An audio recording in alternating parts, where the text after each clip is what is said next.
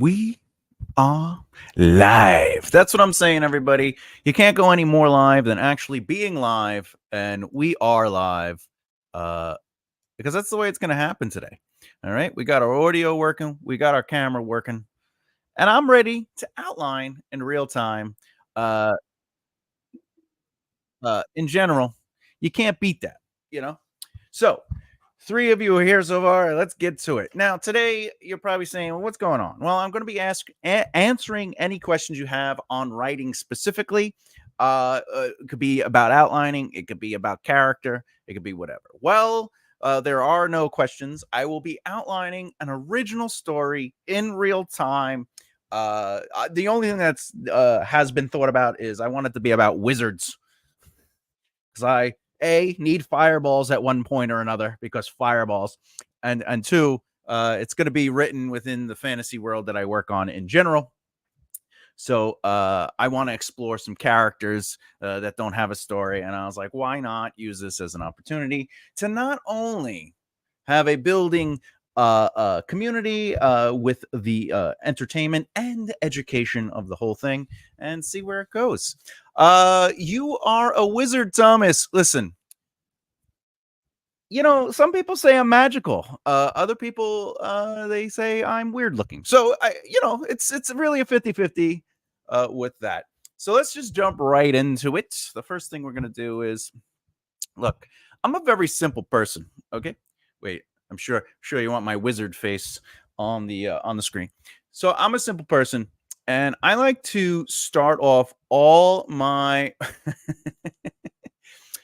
listen, you are both a wizard and attractive, so I don't know what's going on with that 50-50 talk there, young lady.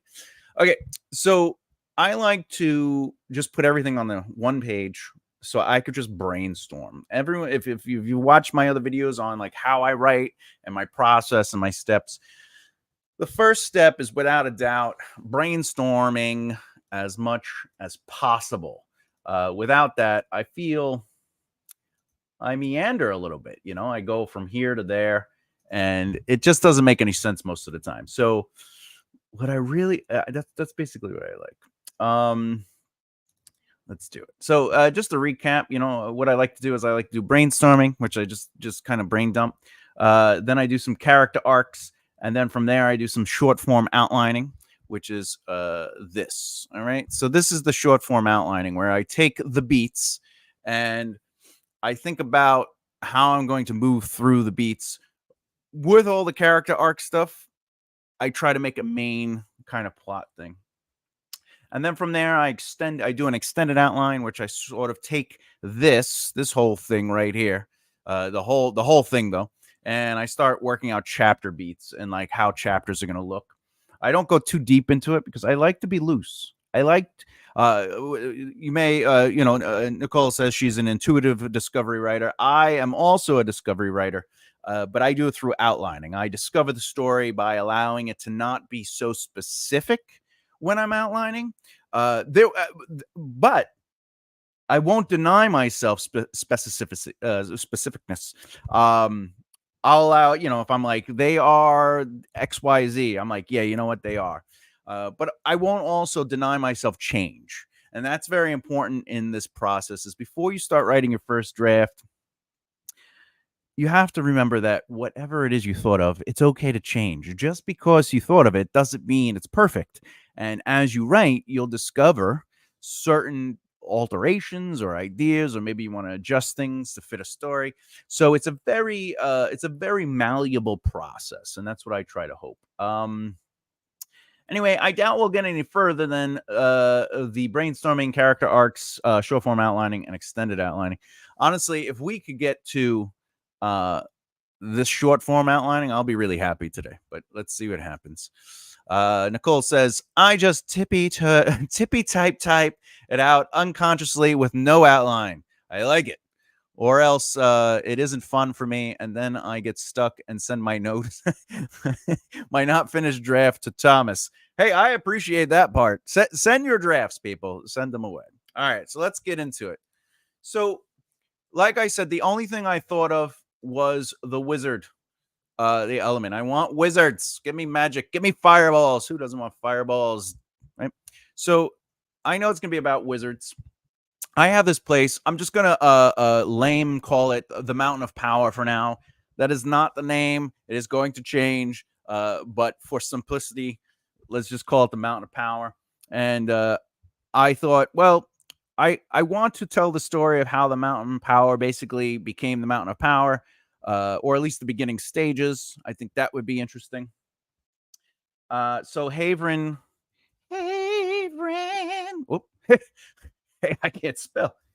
Haverin Soul Taker, because Soul Taker wizards. You have to do it. That's really the first thing. Is going to be the main protagonist. Now, see, these are just notes to consider, but I also want to play around with other ideas, and I want to have a story that really implements a lot of my other species. I don't call them races, I call them species, because they are literally completely different species. For example, the Velis are not the Hamaran. Hamarans are basically my humans. And then the Hamarans are also not, let's say, the Akids, and the Akids are not so much the, my giant race, etc., etc. Minotaurs, they're not necessarily human. So I call them species.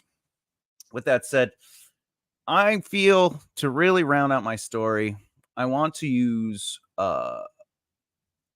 a grouping of people. So I think 5 characters would be interesting, right? So I just write that thought down. 5 characters would be interesting. I already know that I want Haverin Soul Taker. He is a Velas. Velas. He's a Velas. Velas. Right. Okay, Velas species. Okay, the eldest. Well, we don't have to worry about that, but I'll know what it is. All right. Another thing is I want an Akid, because I really like that species. But more importantly, they will be male, and it's important because they are. Yeah, I got one little note over here that I have to make sure that I get it. Oh, he's harvester. I had to remember because I just started working on this new faction of the species called the harvesters. They are harvesters, and what that basically means is in the Akid society, it is a matriarchy with a woman who's basically a queen, but they don't call her a queen. And the way they work is the queen basically lays eggs, literally eggs, but they look very specifically like not traditional eggs. And through those eggs, they basically formulate males. They have their warriors, they have their farmers, they have their basically fixed. They create a society of whatever they need for the men. For women to be born, what they do is they have to create a male harvester. And these males basically are treated like things. And they are in cells, or they hang to the walls, or by chains, whatever. And the queen takes one of the eggs and they place it inside the stomach of the harvester, because their stomachs go, they open up, and the egg goes in it and it gestates. Yeah, that's right. I used the word gestates. And from there, a female will be born. And the females, and depending on how long the harvester has been around, or how pure they have been developing these females, the stronger the females are that come out of them. And the females can end up being priestesses, warriors, leaders, etc., etc. They are the hierarchy of it all. But in doing so, sometimes a harvester can give birth to a male. And in that case, that harvester is told to go home. And also the child that is born is told to go home. So in this case, before I jumped on this, the thing I really wanted to do is explore the harvester species, specifically the Akid species, specifically the harvester who had given birth to a male, and then escaped before he was, put to pasture, sent out to the farm with my for other animals, and I think that'd be interesting. So it'll let me explore the harvester idea. So there we go. And then I definitely want female characters, but I'm not writing that they are female to have females. It's just I would like some diversity, but I want female Hamarans, Hamarans. That is capitalized because they come from the Hamarans originated from a place called Hamera, and therefore Hamarans. All right, and then of course my favorite of all species that I love to hate, elf. All right, I need an elf. So this makes 5 because there's going to be twin female Hamarans. There's going to be a Valus species, which is a Haverin is going to be the Valus. There's going to be an Akid. There's going to be 2 females, 2 female Hamarans, and then the elf. The elf. All right. Who, by the way, what I think should happen here is each of these characters should ultimately have some sort of negative flaw. I want the story to feel like these are villains, not villains, but quote unquote outcasts to the worlds they come from.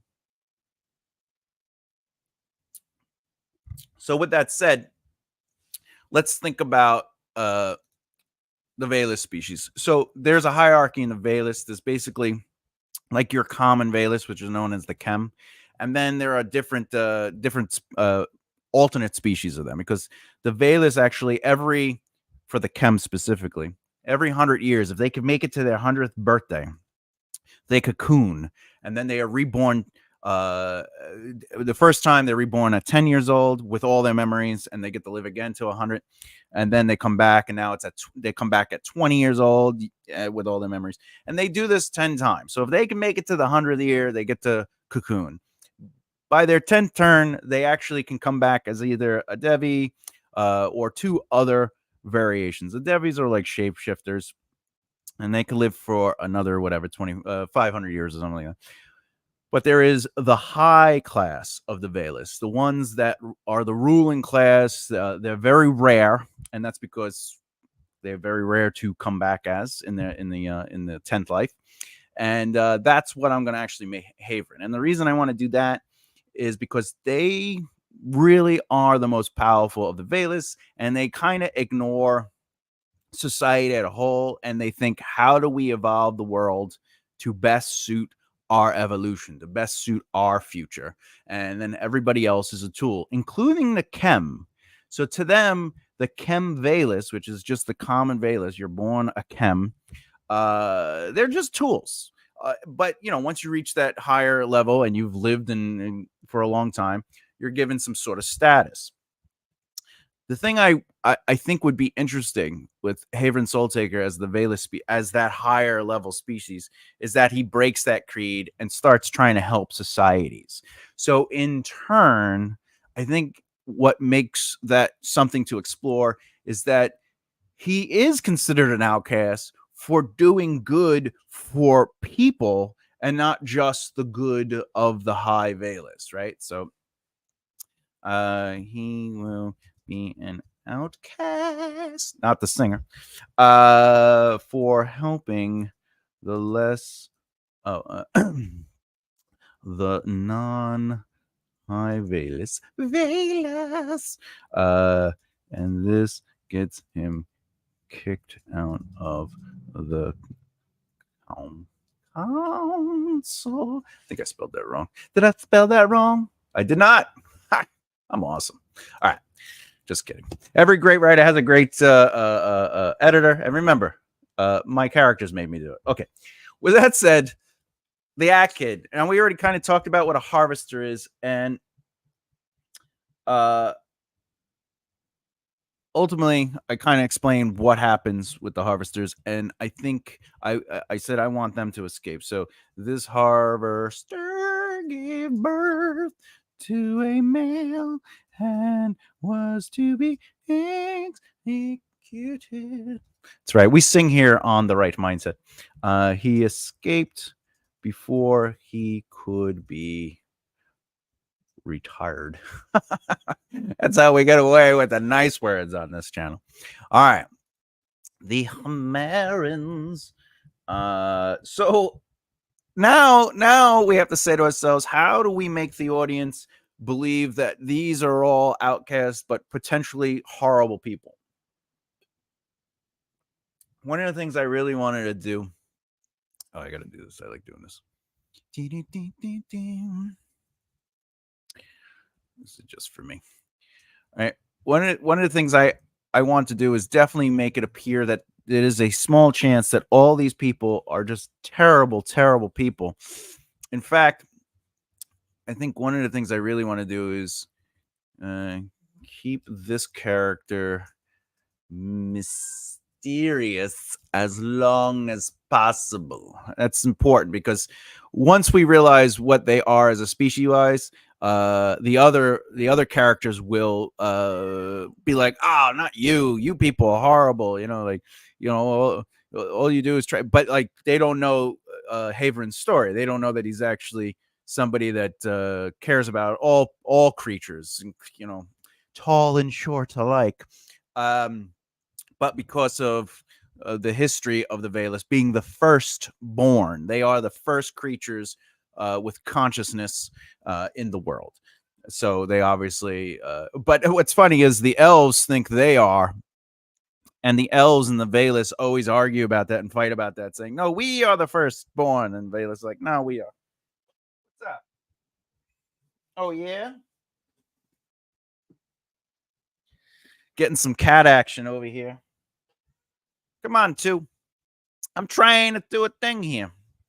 All right.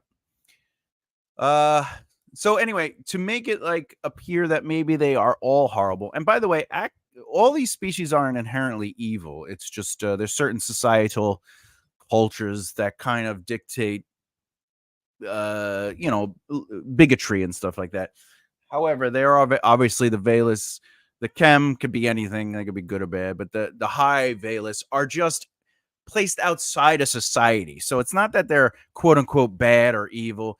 It's just they're working at they're higher level thinkers. They're more magical and spiritual. They're connected to the aura of existence.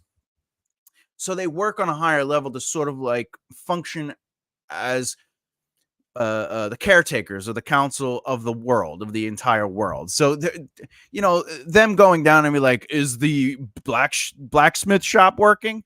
How are the kingdoms? Like, that's sort of beneath them because that's not what their position is about. Their position is about, like, they're thinking thousands of years ahead, whereas people are thinking maybe a generation ahead. Um, Anyway, the Akids also are not necessarily inherently evil, though they were created by the goddess Karina, who's the goddess of evil and greed, and a subcategory of bad luck. She's part of the royal divine, so she's one of the daughters of Sabe Omnis. Anyway, she created the species because her twin sister, Sheena, is the one who gave birth to the elves. And Karina does not like Sheena, and Sheena loves Karina because she's the goddess of love. But they have a lot of, they fight a little bit. So Karina was like, you know what? I'm just going to create a race that hates your elves. So the elves and the Akids are always fighting, but only because, they're being manipulated by higher ups.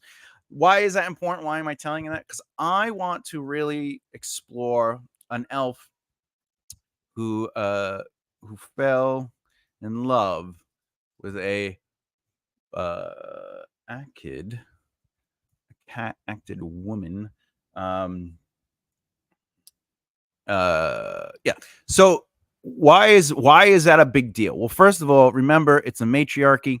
The Akid women are considered like divine. They are the daughters of Karina. They're well respected. They're taken care of. They're given the best education. They're given the best training. They give everything, right? So, and of course, they're supposed to have an innate hate for the elves. But again, there is variation. There's, everything's malleable, right? So, because they are creatures, so they have choices. So what happens here is because the elf fell in love with an Akid woman, specifically a priestess, let's say, because that makes her priestess. That makes her more. That gives her a little bit more status, which we'll learn. These are all things that I know that's why I have to write specifically priestess, because in my mind that makes me have to figure out a way to inform that in the story. We have to inform that the priestess is higher value, right? Anyway, so they fell in love, and in doing so, the Akids killed the priestess, right? Because she broke creed, right? And the elf um uh was got in trouble with his own people. And okay, now I just write that because I don't know what it is, how we're going to bring these people together. I mean, the best way to get to the amount of power in this scenario, since no one's ever been there at this point, might be to just be like they're on a boat and they're prisoners, but we'll get there. Now I really want to make these Hamarans. I want you to be like, these people might be bad. These people might be bad. So I think their backstory is they murdered, retired their parents and other siblings. Ooh, these people are horrible. We automatically know, once we find that out in the narrative, readers will be like, these people are bad. Now, why am I doing this? Why did I choose 5? Why do I think 5 would be interesting? The reason is because there are 5 gods of magic. All right. And in the lore of my world, the lore, Lore, the gods of magic they create basically not avatars, but people that speak for them.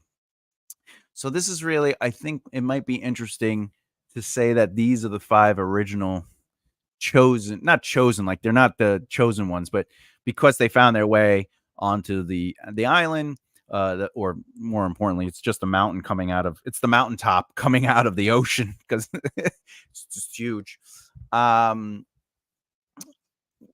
We have to figure out, well, why them, and how do they get chosen once they're there, and like, so that means we get to explore the island. So they need to explore the island, and I need to invest time into each god's area. All right. Now, if you don't know anything about me or the worlds I write, gods are very much involved. Again, my world is completely made up, but like all stories, there's only so many, and I like more of like the Greek god, or the Norse god kind of like mythology, where the gods sort of have a hierarchy, and they sort of are influential to the world. The big difference is my gods actually could be like sitting in a tavern with you, and you might not know they are a god, but they'll be hanging out and they'll be drinking with you, or maybe they're fighting next to you in a war, like they're part of an army. But again, they're not like overusing their powers and being like, I am a god. They're just like involved with the world, because they're just like, I like to be here. I like to be a part of things. Some gods are a little bit more interactive. Some gods are a little less interactive. Some gods meddle a little too much, and other gods are just like, whatever will be, will be. For example, if we just use Karina and Sheena, the goddess of love, she allows things to unfold as they are destined, because love will prevail, quote unquote. But Karina is like, I want to be my father's wife, to be the queen. And then I want to kill my father and take over and be the Lord Royal Divine and control everything. And because she's the goddess of greed and evil. So she's like, I want to destroy everything that my father and my sister represent, et cetera, et cetera. So she meddles a little bit. She's always like, yo, I'll give you this thing if you do this thing for me. And people are like, oh, you'll give me whatever? And they're like, yes. So again, the gods can be a little bit here and there. So a lot of the stories have the gods in there, either just by proxy or they are directly involved. The only thing I try to avoid is that they save the day. Like they're the solution. They're rarely ever the solution. If anything, they're the inciting incident. Anyway, so they need to explore. Oh, let's get to how did they get to the island? So I like the idea of a Minotaur. Is it Otar? Otar. Yeah, that's right. A Minotaur prisoner ship. I spelled that terribly wrong. Is taking these people to the big prison. We'll just keep it easy for now. So there's a prison in the world where, like, if we were to equate it to our history, or like the perceived history is like England sent people to Australia. That's basically what I'm saying there. Not that it is an island or anything, but it is a place where they're just like, you people are here. Each of these characters have been sent away for their crimes, and obviously the only two that did a real crime will be the twin Hammerians. All right, because clearly Haverin did something great for people, but it was against their culture. The Akid, he had no control over what happened. He gave birth to a male. There is no control over that. But in their culture, they're just like, whatever. But he escaped. So because he escaped, so he doesn't die, we have to figure out what's going on. So maybe he was captured by some people, and he fought to break free and killed people in the process to escape them, and in doing so was tried and sentenced to life. There we go. That's fine. All right.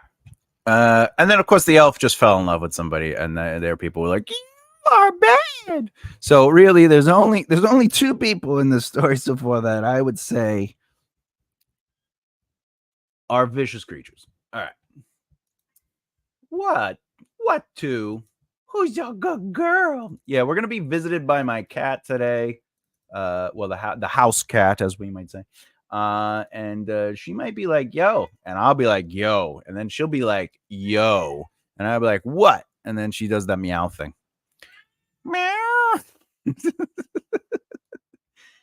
What do you think? Anything good? No? You can come here. You can come on TV. Cats. Am I right? By the way, if anyone has any questions, I'm here to answer questions. We're going to be here for a while. We're trying to do a marathon. We want to do 5 hours. We're going to see what I could do. Meow's always welcome.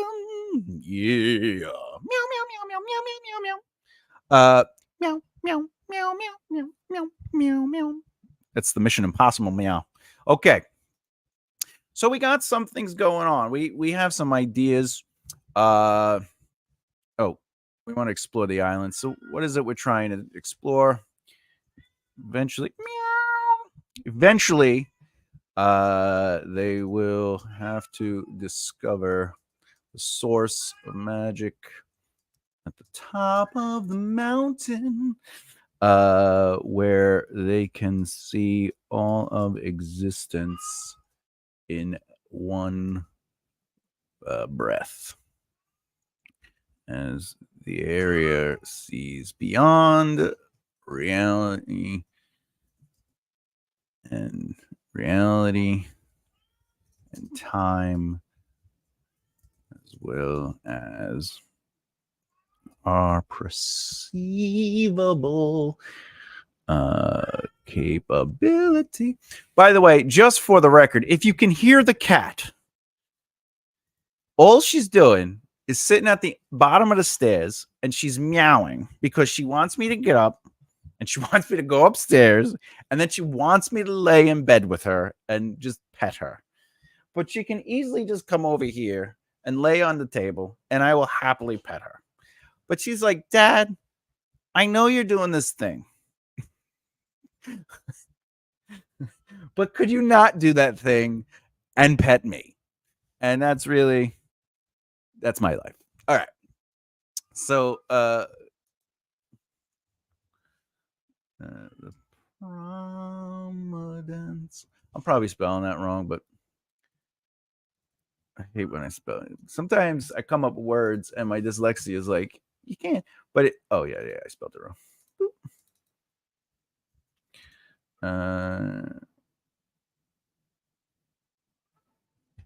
Let's go to my magic notes. Let's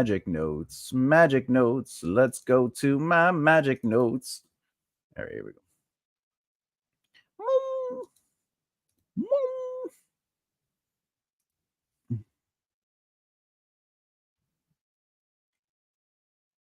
Where is it? Magic. Oh, that's faith. That was faith. All right, here we go. Magic system. Here we go. My magic system's pretty crazy, so I wrote it all out so I understand it. Let's see.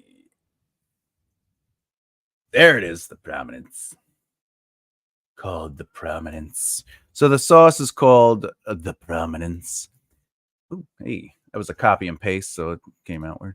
All right, here we go. Boop. If you don't know what the prominence is in our real world as a word, I'll tell you right now. The definition of the prominence. This is so this is the state of being important or famous, right? So we know that. But it's a condition. It's a physical projection or being particularly noticeable, right? But there's also a term that has to do with mountains, right? With mountains. Yeah, so it's it measures the height of a mountain or hill's summit relative to the lowest contour line encircling it, but containing no higher summit within, right? So because it takes place on a mountain, since it's a mountaintop, and there's it kind of goes in, and then the force of energy is like in that area. I just call it the prominence. Why not? But that isn't necessarily magic is called magic, but there is also a name for the aura of magic, which is a whole other thing too. Anyway, other elements that need to be explored on the mountain. Now, in the current timeline of the saga that I'm writing, called the Maven Wars, they don't actually go to the Mountain of Power. It's very hard to get there, as a group. But the mountain is surrounded by like this extension of water that is basically just red dead bodies, and they that is the water. It's just bodies, and but they're like captured in the water, so they just move and climb over each other, and that's how like the water works. So that's not here yet, because that is something that becomes a thing over time, but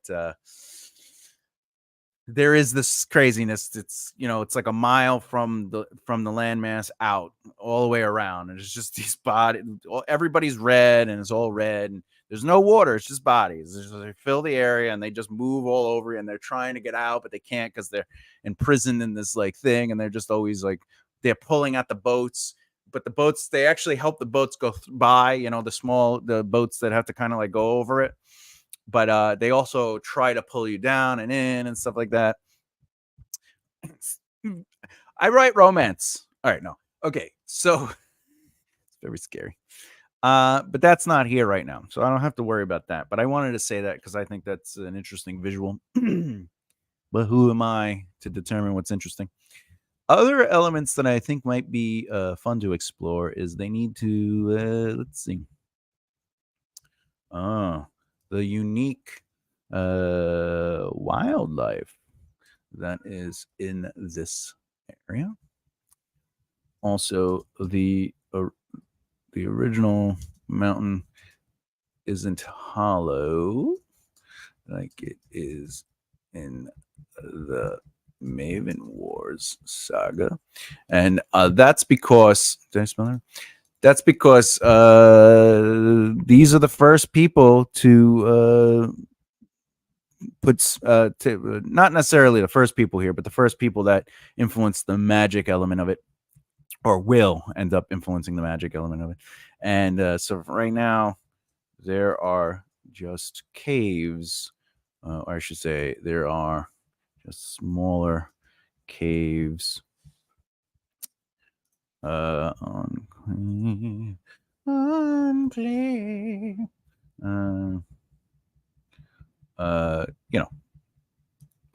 Caves and other openings. Meow, meow,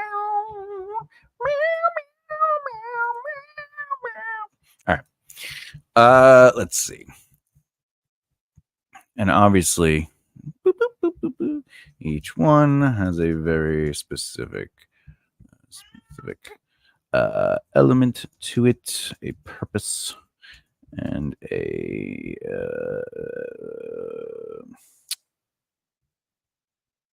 reaction to whoever goes with it. If you read my books, or if you choose to read my books, you'll know I mix a lot of styles. So like it is fantasy based, but it's almost like I'm writing a very high drama, like high like television show or movie. And then it just so happens there's like magic and stuff like that.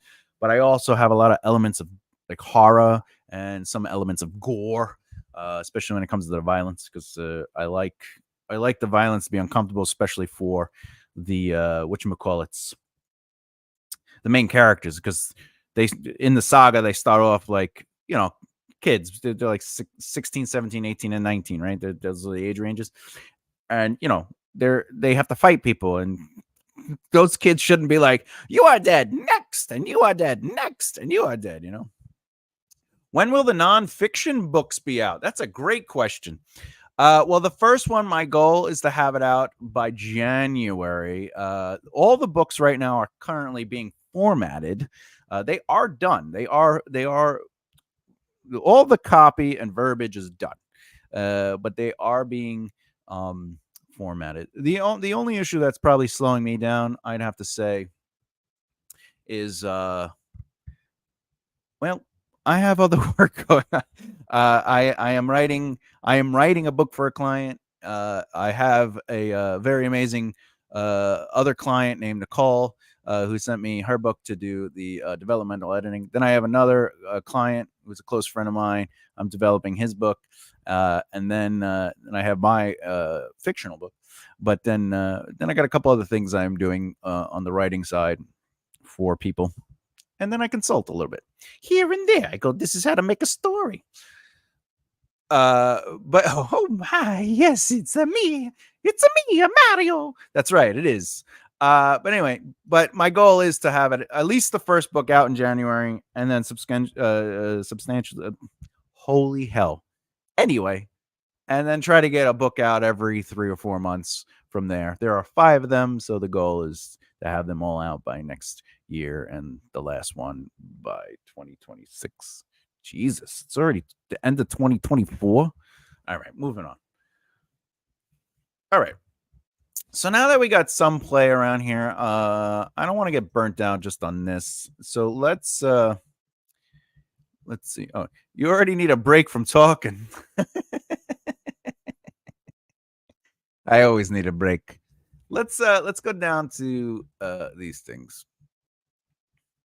I love the holiday season's coming up. It's Christmas. All right.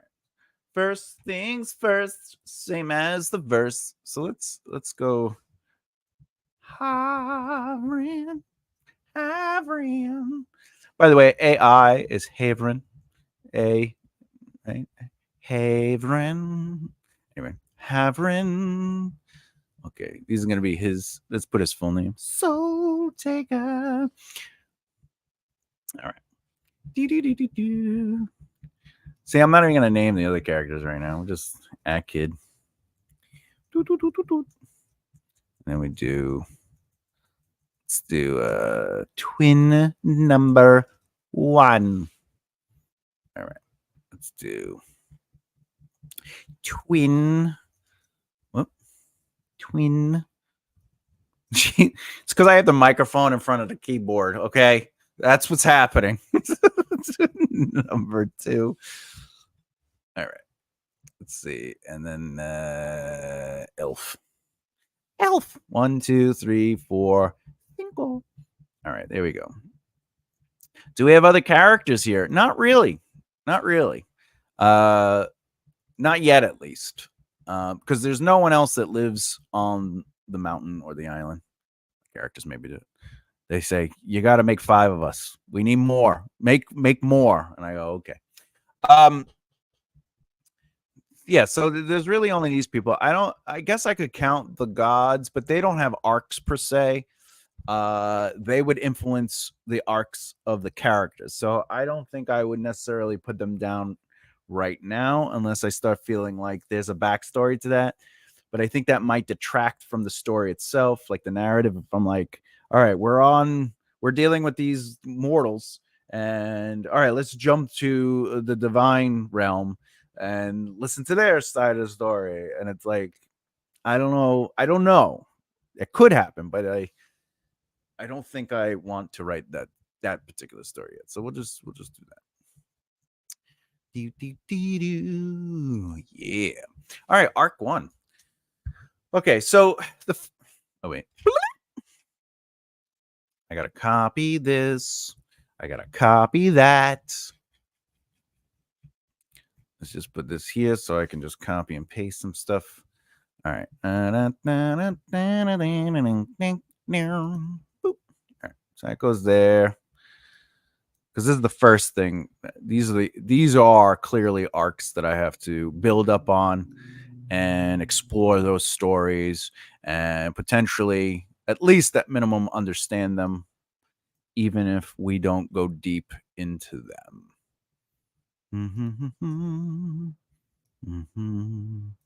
This is how it is. It's just thinking. Outlining is thinking. And we're going to get into the fun stuff soon, even though I think this is the fun stuff. But when I say fun stuff, I mean plotting out the stories. So the way I work out arcs is I just kind of think about them in a general sense, you know? I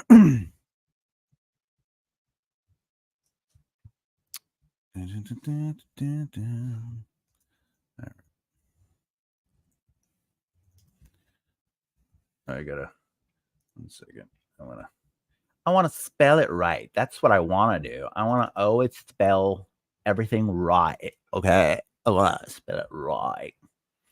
You got to spell it right or it just seems weird. All right.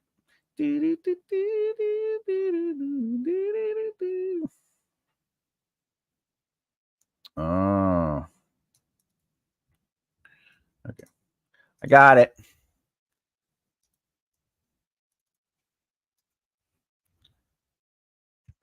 Amulus. All right. So these are also known as the high Valus. Okay. The high Valus. Okay. And everyone knows whenever I do these brackets, I like to put a little red in it so I can keep track of my notes.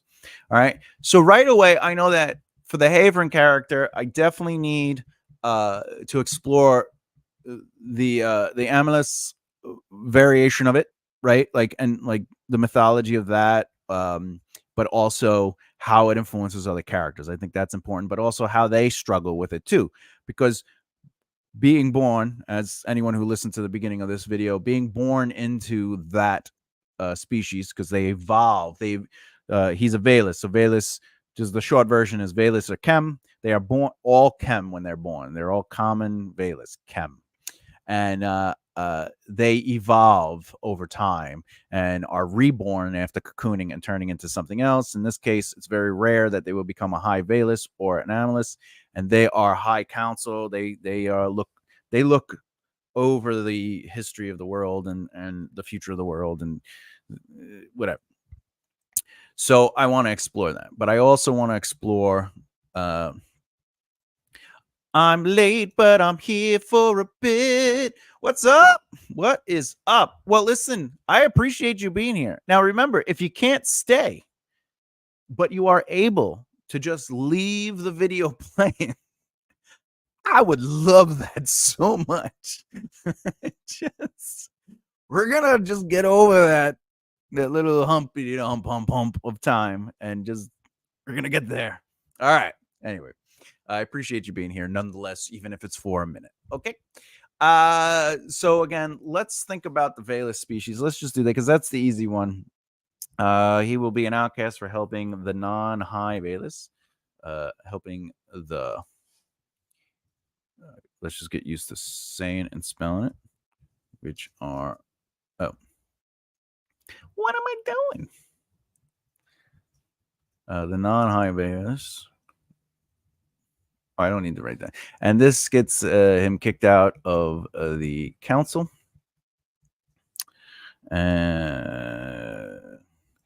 He didn't agree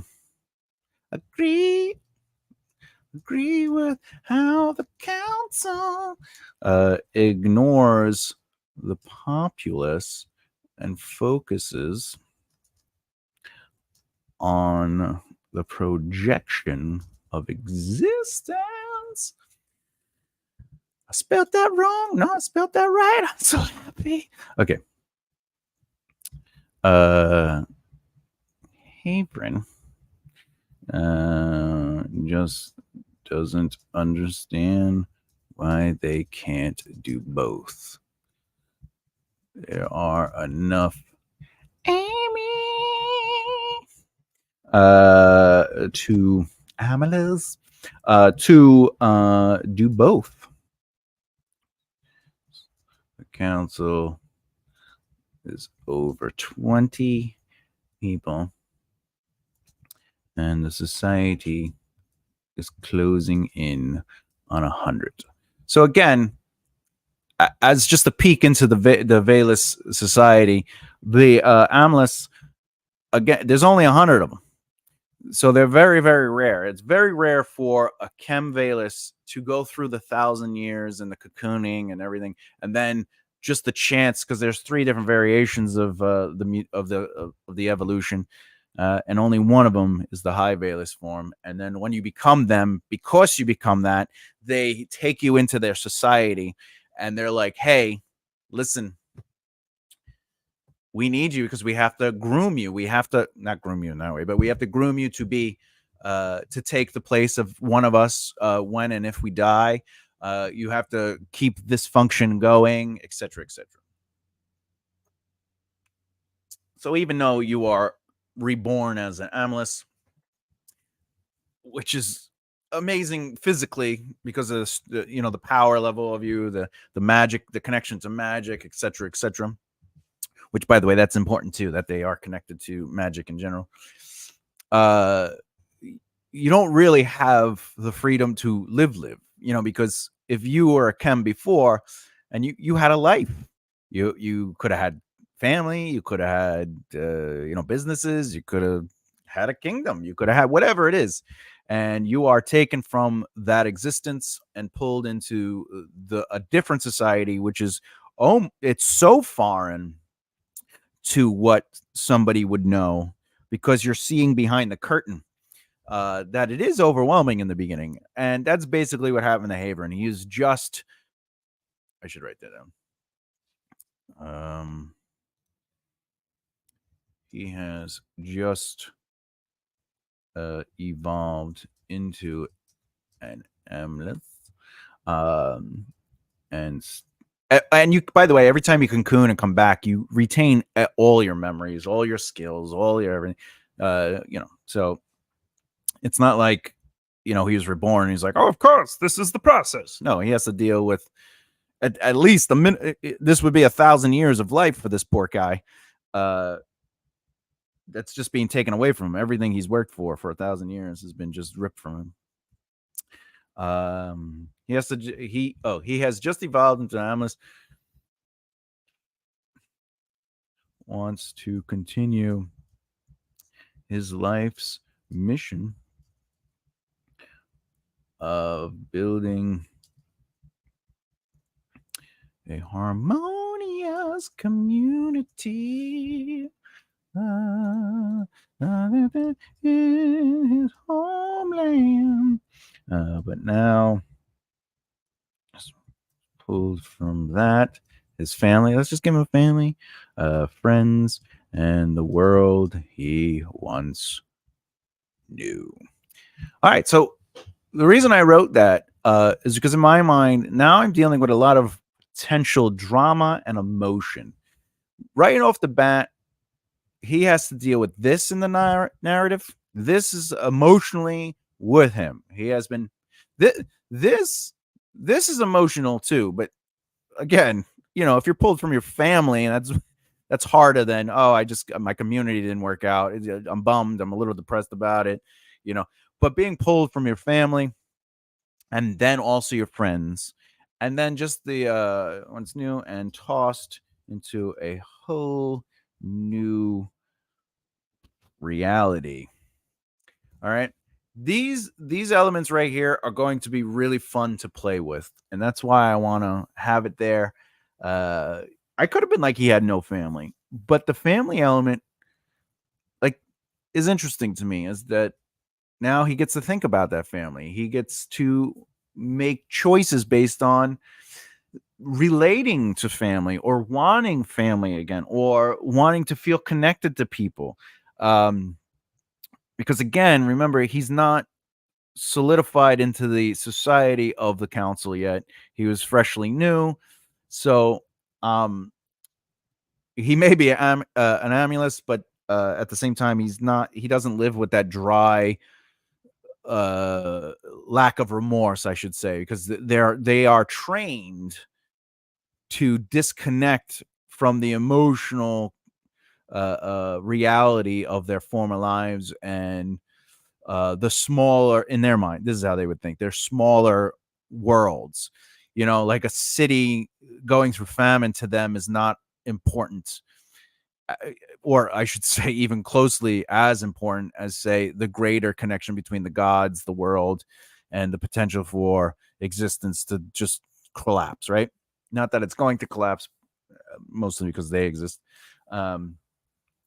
But to somebody who lived their whole life within that is at the top level. Like, oh, I was trying to fix the famine issue, and you guys just took me away. Like, I need to go back.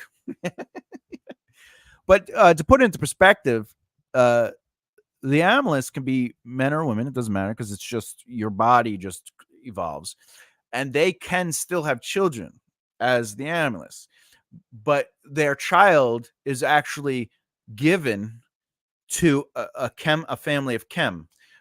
Mostly, it would be somebody they are related to, usually, if anyone that they were related to is gone, because the amulets actually can live for another 5,000 years. That's how they're a very powerful species. So they could give it to a chem family to adopt, but their whole thing is like, we're not here to raise children. We don't have That's not what we do. Like, our thing is, we are the world counts. We are doing something more. We are literally sacrificing our desires for the betterment of existence. And that's a crazy thing for anyone to go from a normal, like, I was a farmer, to you have to be a part of this. So I like that kind of structure. As far as this goes, I think that Haven just doesn't understand. Ultimately, he betrays his vow, and helps people, and also goes back to his old life, or I should say, sneaks back to his old life from time to time, and this is really what causes the banishment. All right. By the way, again, if anyone has any questions on what I'm doing, why I'm doing what I am doing, or if you have questions about writing in general for not only yourself, but your story or someone else's story, or if you want to understand anything about character development, which is basically what we're doing right here, a little of this, outlining in general, whatever it is, please ask in the comments. I am more than happy to answer those questions. This process that I'm doing right now is to sort of is what the video is about. But again, we're marathoning out. We're an hour in. I got 4 hours to go. But I implore you to feel comfortable asking questions because I'm here. I'm here to help. I'm here to help. All right. Let's touch on the other points real quick. They will be male. All right. Well, I don't have to say they're male anymore because they are harvesters. They are harvesters. A specific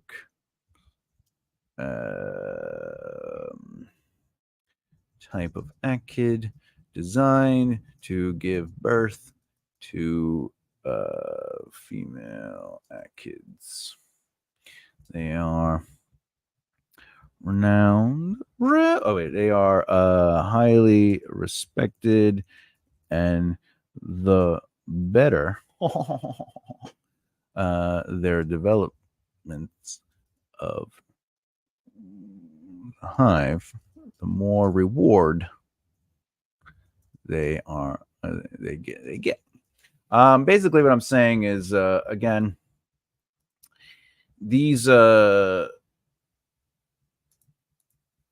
I'm listening while playing Sims 4. I'm about to eat brunch. Well, I appreciate that, Nicole. I do. Again, if it's just on in the background, I'm super grateful for that. Trust me, we're trying to get these minutes in. All right.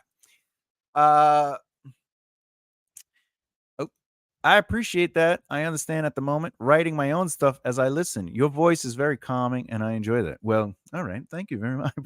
Well, hello. Yeah. Well, I try. I'm just trying to be me. Trying to be me. All right.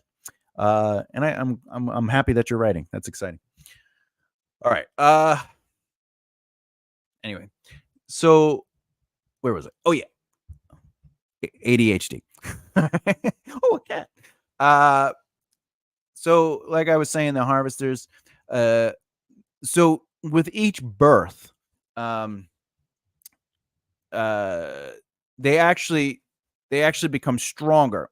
Or I shouldn't say stronger, but I should say that their harvesting environment becomes more potent and filled with better strengths because each new birth leaves behind something.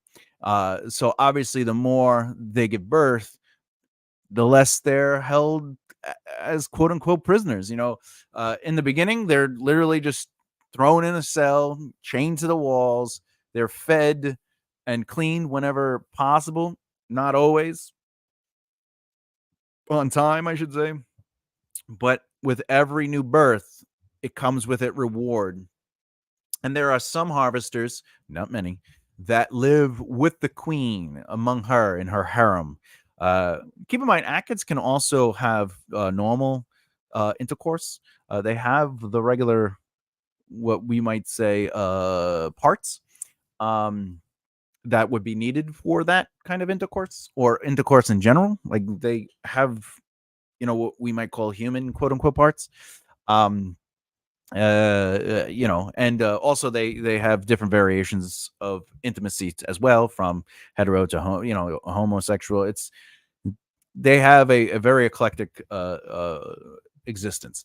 But when it comes to the reproduction of how they reproduce other achids, that's how it is. The queen lays an egg. They place the egg in these hive fields, and they nourish them, and they do certain things. And depending on what they do, it creates a warrior or it creates a weaker person who is just there to do like work around the hive or whatever.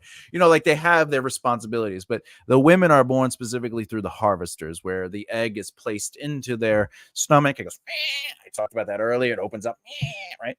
And then they put it in there and it closes, and and every birth leads to something else. But some harvesters live within the royal setting, etc., etc. But if they give birth to a male, in their minds, in the Akid's mind, in the higher up, they feel there is something wrong with that harvester, and they don't want to, because a male that is born is very powerful in general, especially if it's coming from a well honed harvester. And since it's a matriarchy, they don't want the male to be considered, strong or powerful or whatever the case is. Even though the warriors that they create are strong and powerful, the priestess and the Akid warriors of the women, they are usually, if not always, much more powerful in that sense. But anyway, it's all right too. You can come over here. All right, so let's just they harvested a birth. The man they escaped before he could retire. Be retired. I think I wrote something up here before. Let's go back and get that information. Oh yeah, I want to.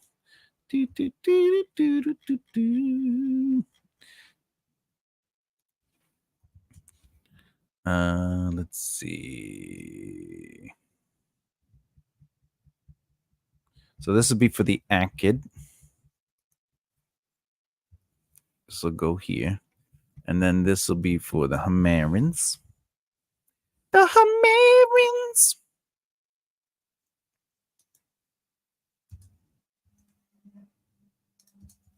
All right. Yeah, so there we go. And as you can see, if you've watched my other videos, basically what I do is I just write a paragraph just breaking down like the thought of the idea. It's very simple. And the reason I do this is because when I start doing the actual outline, it allows me to sort of like seed in these threads instead of worrying about like making the thread itself long now. I just want a sort of generalized thing. For bagging people, the process to escape. In doing so, was tried and sentenced to life. Maybe he was captured by some people. Let's see. We'll just call them forest elves for now, but they have a different name. They have a different name. Do I have their names? Let's see. Elves. Oh, there we go. There's their name. All right.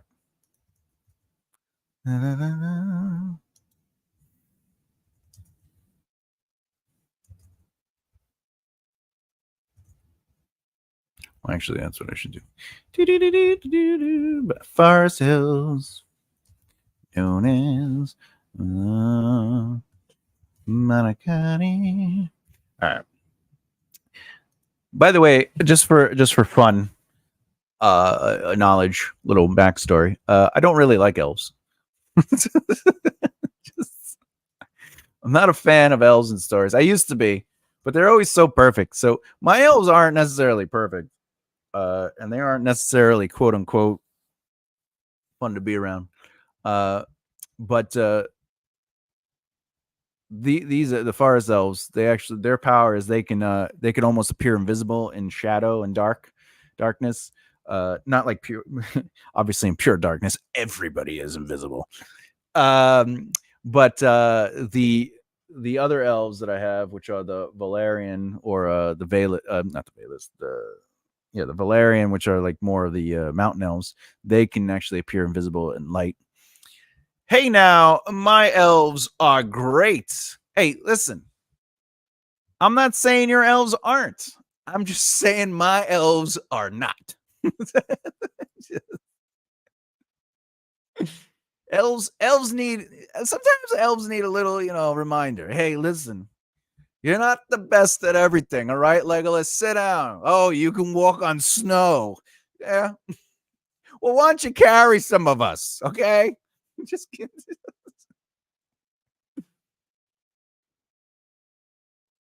Oh, yeah.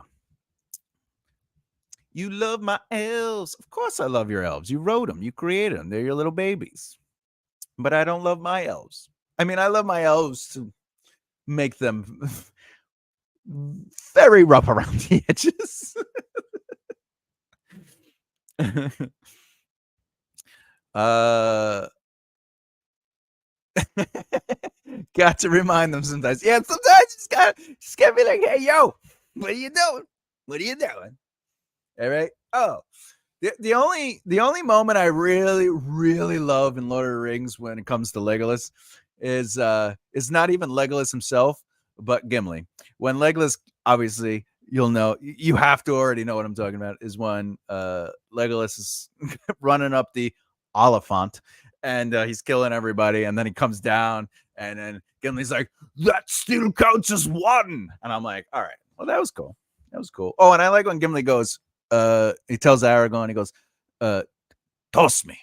And Aragorn, are you sure? And he's like, yeah. And then he stops and he goes, wait, don't tell the elf. That's the only reason I like Legolas, is because those jokes wouldn't work without Legolas. And the fact that Legolas only says one line to Frodo is another reason I'm like, why is he here? You know? And you have my bow. Yeah, but how about a little conversation? Maybe over coffee, maybe a muffin, something. How about potatoes? Anyway, sorry, that was a rant. I apologize. And then they're all like, the world is going. We're gonna go to we're going to a special place that's magical and perfect for everyone. Well, can we go? No, no, you're not elves.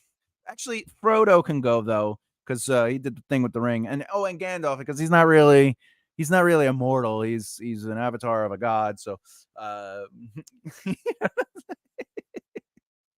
what we got here? Nicole says Legolas and Gimli is the best, and that one line to Frodo is Tolkien's fault.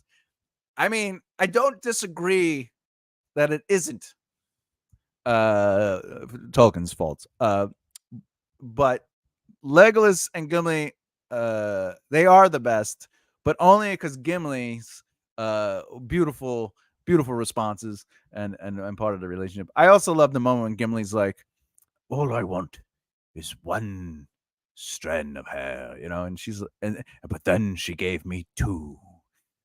Like, how can you not love Gimli? Gimli's awesome. I love Gimli. They held up in the books. Well, yeah. But we both know, you and I both know, because we did that video on your channel about Lord of the Rings. There's only so much traveling you could read about in books. You know what I'm saying? All right. Uh, let's talk about the twin number one. Now, do we want to reverse the stereotype of murder, and try to create empathy from the reader? See, this is the part of writing that I really like to do. I have some characters in the current saga where the people reading the book have given me notes where they're not saying I hate the characters and like take them out, but they're like, oh, I hate this character, I just wish someone would beat them up or take care of them or and then like by the end of the book they're like, why are you doing that to them? And you're like, yes, so that's the way you do it. What's this? Your book better not have that much traveling, or I will throw stale bread at you. Uh, Nicole, I not only guarantee you that there is not even a percentage or of a half a percentage of traveling in my book, that any traveling there is has purpose and not, we have ran 14 days. Tell me, Legolas, what do your elven eyes see? More distance, you bastard. We have more running. I'm not a fan of parts in books that have no purpose. Listen, throw it anyway. He will understand. Oh yeah. I like. Yeah, listen. if a woman like Nicole throws stale bread at me, I just accept it as she thinks I'm awesome, because I don't like to look at things negatively. All right, so let's do this. They murdered, quote unquote, retired their parents and other siblings. Each of these characters have been sent away for their crimes, and I always say, this twin actually accepted the charges and helped cover it up as best she could to protect her sister, but it failed and they both got charged. Oh, yeah. She's feeding you, even if it's stale bread. Hey, listen, it happens. My mom used to cook food and I'd be like, what is this? She's like, it's dinner. And I go, from how long ago? Anyway, all right. What happened here? What happened here is that the first twin walked in on all the people dead, on their family dead, and the sister there, finishing the job. What do we got here? LOL. The second twin says that she didn't kill them, that she found them here. However, she really did kill them because they were abusing her, beating her up and forcing her to do chores and hard labor. Nothing sexual. Let's get away from that trope, sexual stuff. All right, we'll make it just that they are. But I need beating her. So I need abusing her, but beating her up. I think that'd be interesting. So sounds like the supper dried out chicken my ex-mom's thought was edible that almost yeah, that's what we call a treat. To be like, wow, there's blood in my mouth now. I don't understand what's going on. And then you're like, oh, it was the chicken. So when it comes to this, I'm really playing on it. And in the narrative, I'm like, oh, now I can play with the idea that maybe they did kill the parents together. And then you slowly find out, no, only one of them, quote unquote, killed them. And the other sister, the first twin, was like, I did whatever I could to cover it up so you didn't get in trouble. Because that sister, it'll come out that the sister was like, no, she didn't do it. Someone else did it because the second twin lied to her. And then we'll eventually find out that she actually really did kill her. And then the final reveal is because they were abusing her by forcing her to do chores, hard labor, things a kid shouldn't have to do or whatever. And then also beating her up all the time. So there's a lot of emotional movement in that paragraph right there, especially if I break it up. Break up the reveals of the truth slowly so they always contradict one another. And that's the important part about writing. Spelling is not, but I can't spell. So all great writers have great editors. The thing that I'm going for when I write is it's not so much the knowledge that is interesting. It's the way the knowledge of things is explored. And that is interesting because if you've been watching my channel, I talk about how our narrative is broken down into plot and story. Plot is what needs to happen. Story is how it unfolds through the emotional experience of the characters. So in this case, the plot would be that the first twin walked in and the family's all dead, but you didn't really do it. Like that needs to happen. But the choices the characters make in those scenes, that becomes a story. The way we see this information unfold throughout the narrative is story. Because sometimes when I get clients, what they'll do is, and again, it's okay to do it. Like if that's what you want, if that's your artistic and creative goal, that's fine. But sometimes they'll introduce a character. They'll be like, "This is fourth Ron," right? And then there's just this chunk of like their history. Fourth Ron, one of the first of his kind, born into a house uh, at the death of his parents and thrust into the royal command at a young age of 13. And his elder sister has always, resented him because she should be because she's the right. If that's like the whole, like if you introduce a character and you throw that at somebody, that's to me not interesting story. That's just plot. That's exposition, right? Your exposition isn't always plot, though. You can do character exposition, which is through story. You learn stuff. But yes. Oh, great. Info dumps. Exactly. Info dumps to me ruin story. And in reality, it should be like everything I just said for that fourth one, whatever, should be revealed slowly over the course of the narrative. And what that helps do is it allows characters to make choices that reveal those truths.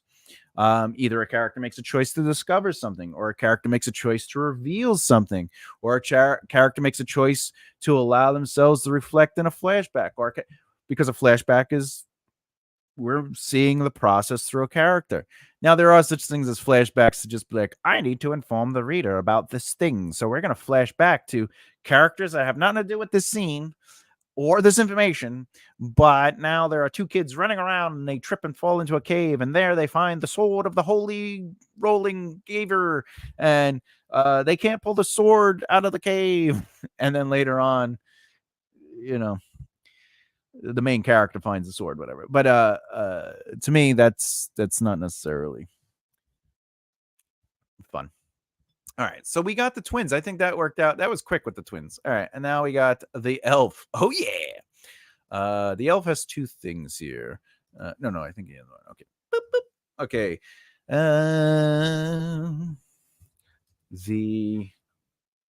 I think it would be interesting if this elf is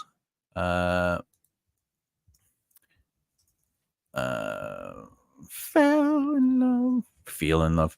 The reason I want to do this is because the Akid up here was captured by that species of elves. So I think that would be an interesting conflict and tension.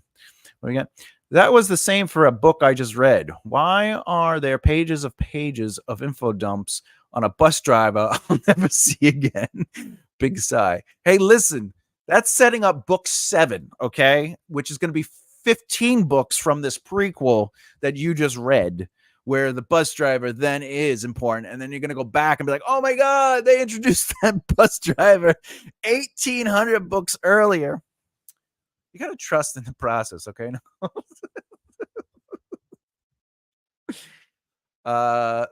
If anyone has any thoughts on that, feel free to comment in the comments below.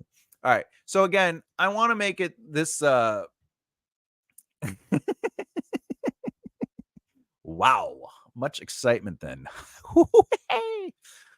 So I want to make it this elf again because of the Akid. And be right back. Brunch for me. Have fun, Nicole. Enjoy your food, your yum yums. Please bring me some when you come back. So having this elf be that elf creates the tension, even though this elf had nothing to do with that Akid. So that might be interesting. Plus, the idea that we already know. Well, we won't know at the beginning, but we'll learn that this elf fell in love with an Akid woman. Specifically a priestess, which then creates more tension because the priestess were going to retire the other Akid. So now we're playing. And again, when you're coming up with ideas, this is what working out our concepts are about. How do we create emotional resonance? How do we create tension? How do we create conflict? Because you could easily be like, this elf is really good at magic, and they have one blue eye, one red eye, and they find the magic first. Like that, there's no interest. There's nothing interesting about that. There's no conflict. There's no tension. There's uh, there's no chance for choice. Those are just things that's sort of like, eh. What I'm trying to do when I work out these paragraphs for the arc is think about the depth of it, the emotional depth, and the potential for story. But anyway, the Akids killed the priestess, and the elf got in trouble with his own people and was banished. Banished forever. Yeah, yeah. Da, da, da, da, da. Banished. People was banished. Now, with that said, because I just worked that out in my head, I think I want to build a friendship, a quality friendship over the course of the novel with this elf and the Akid. I could have swore there was a word that was spelled wrong. Oh, yeah. So then I say to myself, why is that important? Because that means I get to explore their tension and that it slowly turns into a really good friendship. And again, this Akid didn't necessarily like anyone that was outside the Akids, but they were being threatened to be retired just because they existed. They had a purpose. They did well with that purpose, but then that purpose backfired when they biologically gave birth to a male. And they were like, now that's the other thing. Like when we're talking about that, for me as a writer, I have to really explore that emotional distraught because let me put that up there actually for him too. He was a high quality harvester and had wealth, protection, love, and was growing in strength and influence. Right? So all of that was taken away from him, and he's trying to understand the quick turnaround, all because of him giving birth to the man. All right. And that to me, he's really, again, imagine your whole life. As writers, we have to like kind of connect things to things that we understand so we can sort of like play from there. And for me, this might be like, imagine your whole life. Your goal is, I'm going to be a doctor. I'm going to go to Harvard. And that means from an early age, not only are my parents Harvard graduates and my uncles and aunts are Harvard graduates, and maybe one of my grandparents is a Harvard graduate, and everything is Harvard, Harvard, Harvard, and I'm studying and I'm doing great in school, and everything is happening one by one by one by one, and then at the very end, it turns out your whole world changes. It turns out you were adopted. So right off the bat, your heritage isn't necessarily the heritage of this family's line. But then you're like, that's okay. But then you find that then uh you know then something else happens, and one by one the dominoes fall, and not only is your dream tainted, but your expectations, but everything that connected you to that dream and those expectations is basically torn away, and your identity gets in it in a split second. All is just boom. You might end up still going to Harvard in this scenario, but at the same time, like everything that was leading you there is now different. So that is how I would look at this, is like they had pride. The people respected them, respect, and they grew their life in that. They became their identity was that they were a well respected harvester. And then they came and they gave birth to a male, and that the rules are the rules in the society. So it's going to be fun to kind of explore that as well. For me personally, I think that might be fun. Where's this character? Oh,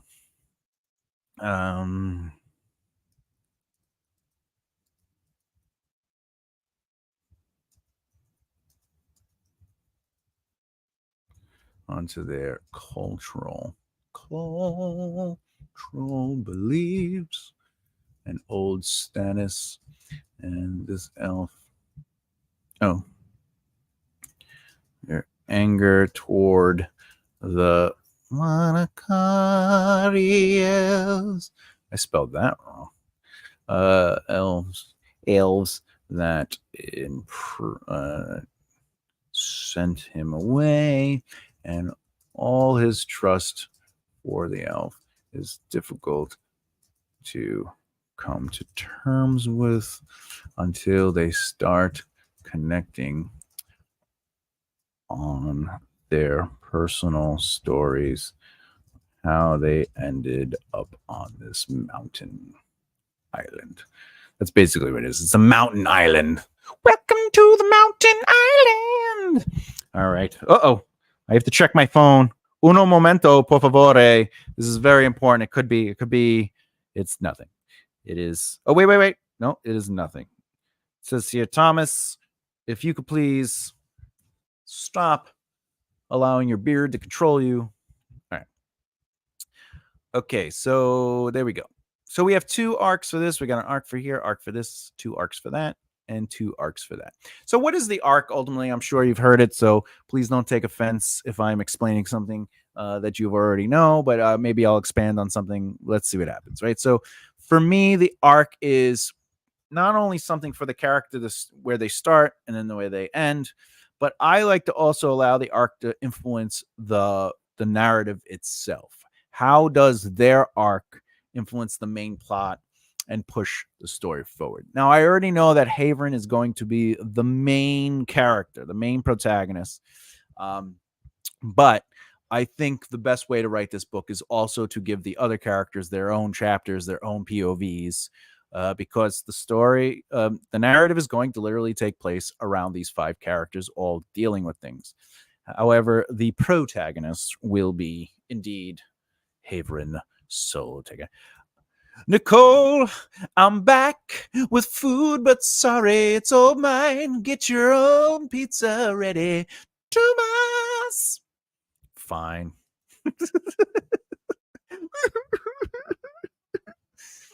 Pizza. All right. Okay. So what is the main arc, right? So now you're wondering, oh, I thought these were character arcs. Well, if Haverin is going to be the main protagonist, I will devise his main arc will become the impetus. Am I saying that right? Impetus, whatever, for the main narrative itself. This is not the second book. This is a book that I decided to just make up for this video. I only had 1 or 2 notes already written. I knew that I wanted to make it about Haverin Solitaker, and I knew I wanted to be about wizards because fireballs. Keep in mind, none of these characters are wizards, by the way, yet, but they will be wizards. They will become magic users. But this is just a book. I might make it a book of books, but right now it is ultimately a standalone book. Oh Lord, I forgot already. Lol. I haven't taken my ADHD meds yet.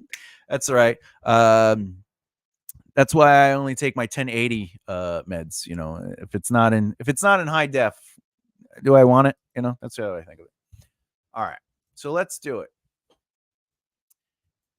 Havran becomes the first Lord. I'm gonna change the title of this, but Lord of Magic, leading the other 5 into the future and guiding magic to be a possibility for any who find their way to the mountain or are called upon. Yeah. Nicole says, I was thinking you were doing something brand new. And I was like, this is brand new. It's all brand new. It's all brand new. The only thing again is I have so much lore to my world because I've been working on that fantasy world for Dungeons and Dragons before I stopped playing Dungeons and Dragons. But like so this is 30. Oh Jesus, I'm so old now. This is more than 30 years in the making as far as the mythology and the lore and everything like that. So I have so many characters and so many stories that it's like woo. And I was like, you know what? I really love magic. I love wizards, and I love the Haven Soul Taker character. And it'd be nice to kind of see him before he was with him. With your epic fantasy series, like you redid stuff. I don't even know anymore. Pass me by. Wait, I don't ever even ever Eve. I don't Eve no more. Pass me by. Oh, well, you know, I have so much stuff that I outline because outlining's traditionally it's pretty quick for me. Like obviously I'm working through it by talking and like helping people understand what I'm doing and like build explaining stuff to give sense to the choices I'm making. But even I don't even know anymore. Pass me by. So I like what I like to do is I just like to outline books. For exercise. I like to just exercise my brain to understand how to flow because that helps me as a developmental editor for when I work with clients. But I also just like having books outlined. Either it allow me to seed stuff into other books and be like, oh, I know that this thing happened. So that's interesting lore to kind of like, oh yeah, it's like the Battle of 73, like it exists because I have a book that's outlined on it. I might never ever write that book. So I don't mind just outlining ideas. In fact, I have several television shows that were in discussion before the cancer and then before COVID. But because all that happened, they kind of like quote unquote got shelved. So I even have those all mapped out and I could literally just turn those into books because they are outlined. And they're 5 seasons. So that's 5 books, so it's always good to practice. If you don't practice outlining, practice your even someone like Nicole, she's an intuitive discovery writer. It's good to practice your intuitive discovery, meaning like just kind of playing with ideas and just seeing where an idea goes. Like it's good to practice those tools so you can do something with it. Anyway, so damn, look at you go. Yeah. I try. So at arc 3, which is really the first arc, so I'm gonna do one of these.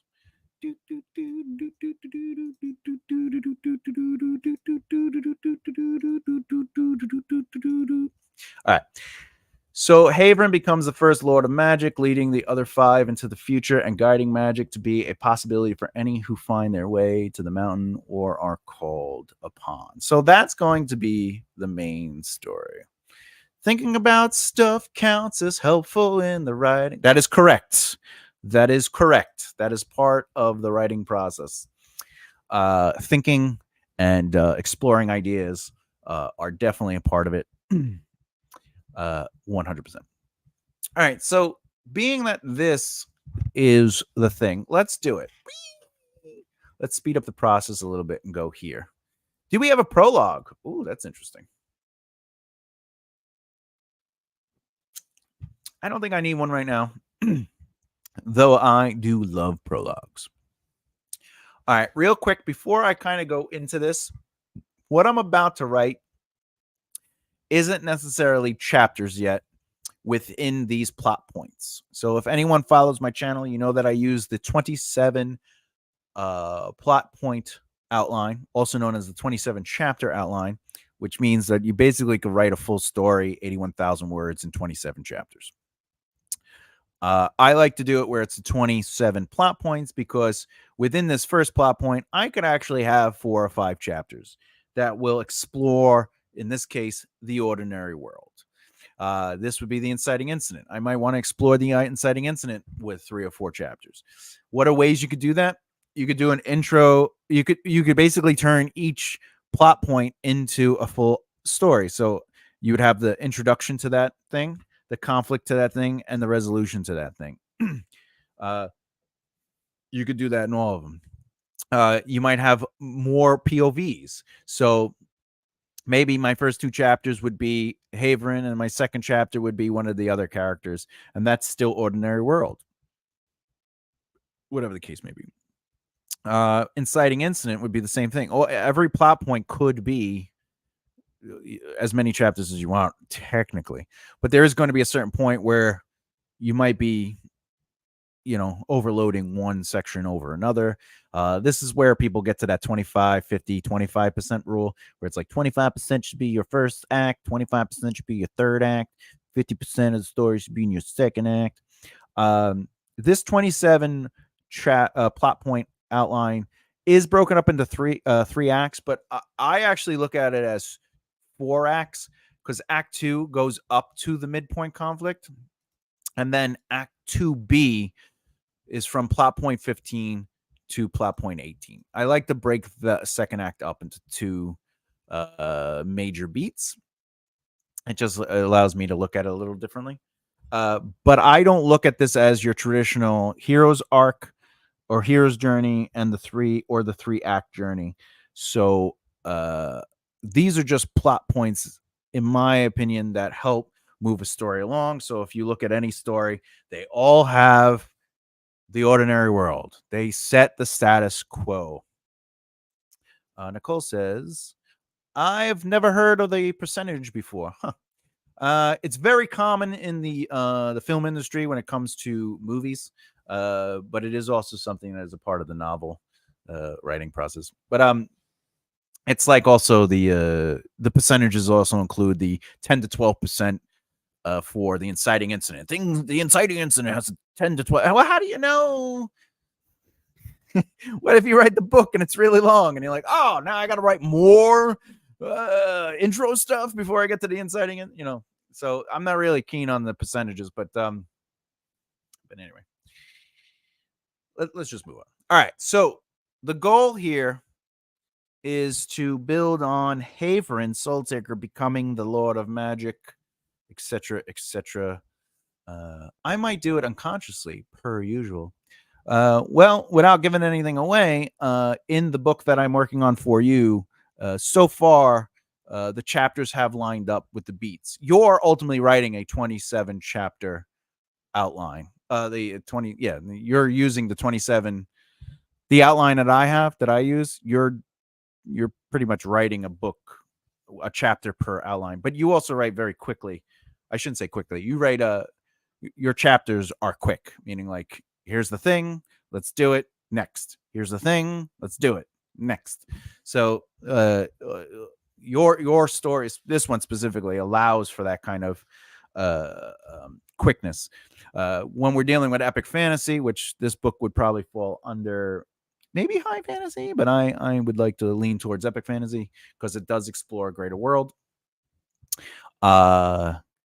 The 27 chapters are not necessarily going to work. So far, and then the middle is what happened. That's right. We'll figure it out. It was Drizzle's fault, right? George did it. All right. But it can be fixed in editing, y'all. A draft can be messy. That is correct. First draft is not the last draft. It is only the first draft. All right. In fact, I don't recommend going past the fifth draft. At that point, something's wrong.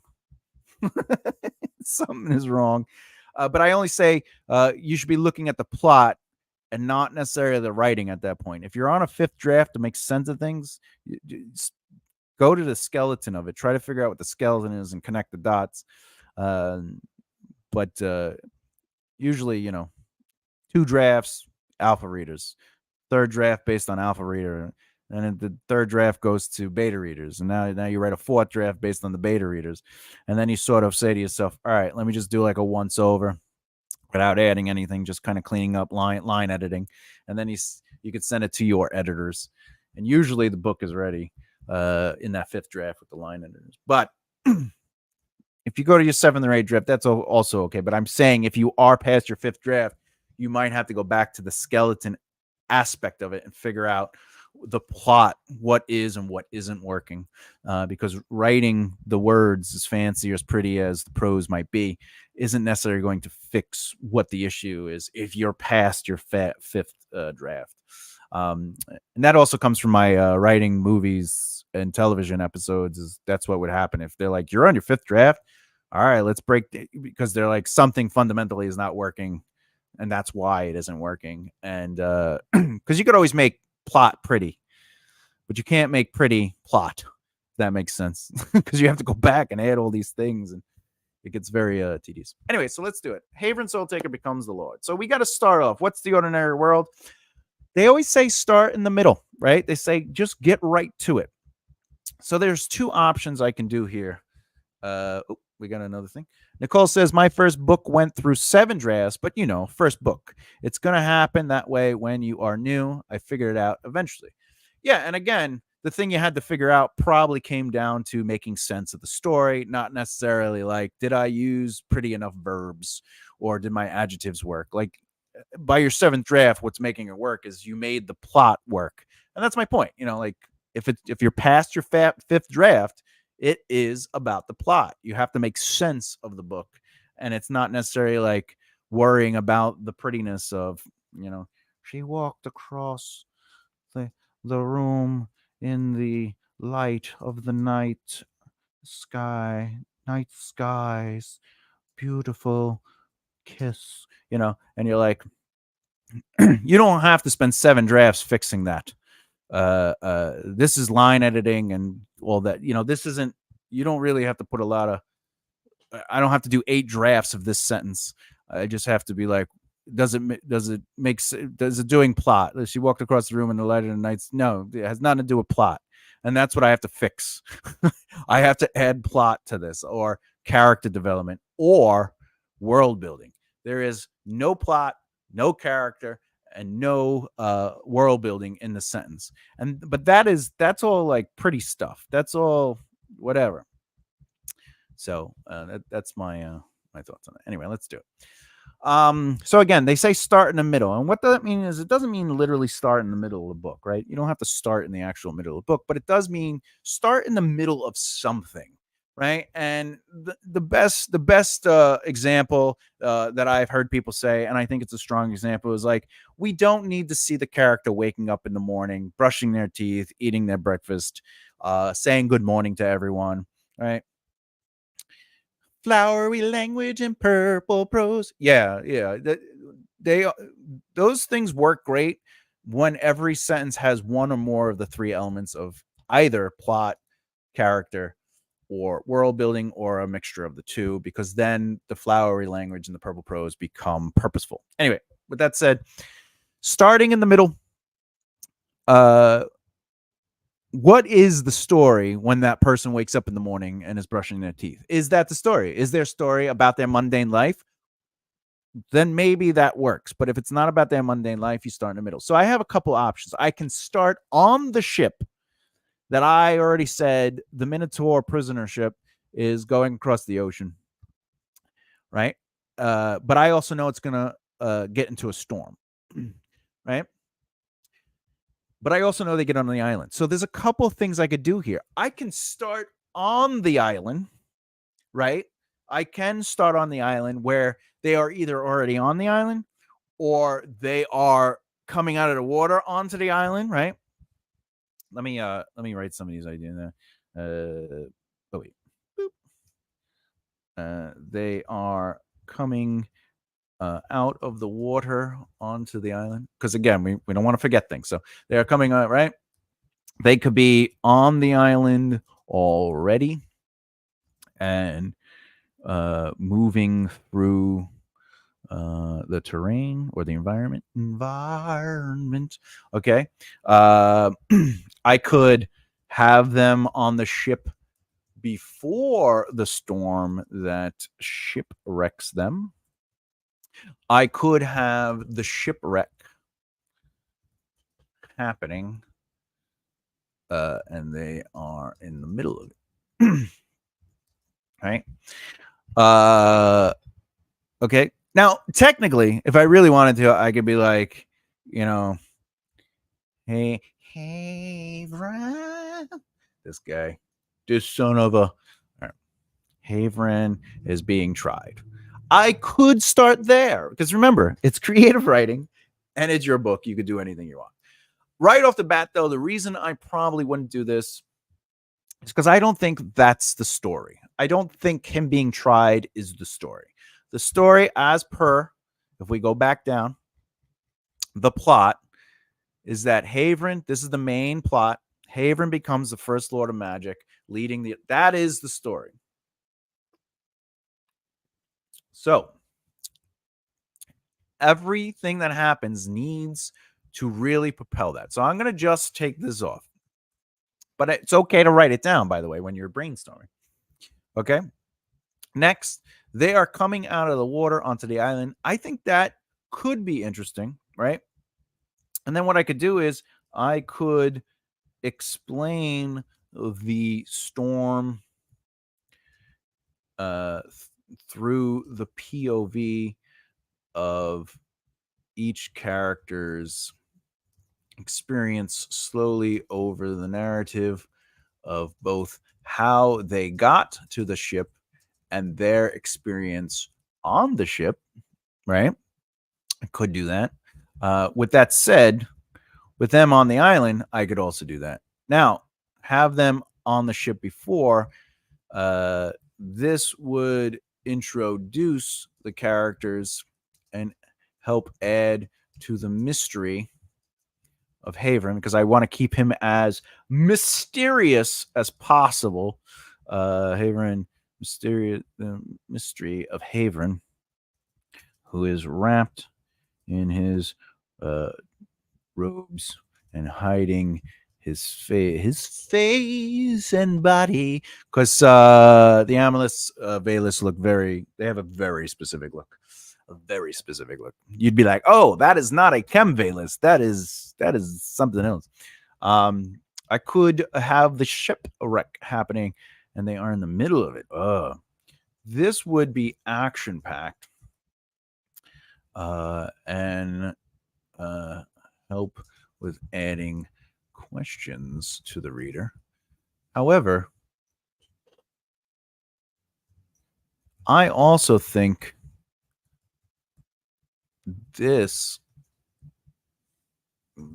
would help with adding questions. This would do that too.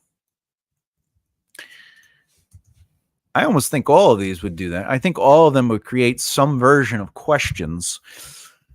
But what kind of now? What am I doing here? I'm trying to work out what is the purpose of the ordinary world and what are we trying to achieve. And honestly, I can almost do all four of these beats kind of, but it would change the way it does. For example, I could have, the ordinary world will be them on the boat, the storm, coming onto the island, and then being on the island. But what does that do? It means that the storm becomes the inciting incident. And I don't want the storm to be the inciting incident. I want them to discover something quote unquote magical or some sort of feeling or something on the mountain island that creates their movement. Let me write this. I gotta write this as a thing. Their goals are survive, escape the mountain island. Survive by finding shelter, food,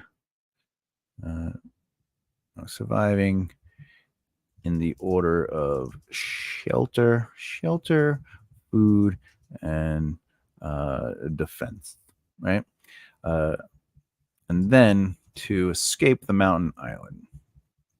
So this is just so I know their motivations. All right. So I think the ordinary world is this. It would be them, me showing them trying to find shelter, and then they find shelter. Then them trying to find food, and they find food. And then them trying to defend against certain elements, because remember, there are going to be, I think I wrote something about the islands, the population, like animals and stuff like that on the island. So that is the ordinary world. It sets up their situation. So I might not show the shipwreck. However, I could show them in the middle of the storm, and that wouldn't be the inciting incident, because their ordinary world is that they are in the middle of a storm and they get shipwrecked onto an island. And that is now their ordinary world is that situation. We are shipwrecked, right? The reason that the before moment doesn't work is because their ordinary world is that they are on a ship and being transferred to a prison, right? A massive prison. But the storm hits and shipwrecks them. Therefore, the inciting incident that changes their ordinary world or the status quo is the storm, because it takes them from being transferred to and then sets them here. And that's why I now know I can't do the storm. I mean, the ship first, right? But I can do this in a flashback. That's fine also. So do I want to do the storm first? That might be interesting, though, to just start off with the storm and it's wreckage. But like they would also still be in their cells, or their little box cells that the Minotaurs have for the prisoners, and the chains are breaking and all this stuff. That might be it. I think that's the way we're gonna go. All right.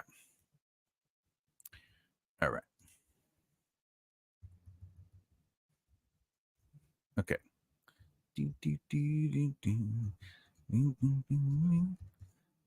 Now we're getting there. All right.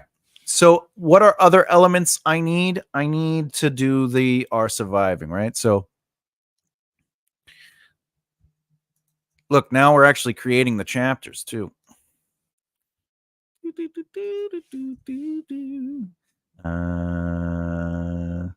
So this won't be that they're already on, and I'll adjust that in a second. All right.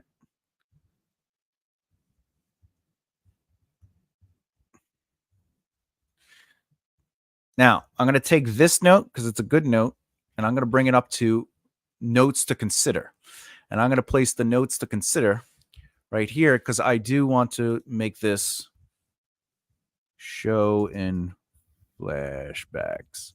All right. And that's the part of the outlining and editing process that I think is one of my favorite, is that sometimes ideas can be moved, sometimes ideas can be erased, etc., etc. So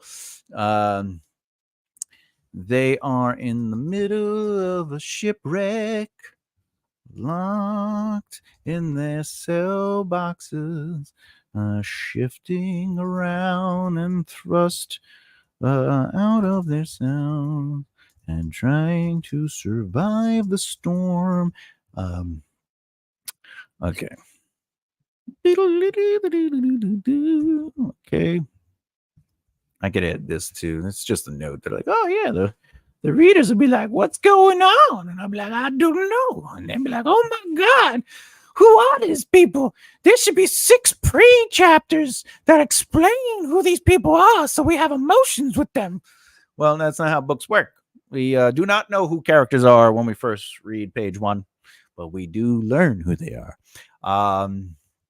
They are coming out of the water and onto the island, and ultimately don't trust one another, and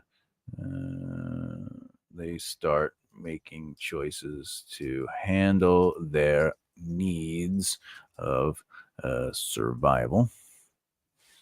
Oh, did I move something?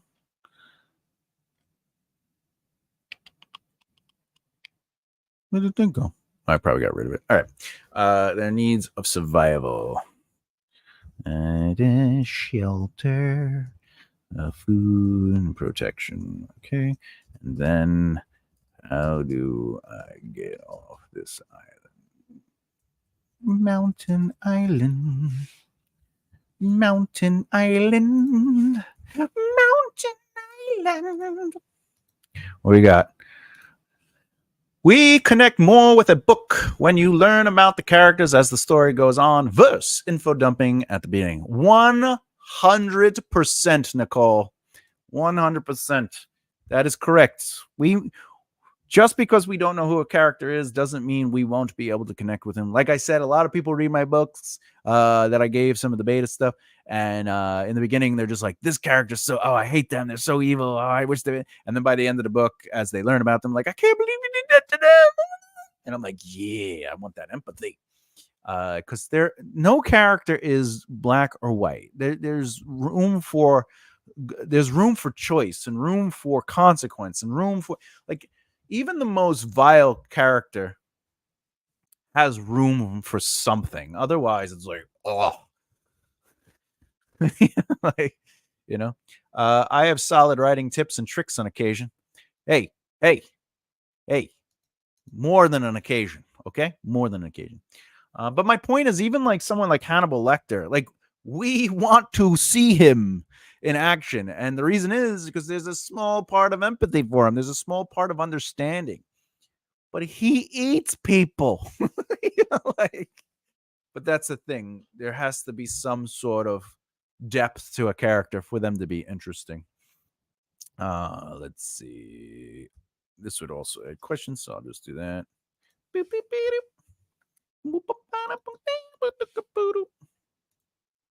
Oh, so this thing, I actually want to take this, and I'm going to bring this up here. Explain their personal journeys through flashbacks and conversation, where we get to explore the before the ship and storm through to the island itself. From the POV of each character. Okay. Hannibal Lecter is a great character. Absolutely. Eat the rude. Eat the rude. He literally is eating the rich, though. He is the Aerosmith song. I just gave away my age. Okay. They are on the, so they are coming out of the water. And then the third chapter is they are on the island, moving through the environment, trying to find shelter, food, and survival, and also a way out. All right. Boop, boop, boop, boop, boop, boop, boop. All right. This would help with adding questions to the read as well. So this would be the ordinary world. All right. Now, I know I have the 3 quote unquote chapters, but again, as a story, I can take a chapter and break it up into different POVs throughout it with hard chapter breaks, or I can You know what? Let me go back down here. Let me go back down here. Let me go back down. This character, this is just coming to me now, is going to be the main antagonist because they believe because once they discover the power of the mountain and magic itself, they believe they can learn how to use it to go back to his people and show them he is worthy of them to join back with them. Okay. All right. So the reason that's important is because I want to make him very much a part of the action. Okay. So again, with this, we have them in the middle. They are in the middle of the shipwreck and storm, locked in their cell box. So this is a great first. This could be its own first chapter. I'll be honest with you. This, I think, could be its own first chapter. And then usually I like to have 3 to 6 chapters inside the ordinary world. Because again, I like to write epic fantasy or high fantasy, but those chapters have to add value to the narrative, or they're just fodder for my own amusement. So they are on the island and moving through the environment. I could technically do this through I could do a chapter with let's see. I could a chapter with the twins. All right. Now, so this would make 3. This would make 4 chapters, and then what I could do is the elf and Havren are searching the area together and find or feel the power of the mountain itself leading to a cave. All right, now as you can see, I'm being very general. I'm not really going to specifics. The specific part would get me to do this. I would go like this. I would go here. Maybe I might say,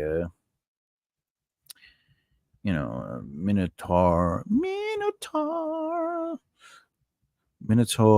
are falling off the ship. There are creatures in the water eating people as they fall in. I could. There is lightning. The 5 of them are already showing their distrust of each other as one breaks out, then another, and no one is helping one another. They are just all trying to survive, except for the twins who help each other. Okay. All right. Okay. Watch this little trick. This tells me if I spelt everything wrong. Boop. Look at that. Spelt that wrong. All right. Boop. Okay. Let's see. The only reason it happens though is because if you look over here, I have a Quillbot, which I recommend as a grammar program. I think I have the link is in my description below. I like this better than Grammarly, just to kind of help with, just make sure I'm using the right words and stuff like that. Because again, all great writers have great editors, but before I send it to an editor, I at least like to do my own run through. But I have it off right now. I don't really like it on when I'm writing because it gets distracting. Anyway. Okay, so that's what this is where I start getting a little bit more specific. I might even have like, runs into trouble, right? Or I would spell it right though, trouble, right?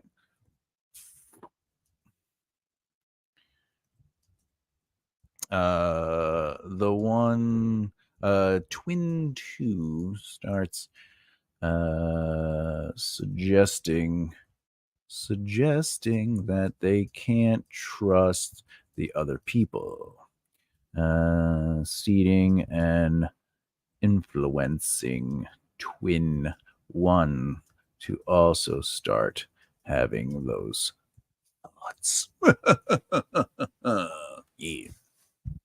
All right. So again, I honestly, I'm probably would not do this until later, but I was just doing it as an example to show you. Yeah, sometimes I'll go in and expand like what it is they find, but I like to keep it very general unless something comes out. All right.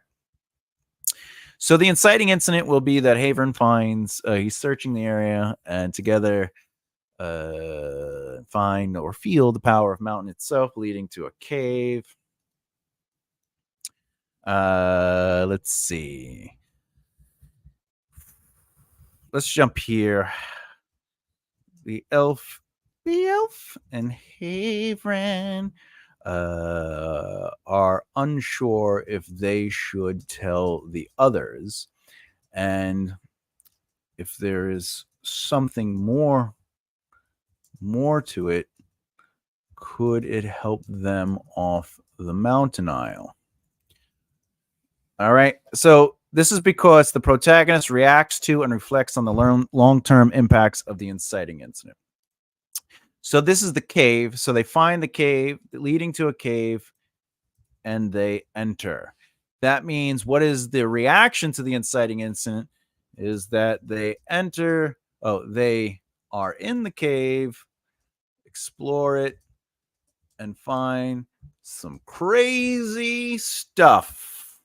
All right. Again, we're just brainstorming, so I don't have to get specific with things. Crazy stuff that puts them on the defensive to survive, and they but I do want to do this until the end of the chapter where they realize it's just communicating with them. Oh, there's the nice little shoo shoo shoo shoo. Go the layers. Shoo shoo shoo shoo. I don't know what that means. I'm gonna take a sip of my soup. Damn. All right. So do they or do they not? All right. The counterpoints are as such. The elf. Oh, by the way, actually, what I should write, just so you guys understand, their positions. All right. Now, if you watch my channel, you know that positions are every character has a position. It's what their stance on something. It could be as simple as I support the Giants and someone else's I support the Jets.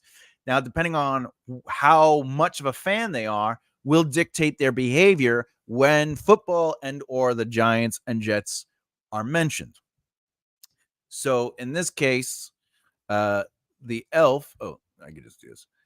The elf doesn't trust the other people because A, they are an Akid, even though this elf fell in love with but the Akid has been being a, let's say, undesirable to them, treating them like crap.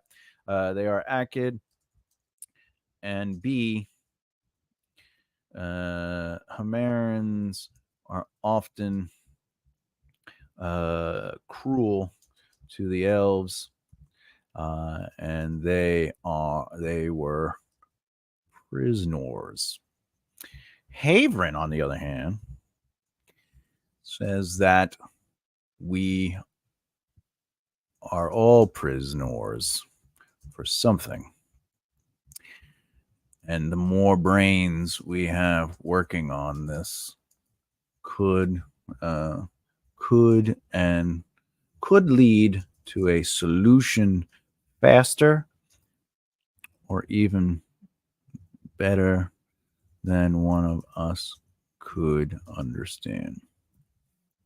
I also want to add this to this the elf. Okay, even though traditionally elves and Valus don't get along, they would often do trust one another over the other species. All right, so that's all important stuff because that also informs us why the elf would end up with Haven and why the other ones would split off and why they would these characters would get their own chapter POVs, and then by the time we get to Haven's chapter POV, it is what it is, right? So they are on. So I'm actually going to do this.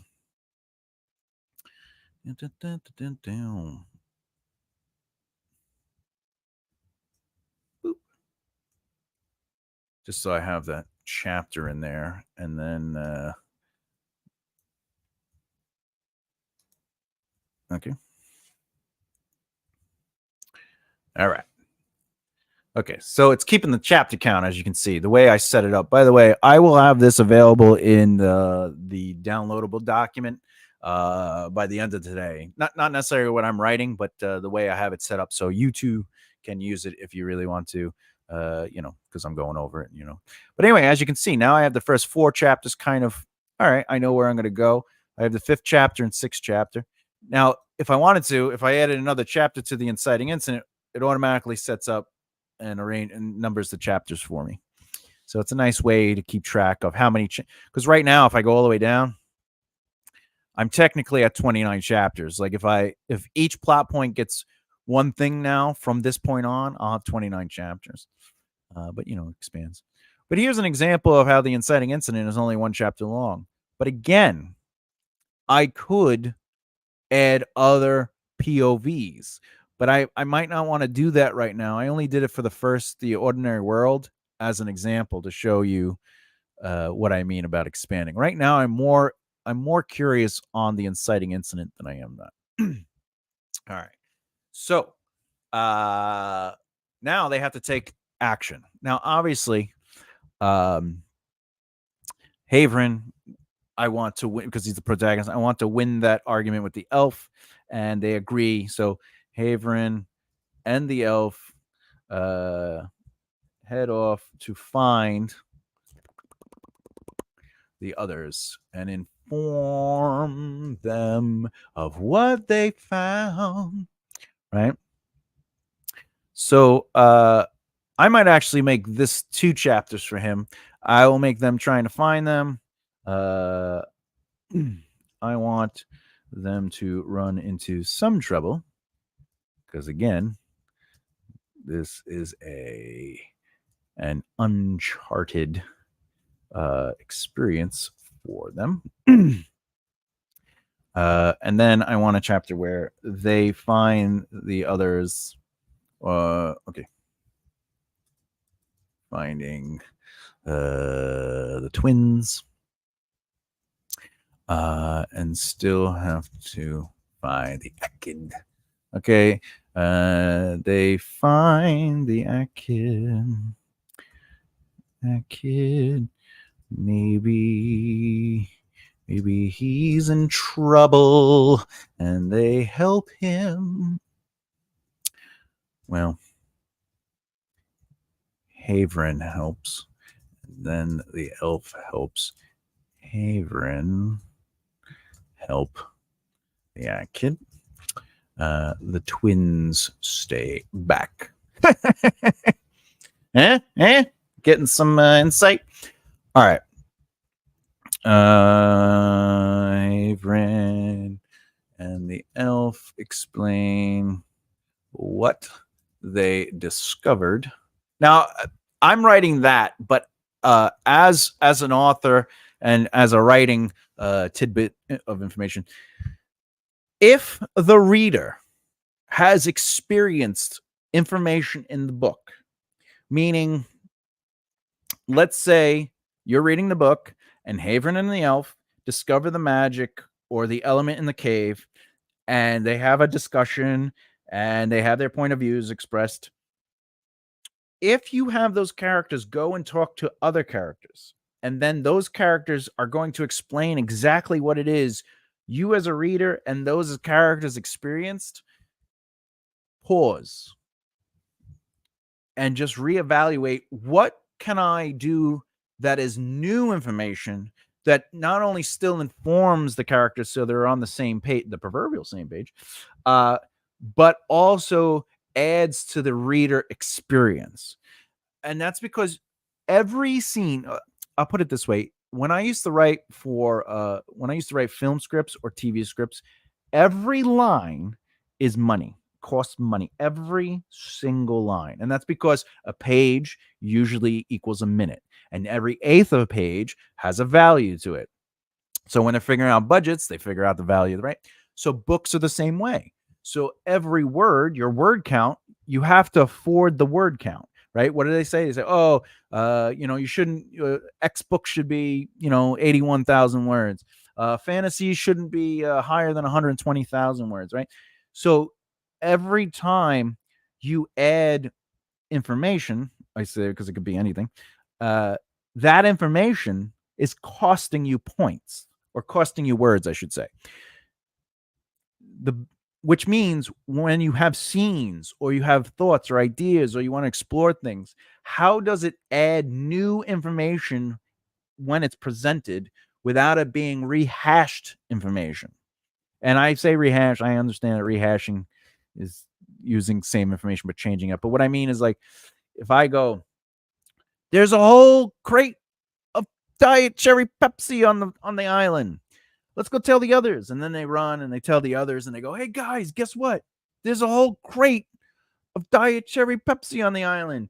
And in the original scene, the reader found out there's 30 cases, and they're like, yeah, there's 30 cases, and we. But all you have to do is in that second scene, have him run, goes, guys, we found supplies and food. You have to come with us. We need to secure it. That's new information. It's keeping the plot moving forward. You don't have to rehash what is there, because they're obviously going to see it when they go back. But you could also infer information. They could come back and, like, you could start the scene with, and that's you have the other character be like, oh wow, that's a lot of soda you found. And now you know that they had that conversation. But the new information is that character just informed you, the reader, that they have been informed without having to listen to the whole thing. But we were able to change that information. So keep that in mind. When I write, they explain that what they discovered. It's more that I know that I have to move the narrative forward with this new information. Okay. The ACID. All right. So this is where I might get into two potential chapters for this, right? So the ACID, I gotta capitalize it because ACID is short for something else. The ACID takes this information and oh, you know what? Because this is section, we're getting to chapter 2. I think I know what I want the twist to be.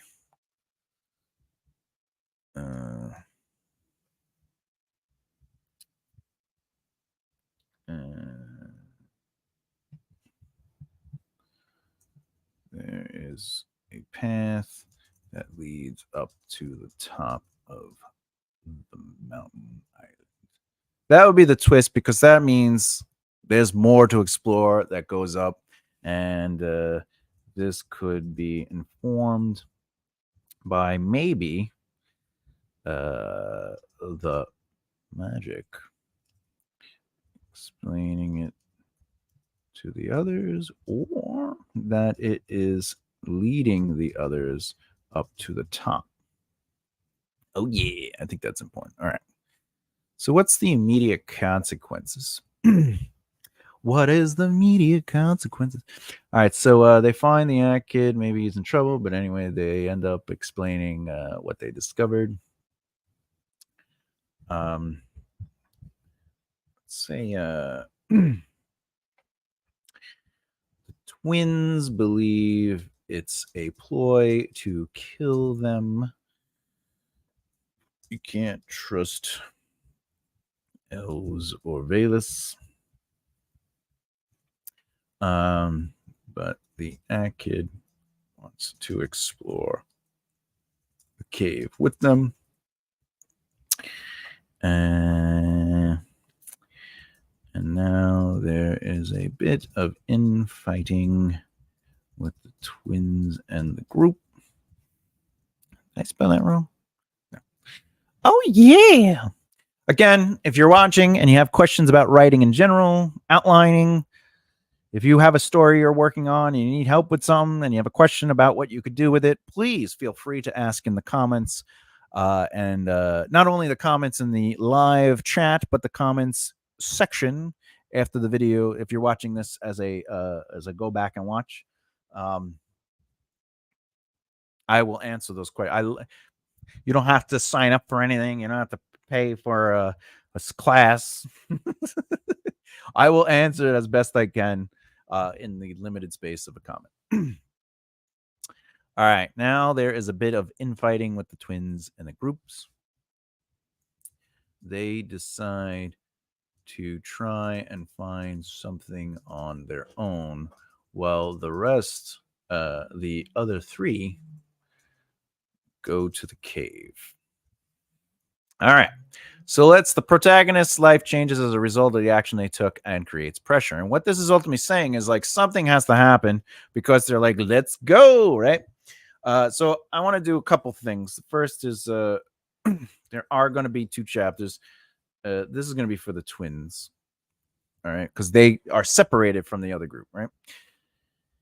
So the cave is closed up. Oh, yeah, we have a guestin. We have a guestin. All right. 1 second, Nicole. Let me just write out this thought. The cave is closed up, and it appears as if Havren and the elf were lying, and they have to figure out what happened. Oh, yeah. Boom. Let's see what's going. What's up, Nicole? That was great. Oh, you're there. Hey, how's it going? Oh, I'm good. Am I not having any technical difficulties like I did for my live stream? No, I could hear and see you as if you were pure and magical in itself. Well, thank you. Are you enjoying the outlining so far? Are you enjoying the video, or is it all gibberish? Oh, it's good, but I'm not gonna do it. I'm just, I'm not doing the video for people to do it. No.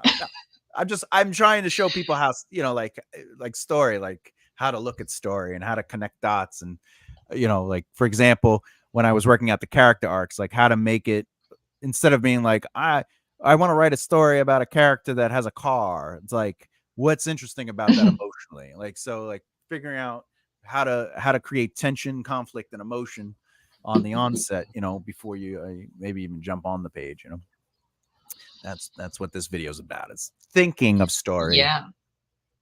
Well, I think people are also seeing how do I outline, because there's a lot of people that want to, but they don't know how, and you're doing a service for them. I am. I'm showing them the outline. Yeah, but even if you don't outline, it's also important to think like, for example, if you don't know what the phrase ordinary world means as a writer, because maybe you don't care about the terminology and you're just going to be like, I'm just going to write from the seat of my pants, right? That's the pantser thing, right? If you don't establish a status quo, you can't break the status quo. And if it takes you 13 chapters to figure out the status quo and then break it on the 14th, and then your book is only 20 chapters long, that there's going to be a disruption in the story, that something is not going to work. It doesn't, at that point, it's not really about knowing what the beats are, but that example in itself will dictate something is not working. Like it's also like a midpoint conflict. You need the truth of the lie to be revealed. Something the character believes leading up to the midpoint conflict has to be challenged.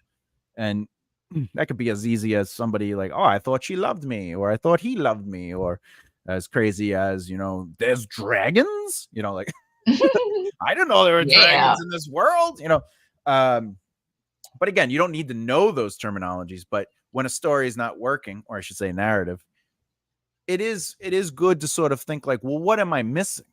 Did I set it up right? Did I challenge the setup enough? But like in your books for the detective things, all the detective things, the great part about that is the inciting incident is the case. Hey, there's a case, you need to go on it, and that is the inciting incident. Because before that moment, they're doing whatever they're doing. They're either finishing up an old case, they're at a diner, they're waking up, they're fiddling the bean, whatever. They exist. And then the case comes, and now they have to approach the case, and that's an inciting incident. So that's always good. And usually in a mystery, the midpoint conflict, the truth of the lie is revealed, is usually that what they thought was the case, or what they thought they were searching for, turns around. They're like, oh, I didn't see that coming. And in Who Framed Roger Rabbit, that would be when they start realizing that they're trying to buy up all the cars to build highways. Yeah. I forgot about that movie. It's good. That movie's so good. My uncle's prostate was this, not prostate, probate. Awesome. Oh, adult jokes. And no, that's not a cartoon. They just have like some cartoon. I don't think that is a kids movie, is it? But I watched it as a kid. I mean, it is. It's technically a kids movie because Disney's involved. Is it? They had a really funny contractual deal where the Looney Tune, Bugs Bunny, and Mickey Mouse had to be on screen at the exact same amount of time, and that's why whenever you see them on screen, they're together. Yeah. That's funny, right? Oh man! Hot take. Hot take. Fact. Hot fact. Cool hot fact. So, what do you think of the story I'm building right now? What do you think of the where it's going? How it's going? Well, I think it's good. I did step away for like 30 minutes, so I didn't get the 30 minutes there. When I got to Eat the Rude, oh no, then it's not really 30 minutes, like 20. I had to step away after Eat the Rude. Now I'm back. Now you're back. Back in black. You missed it all. Not Men in Black. Yeah. You missed everything. Yeah, no. We're almost 20, not 20. We're 2.5 hours in, and I just missed 30 minutes. So yeah, that's not bad. That's something. Yeah. For anyone who is watching, just know this is Nicole's coming on to help me take a break. So we could just so it's not all just this. We could have some human interaction. She could tell some jokes. I'm not a comedian. I'm not a comedian either, but I am funny looking. Yes, you are. Well,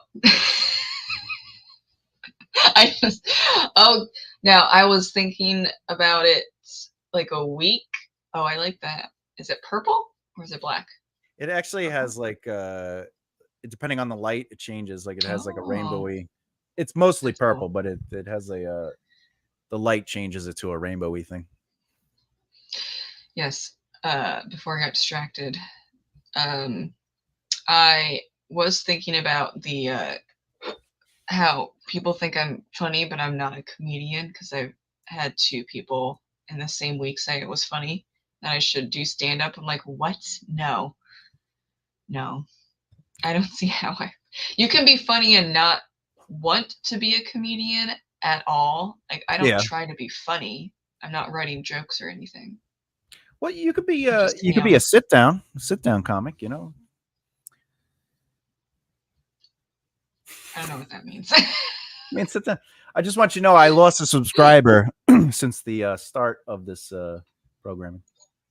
Well, I lost 2 or something, but then I gained 4 this morning. I was like, okay, thank you. Nice.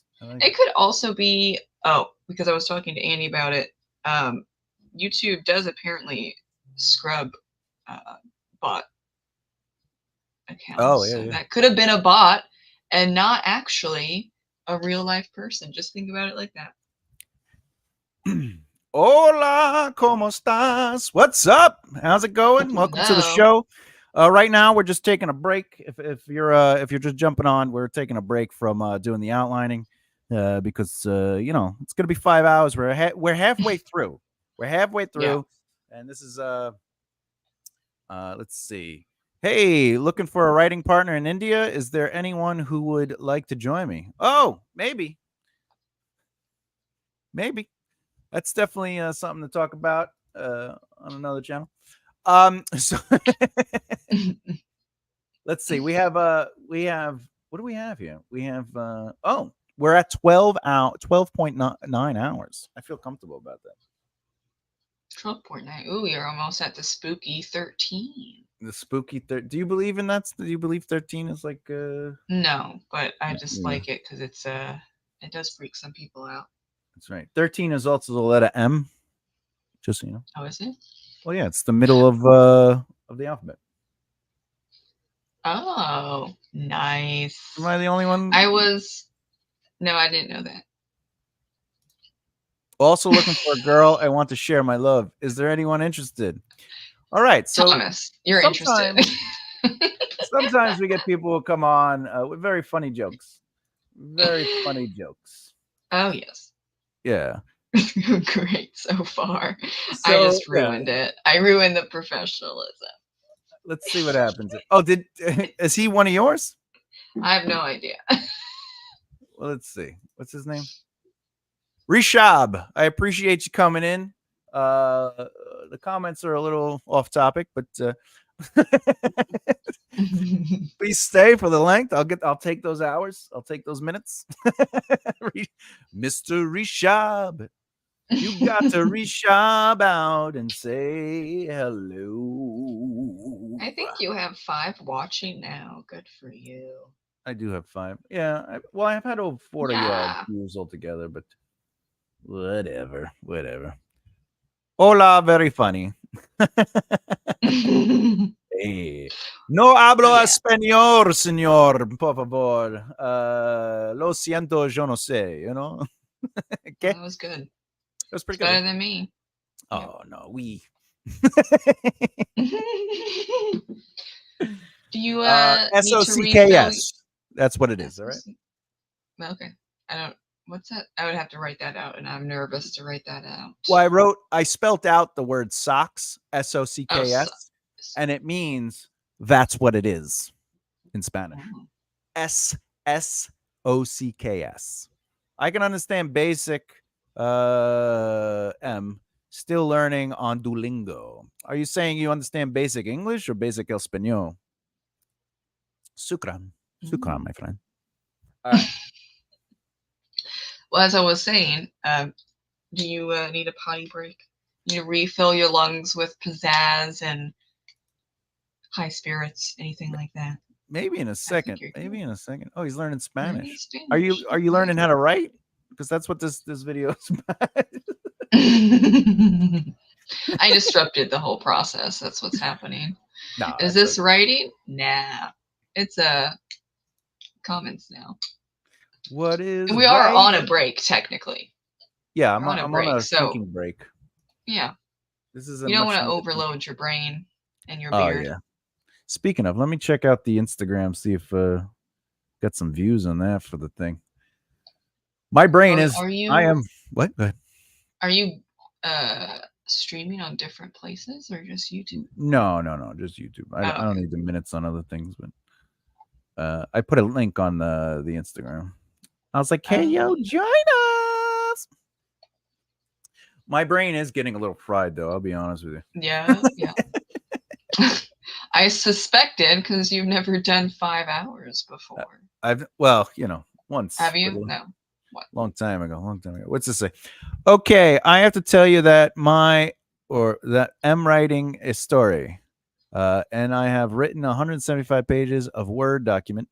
I need some information regarding the Oregon Asho Asaram. The story is about a man who was there at Satim. That time. Oh, if you want to know about Osho, that's what's that documentary? It's on Netflix. I do not have contacts in Oregon, but Nicole has a documentary you could watch. Osho, not meditation. Documentary. Look into Wild Wild Country. That is about Osho and the stuff that happened in Oregon when he and his group went to Oregon and kind of took over a town. And no, I don't have connects in Oregon. I'm not Hindu or Buddhist or anything like that, but that has information. Wild Wild Country. I watched that so long ago. I still think about it from time to time, and that's why I knew what that person was talking about. Wild Wild Country. All right. Well, listen, everyone. I'm going to go take a quick pee-pee break. Nicole is going to keep you entertained, and then when we come back, I'm going to see if Nicole has any questions about writing that will actually help inform the audience with my answers. Let's see what happens. I don't know about that. But as I have many ideas and outlines about the story, about 175 pages, it's a paragraph form. Can you tell me how to convert that into conversations and script form? Conversation and script. Are you writing a screenplay or are you writing a novel? That's really the first question. I'll be right back. Oh, great. Thank you. Oh, yeah. I don't know if there's that much sunny side to that whole situation, but maybe you can make an alternative history. Yeah, alternative history on that. I'm no longer a Buddhist. I do meditate. Yeah, I do meditate on occasion. It's more like mindfulness, and I follow Thich Nhat Hanh's Zen Buddhism more so than anything else because it's not religious or spiritual. Rest in peace, Thich Nhat Hanh. So, if you haven't already figured out, I don't outline. And so it's so hilarious that I'm here. Though I asked Thomas, I was like, do you need a break? I think it was like 2 days ago, 1 day ago. And I was like, you might need to hydrate, go to the bathroom, refill your lungs. I don't know, but you're going pretty hardcore. I mean, there's like gamers that, go for that long, but you kind of build up to that, right? So he's doing fantastic stuff with outlining. But if you are currently watching this or you're watching back, congrats for watching back 5 hours.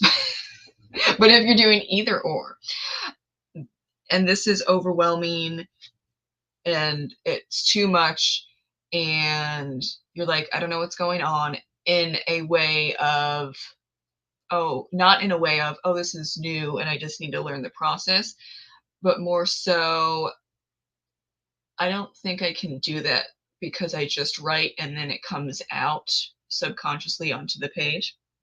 Then I do suggest Dear Writer, Are You Intuitive by Becca Syme. When he says that I'm an intuitive discovery writer, this is how I found that out. I don't outline. I will know the story, the plot, the beats and expectations of the genre, so on and so forth, subconsciously, and then I intuitively write it out without knowing that much. There's some stuff that I know, but for the most part, I do not know. I write through it, and that's how I discover. I'm discovering it because it's coming to my consciousness, but I subconsciously basically know everything. And if I don't, then second draft, third draft, we're good. I'm just trying to get the bare bones down into the first draft. Thomas doesn't say first draft, he says zero draft. It's the same thing for me. I just like to say first draft because there's something there. But you can say zero or first draft. It's fine, y'all. Just do what you want to do. Well, the zero draft and the first draft, the difference is the zero draft is the brain dump, and then the first draft is writing out your prose and stuff. Like the zero draft would be like, I need this to happen. It's like what is going to happen here? Like how, where, what's the environment? What are the what? And then the first draft is actually taking that and then writing prose. Like that's where the story. I look at zero draft as the plot, and then I look at first draft as me adding the story. What do we got here? Move from writing to kissing online. Okay, excellent. All right, so what that means. Well, I'm sure there's websites for that. They're not on YouTube. Yeah, maybe go to my I have no account. Idea. Yeah. Go to I kiss pineapples and stuff. That's a good one. I guess I kind of do, but I don't even know. Zero draft, first draft. Now I'm just like, whatever. Yeah, but it doesn't matter what you call it. I would count. Yeah, exactly. I don't even, maybe that, actually, I'm not saying that Midnight Murders is a completed draft. That's why I'm like, here. So it's a zero draft. Do I? No. Yeah, you wrote prose. You describe her getting coffee. You describe the environment. You describe right. Those are prose. The zero draft will be less information than you have currently in the manuscript that you sent me. It's literally just going. Nicole and Thomas are sitting online talking to each other about outlining. They discuss, the process of the 27 plot points. The first draft would be the whole. He adjusted himself in his comfortable seat while relaxing, getting closer to the mic as his voice, touched his mustache touched the metal of the microphone as he spoke. Like that's the first draft. Like the first draft creates the movement and the story. The zero draft is just what needs to be here. You just pee it out. You just hope that it's not, and hope that it's not really yellow. Speaking of yellow, all right. Do you have questions about writing in general, or like the world of writing, or are there questions that you hear a lot from people, or things that people have curiosities about that you would like to tell me, and then I will answer those to my best ability? Oh, well, other than the I answered my own thing with the people that say, I don't know, I just write, that would be a hint that you're intuitive, so we're good there. It would be, for me to answer. Yeah, that's why I just got that out of the way, because I do hear a lot of people now say I can't outline, or else it messes stuff up. Well, I guess now, do you think that all the people time. Oh my Lord, do you think that writers should try out outlining first, and if it doesn't work, then go to other places? Or if you're not, like, if it takes a year to outline and 5 years to write a book because you're outlining, something going on? So there, I'm not reading this. And to answer his question, yeah, I have. So to answer your question, the most important one, yeah, the most important one, I'd like to actually tackle the second part first, where it's about like if it takes 5 years. If it takes you 100 years to write the book, so be it. Especially if it's your first book, write in your time. Don't feel like you have to, my book, if I don't finish the book in a month, I'm a terrible writer. No, you take however long you have to. Don't even compare yourself to these people who are writing 4 books a year, and they're getting paid $60,000 to $200,000 or even more a year to write. So they can write 8 hours a day, or they could work on their books. They could, you necessarily might not have that freedom. Me, I do not go to work. This is my life, right? So That's why I was able to write 5 nonfiction self-help books in a very short time. Why I can work on my fantasy books, and why I can also have the client stuff that I'm doing, because I have the time. I have the time.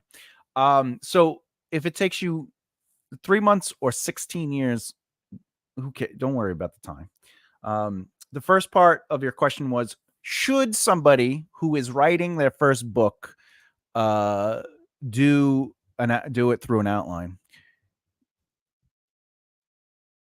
We're talking about writing a book. That's what we talk about on this channel. So again, to answer that question, should someone starting out writing their first book use an outline? And the answer is, it depends. Are you someone that is articulate and likes to sort of like organize things, and you like putting things together? The answer is, yeah, try an outline. Maybe that will help you organize your thoughts. If you're someone, especially like Nicole, that is intuitive or like to kind of see where it goes, do it.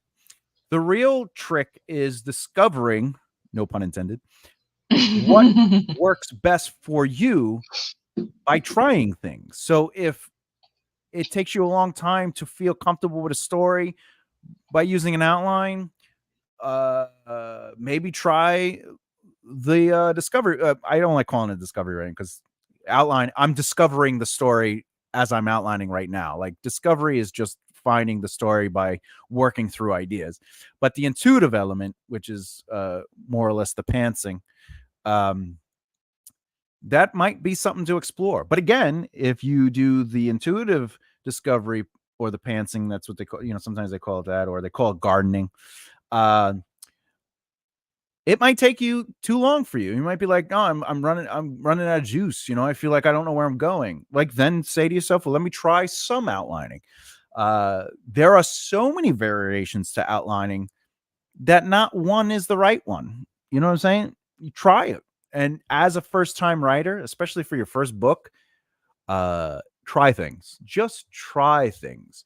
More importantly, I personally would not write my first book as the book I'm going to sell. And the reason I say that is this goes back to not only my days as a screenwriter, but my desire to be a writer. And the thing is, even Brandon Sanderson, who released Way of Kings recently, or maybe within the last year or two, released the original first draft of Way of Kings before he did the work on it, when he was first writing it. And he released it, and as per him, he says it's terrible. And that book became one of his best books. So what is the lesson? Write any book you want, anytime you want. Write it. But don't allow your intentions to be, this is the book I'm going to sell, because you don't know how to write yet. It's like trying to ride a bike and going, well, I'm doing this to join the BMX exploration exhibit at the end of the year. Like, that might not be the first thing you do at the end of your year riding a bike. You know what I'm saying? Like, it's okay to work into it. So even with screenwriting or writing a book, practice. Just write your stories wherever they go, because what you're going to learn is what works for you, how to tell the stories using the words that are comfortable for you, what your voice is, the prose. And you know what? The day might come when you finally feel like you're like, this is me on the page. I'm going to push this book, and they'll love that book, and they'll pick up that book, and then they'll say, do you have other books? And now, because you have that entire backlog, i.e. Brandon Sanderson had 13 books, and they said, do you have anything else? And he says, yeah. And he says, I have this epic fantasy, Way of Kings. And because his first book did really well, they said, all right, let's look at it. And it's a pretty big book, right? And he reworked that book. So you already did the work in creating these worlds and developing your voice and learning these things and blah, blah, blah, blah, right? And keep in mind, his books were in this universe, this one universe. So by the time he sold his first book, he had this entire worked out world. So he didn't have to spend all his days trying to figure out what is the background to this, or what is, right? No, he just went back and he's like, I'm just going to rewrite the book, because I know what my voice is, and I know what I want to say. So be encouraged to write. However, I would not fear this has to be so good because this is my future. This first book I am approaching and my first time ever writing.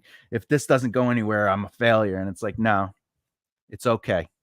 It's your first book of many. And I think that I hope that answers your question. That was long. Do you guys know Brandon Sanderson? You guys talking about writing? Yes, Rashiba.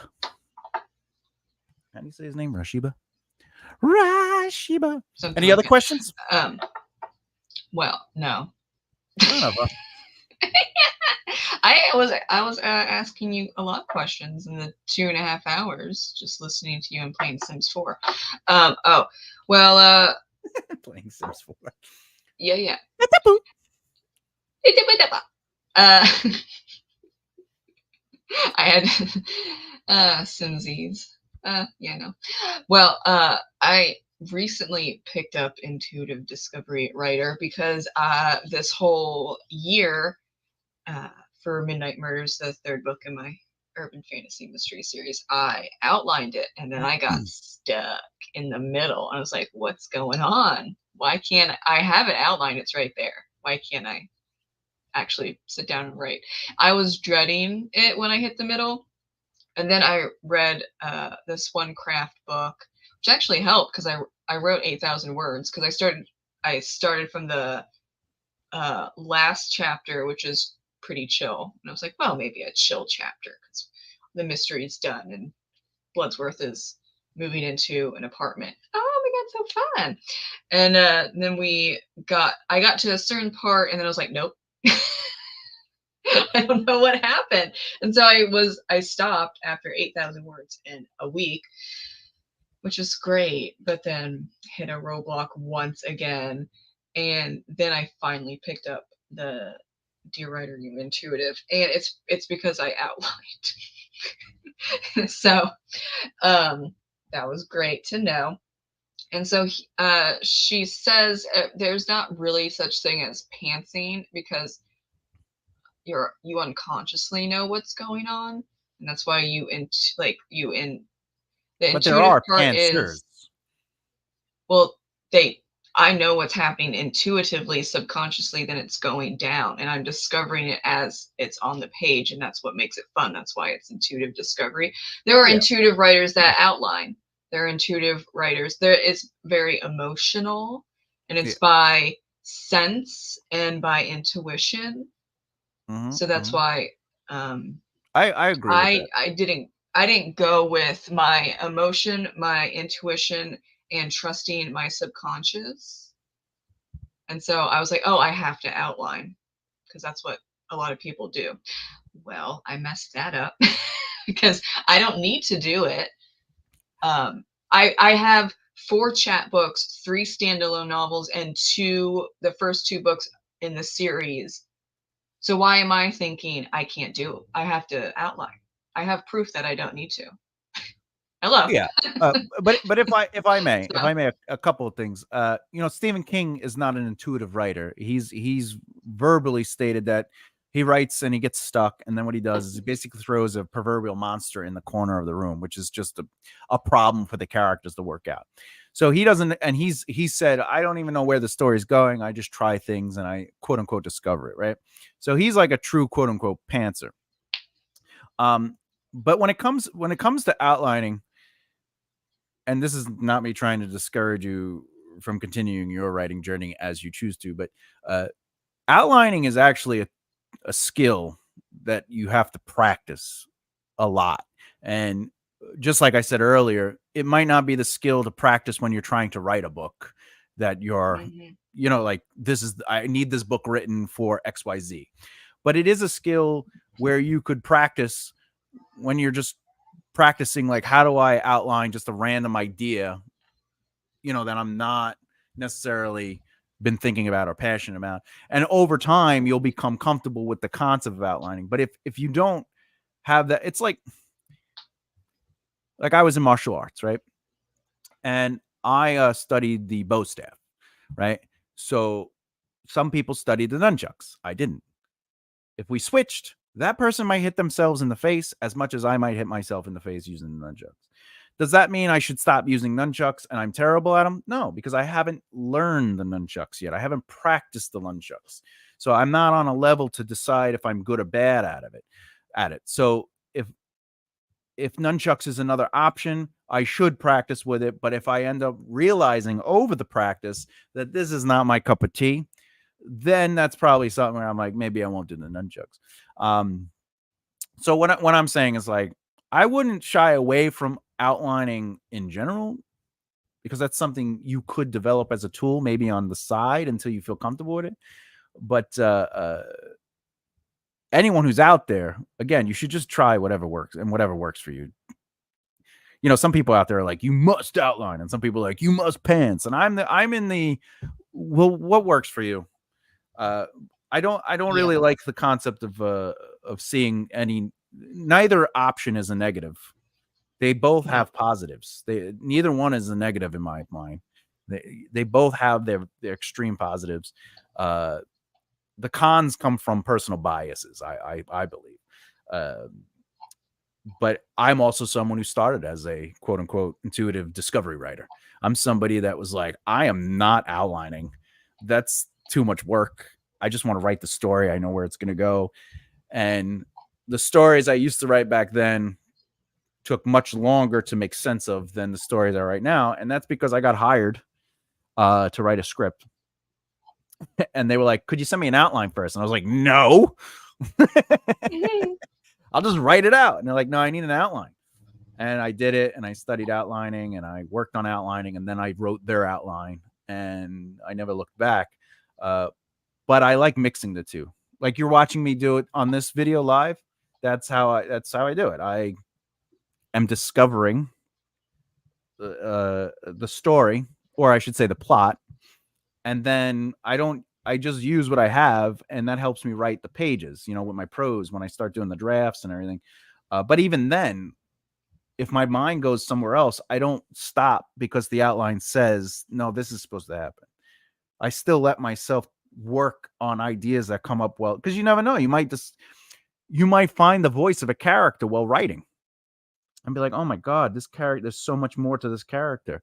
But because you already did the work, you can go back and add those things. You could add those elements. And I'm sure you do that too, right? Like you intuitively write your books.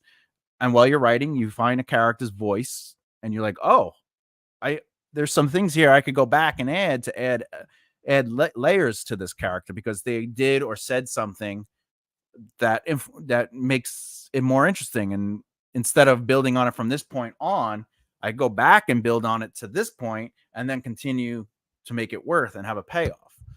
Right? You do that. Probably. Yeah, it's but not conscious. Yeah, but when that's my thing. Well, it has to be conscious. If you make the choice to go back, isn't that a conscious choice? Like if you're writing only when I'm editing, not when I'm writing. I don't go back when I write. Oh, you don't go back to the earlier chapters ever? No. Oh, all right. Yeah. Never mind. Sometimes when people are writing, they discover something about a character or a plot or an idea, and it usually is like, oh, and like you go back and to build value to that idea, you just add it into the story previously. Yeah, I remember what needs to be changed sometimes, but then other times it's just kind of in the back of my head, and I kind of just know what to fix and what not to fix. Or but you do go back and fix it when I'm editing. Yeah, that's a conscious choice. That's not subconscious. Like I can't tell you why I'm fixing it. I just feel I need to fix it. Well, yeah, but that's what happens. You read something and you go, I realize something is working or not working. I may not know exactly what it is, but I do have to go back and add and adjust, right? Mm-hmm. Yeah, that's the conscious. But I can't really explain why. So that just depends on what you think is subconscious and conscious. Yeah. Well, conscious is the choice. Philosophical debate. No, the consciousness making a conscious choice to go back and make sure you edit those things is you choosing that. The subconscious thing is that you're feeling intuitively something is wrong. But you may, and again, I don't know your history on this completely, but you may not understand or know the terminology of what it is that's not working, because there's always a term or something for something not working. But you intuitively are like, I need to fix this going back. So when you make the choice to go back, that's the conscious part. The intuitive part is realizing something is wrong and needs to be worked. Yeah. So there's two things going on there. This guy wants to know if we have templates. Yeah, there are templates. You just go into the video's information, the description, and you'll see a thing that says, where is it? Where is it? Oh no, you lost it. It's supposed to be there. I don't know. It's in there somewhere. Oh, it's, you know what it is? It's usually in my comments. Yeah, it'll be up there. It'll be in my comments after the video. But hey, Emma, I look like Triple H. What? But he's bald. Is he? Yeah, oh, maybe he has that beard. He does have a beard though. There you go. Yeah. There is a folder. You can go. It'll be on the video. Emma, welcome. We're taking a break because I'm halfway through, and Nicole's like, "Don't you need a pee-pee?" And I was like, "Yeah." I'm trying to get her to ask me writing questions so I can answer them, but she just keeps selling this intuitive writing book. No, it's because I don't have questions. When you keep pushing that I have questions. I thought this was going to be, lazy. I thought this was going to be that you would refill your Diet Coke or whatever and go to the bathroom and make yourself a lunchy poo. Oh, I don't need a lunch. Oh, well. Well, look, as long as when I was gone, you didn't talk about outlining being bad and that people shouldn't outline, because the whole point of this is to show people how to outline. Pepsi sponsored? I really wish I was. I'll have to go back and listen. I'll be like, why is she telling everyone to leave the outlining video and go buy this book? I did not. I said, if this doesn't make any sense to you, you're going to have a mental breakdown. There's other options. I wish I did have a mental breakdown many times, because I've had many a mental breakdown, mostly when I pee them. Yeah. I have to sit there. I sit when I, because it's just relaxing. But then like everyone's like, what are you doing? And I was like, I'm peeing. And they're like, yeah, but you're at the table. And I go, and they go, you're in a restaurant. Could you do that somewhere else? Yeah. And they get upset at me. You ever do that? No, I do not. Did you see the picture I posted about my dog? Yeah, I don't know why y'all are obsessed with that. Come on, that's funny. I don't know. It's weird. That friend used to get so mad, like, why are you sending me the pictures of your dogs? Well, I would understand why. I said, I'm sending my dog sleeping. He looks so happy and cozy. All right. Okay. All right. Would you be Coca-Cola sponsored? No, I can't. Or you just like Pepsi? It's not that I like. I mean, I do like Pepsi, but it's not that I like Pepsi that makes me drink it. It's after my cancer, the first item on the list of do not eat or drink anymore was Coca-Cola products, followed by sesame seeds and seeds. Oh, because you ate them so much? No. Coca-Cola has specifically Coca-Cola. By the way, I'm drinking Diet, which doesn't have the thing that feeds the cancer, but Coca-Cola has so much sugar that it feeds the cancer. And then there's a certain something in specifically sesame seeds, but some seeds, like I can't eat tomato seeds and stuff anymore, that actually feeds.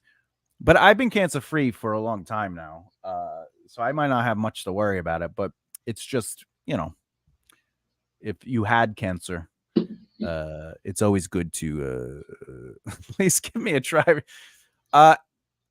Listen, why don't you join the community a little bit? Let's get to know who you are. Let's see a photo on your R. Before trying, I mean, earlier, like, can we get some dating? My emails. Please do not email 2044. Wow. All right. I want to mute him, but I don't because, like, I believe in free speech. You know, I'll just let him be. Yeah, let him have his fun. As long as he doesn't start talking about let's see. Don't give him ideas. What was the first book you read where you were like, I want to be a writer? Or did you want to be a writer before you started reading? I wrote poetry in like 2nd grade. No, but I mean like write like a book, like a narrative.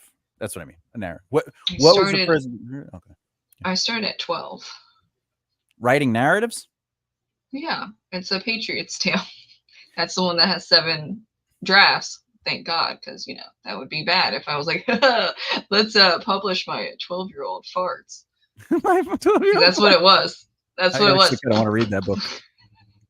You are reading the book. Oh no, not the. I have no idea where that. I want to read the farts. I want to read the farts. I don't know the first draft to like the 5th draft. I think I deleted it.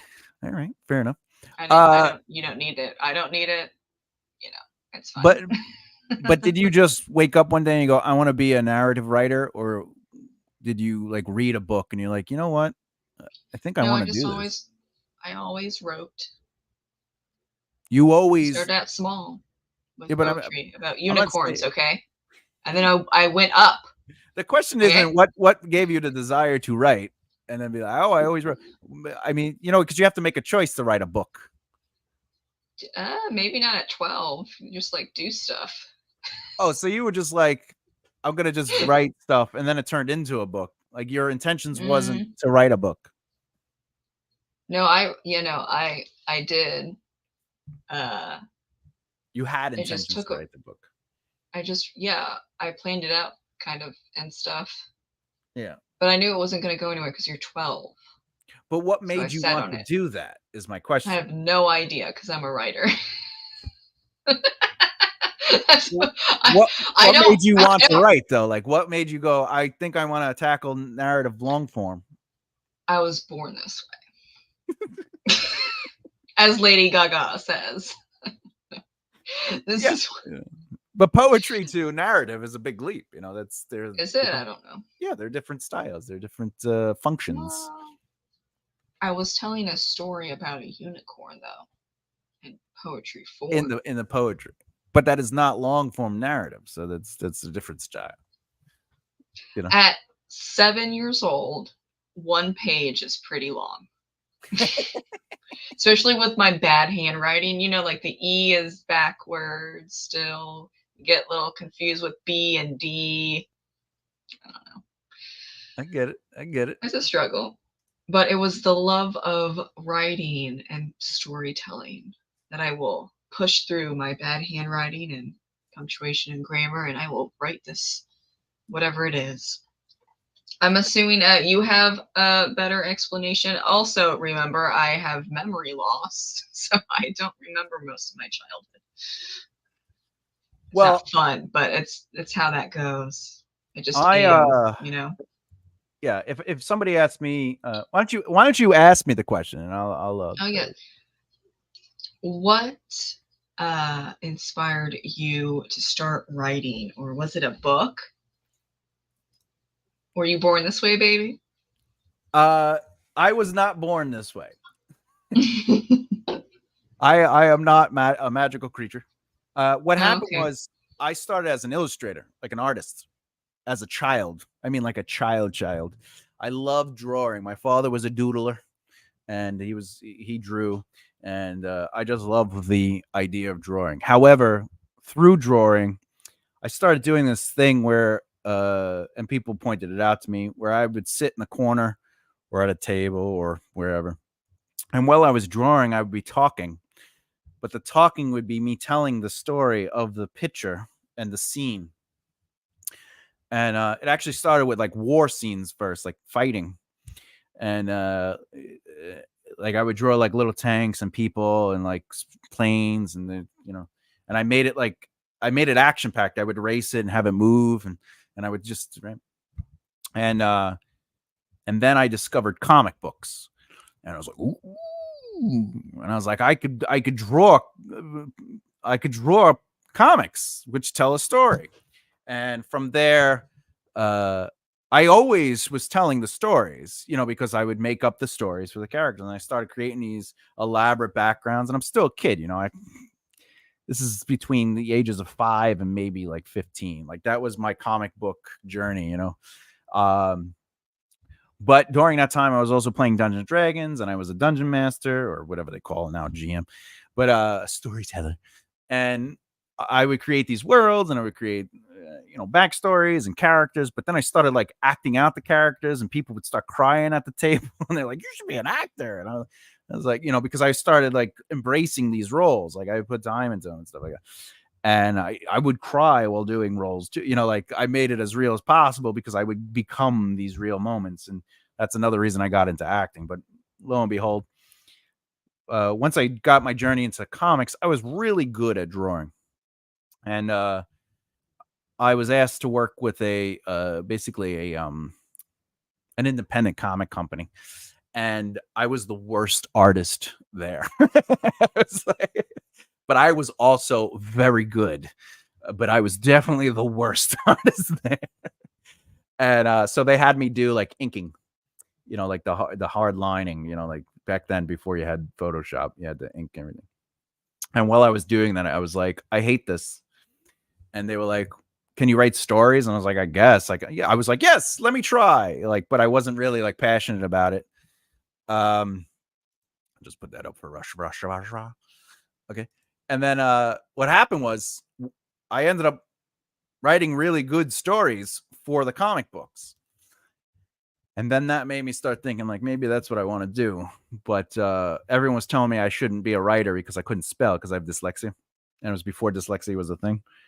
And they're like, oh, writers have to be able to write and like have grammar and like know how to spell. And lo and behold, that's why I always say every great writer has a great editor, because you could always write.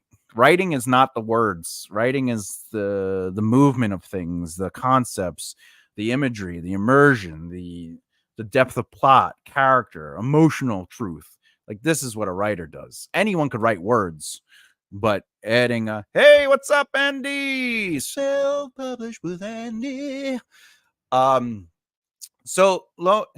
Hey, honey, so ultimately what happened, long story short, I took the story idea, left the comic book industry, and joined into the music world. And I started writing lyrics, but the lyrics were concept songs, and they were stories, and then they were concept albums. And one thing led to the, oh, yeah, thank you for that. Shared your stream and my stream too. Hopefully people say hi. You're the best. All right. Anyway, then I got into writing scripts and screenplays, and here I am, 20-something years later in the I was 18 when I was 16. What am I now? How old am I? 30 years I hope ago. You figure that out. There 30 years ago. Oh, snap. Hi, Thomas. And hello. Hey, Buttercup. Hola, ¿cómo está? All right, anyway. So there you go. That's my story. I hope that answered your question. Oh, yes, gorgeous. You're like, I wish I didn't ask. I think you were still born that way, but... Well, I was... You were born a creative. Oh, yeah. I was creative. I was definitely creative because I was an artist for the majority of my youth. But I always loved telling stories.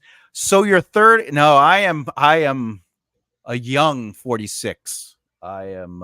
Look at that. Look at that. Yeah, no, God, I feel old. Why are you all so much younger than me? What are you talking about? You look like you're what, 30? 31? I'm 31. You're 31, right? Yeah. Yeah. I'm ancient. Andy, aren't you like the youngest of all of us? Oh, huzzah! 31 years old. Nice, nice. Happier now. Emma is 25 and gorgeous. All right, Andy. Oh yeah. Getting it on. Getting it on. All right. 25? Yeah. 25? All right. So this leads us to I don't know, what's this guy on? Please, okay, whatever. All right. Moving on. Are you refreshed now? Yeah, you I need to feel go to the bathroom refreshed. again? Are you trying? Are you saying you want to go? Well, no, because you have 5 hours, so I don't know. Oh, you've got like 2 hours. I got the 2 math? hours. I don't know. I could run. I can get through 2 hours. That's easy. Okay. That's easy. I can get back. I can get back to the boring outlining stuff. The evil outlining. What? You have like 7 people. I don't think it's. I got evil. 10. I got 10 people. Oh, you got 10. Oh, it's Andy. She wants. I bet to it was serious. Andy's shout out. It's definitely Andy's shout out. Listen, Emma, I tried to get her to get serious, but I asked her. She didn't have any questions for me. All right. I did not. Well, so maybe Emma or Andy has questions about outlining. Maybe. Andy, Emma, do you have questions about writing, outlining, character arcs, anything? Nicole says she has 0 questions about the writing. I was here as a transition for you to tinkle, not like. Oh, I tinkled her, right? Yeah, not like we're doing like a deeper thing. Yeah, I wasn't prepared for that. I mean, I took my Adderall, but that doesn't mean much if I didn't plan that out. An Adderall.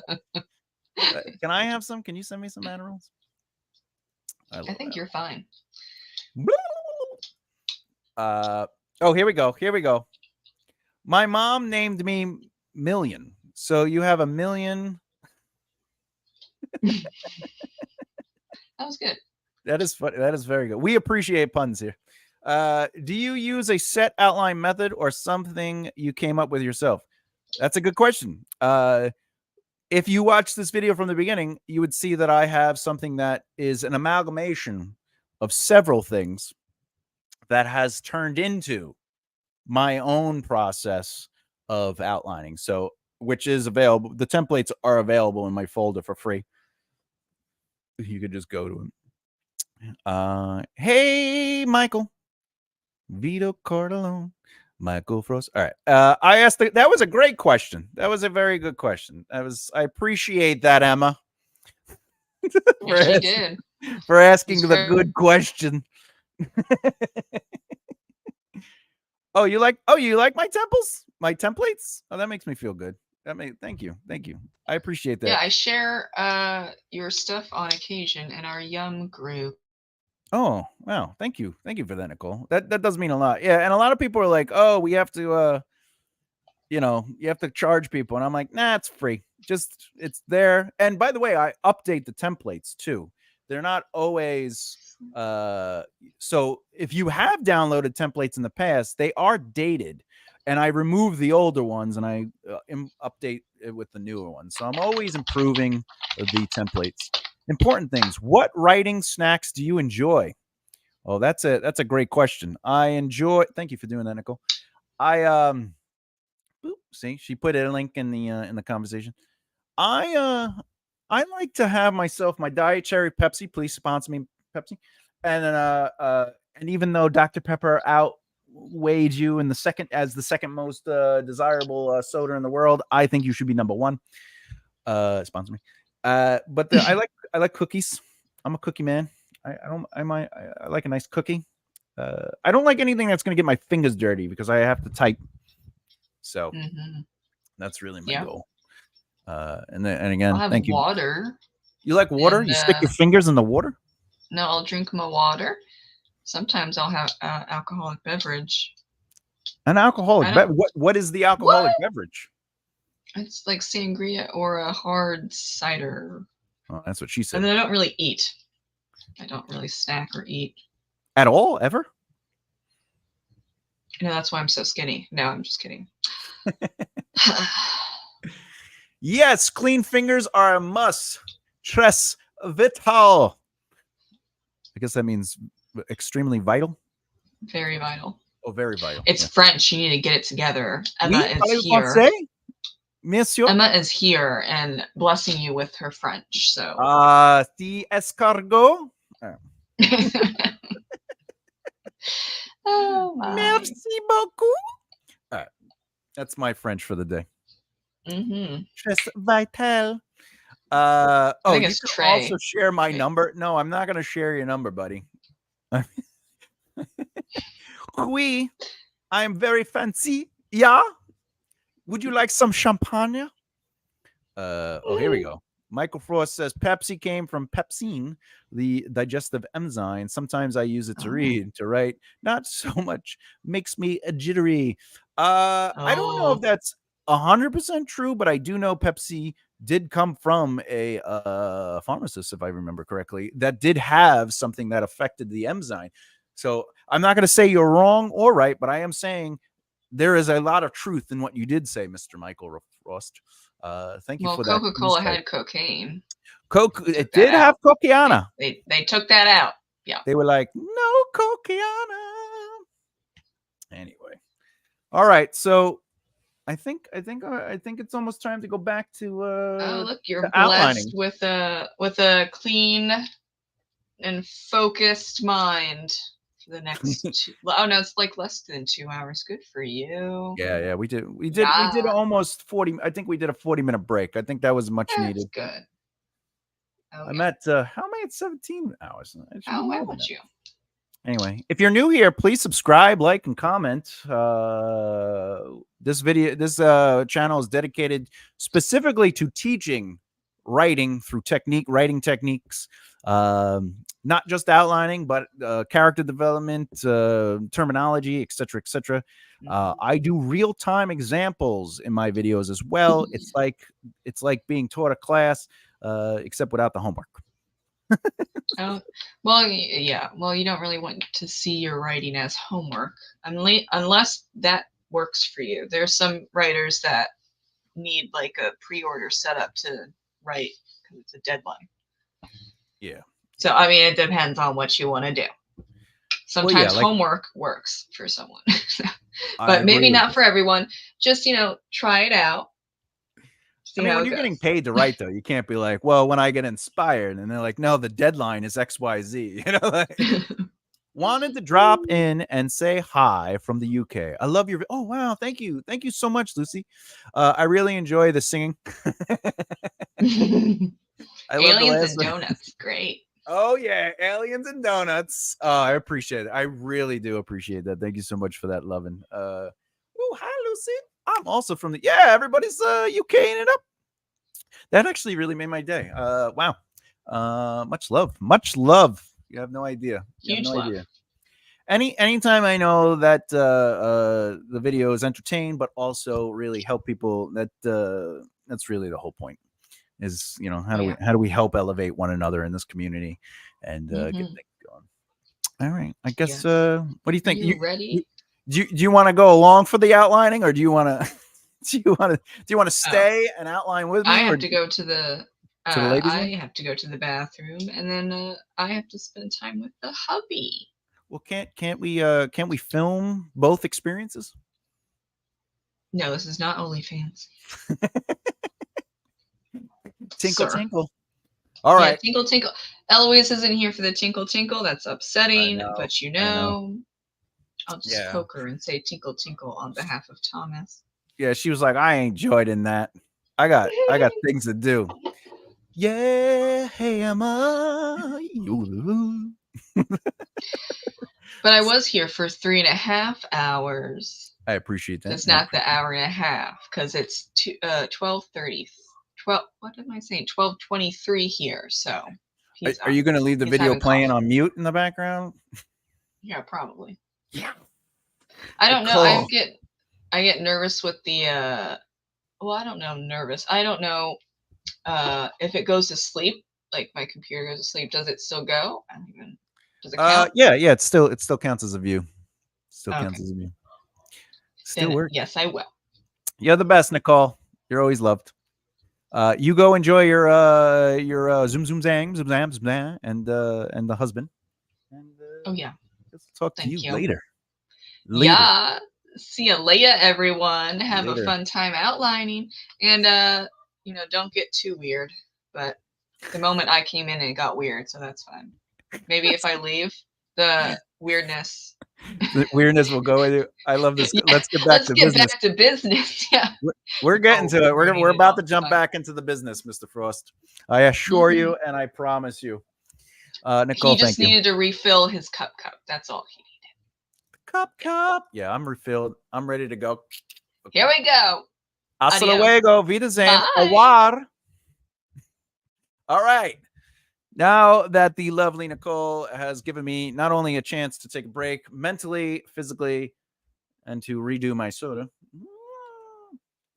let's get back to why we're here. Bloop. All right. Outlining. For anyone who's just joining us, what I did, I'll just do a quick recap. I did my process like I normally did. I started with brainstorming, just brain dumping ideas. Then I took those ideas and we scrolled all the way down. Sing once again with me, right? And I started doing character arcs. Now, as you can see, I do not outline the character arcs. I just write a paragraph that really describes what I want the arc to be. I'm kind of sort of here. Hey, listen, you're in our hearts, Nicole, at all times. You're always here. And I did that for the 5 main characters that are in the story. I am doing this all from scratch. The only thought I put into it is that I wanted to tell a story about Haven Soultaker, a character that I've had for many years. And I knew I wanted to be about magic and wizards because fireballs. Am I right? Or just me? Anyway, I took that and I started laying out the main plot. All right. I'm not really focused on the subplots or the character arcs right now. And we are almost done with the first act. I have to do this one, clean up this one, and this one. So 3 more plot points for the end of Act 1. And just to clarify, for anyone who doesn't know, the main plot of this is Haven becomes the first Lord of Magic, leading the other 5 into the future and guiding magic to be a possibility for anyone who finds their way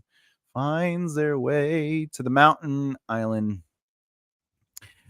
or are called upon. So this is the goal, so everything is being directed by that.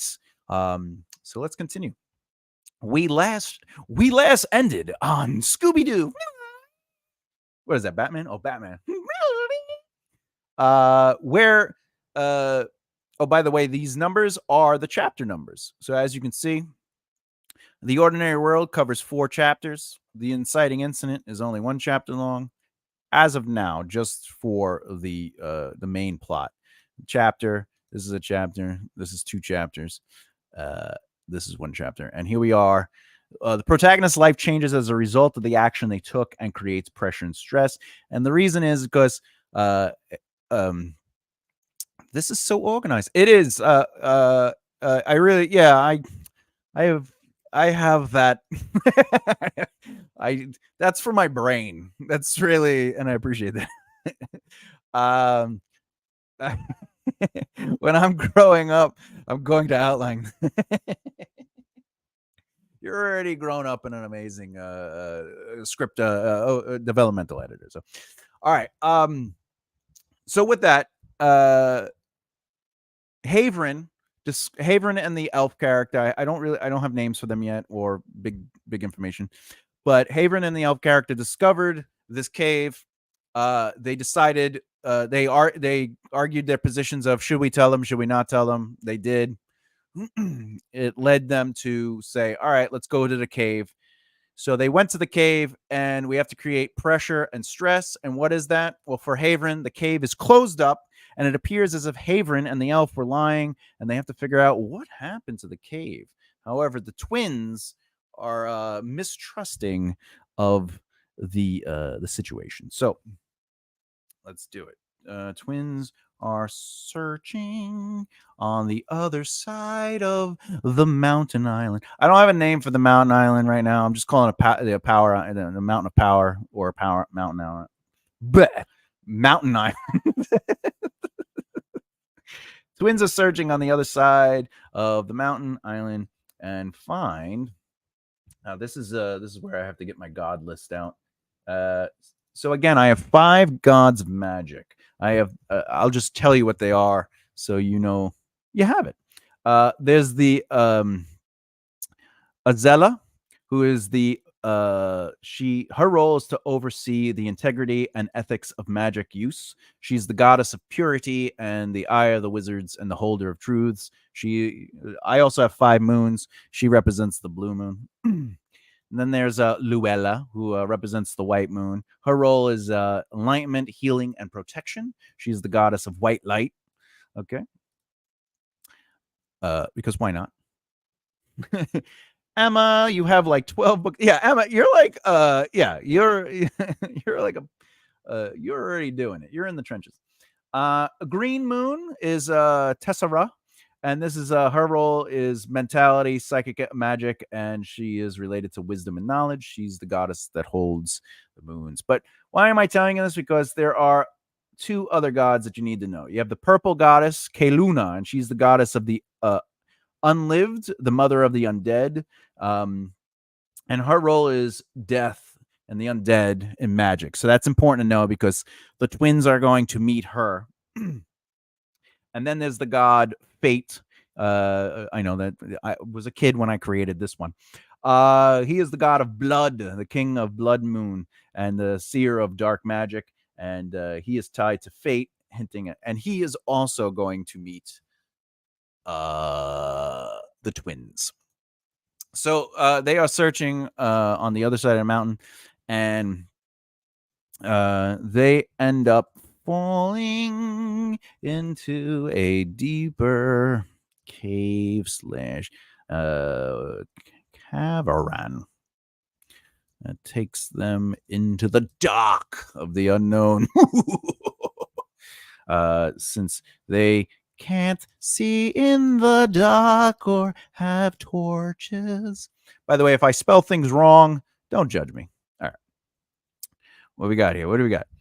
I'm trying to outline like this, but I'm way over 20 seconds. That's okay that you are. So earlier in the video, I talked about how I took the 27 chapter outline and then I turned it into the 27 plot outline. And what that means is, like I have up here again, plot 1 in the 27 chapter outline would only be a chapter long. I'm showing that you can actually play around within a plot point as long as it follows the rules. So the ordinary world, the rule is basically it's creating the status quo without disrupting it. The moment you disrupt it, that chapter or chapters would go into the inciting incident and so forth and so on. Just like the protagonist decides to take action, I have 2 chapters in that. As of now, I could have more.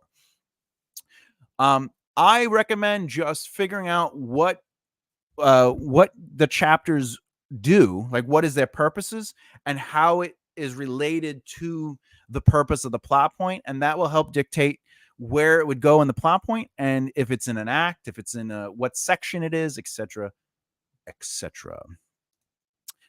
14, but I don't really know what I'm doing, to be honest. I don't know. I did a really great interview. I can't wait till it comes out with Emma, and Emma's pretty well versed. She's a smarty pants, and I mean that in the most wonderful way.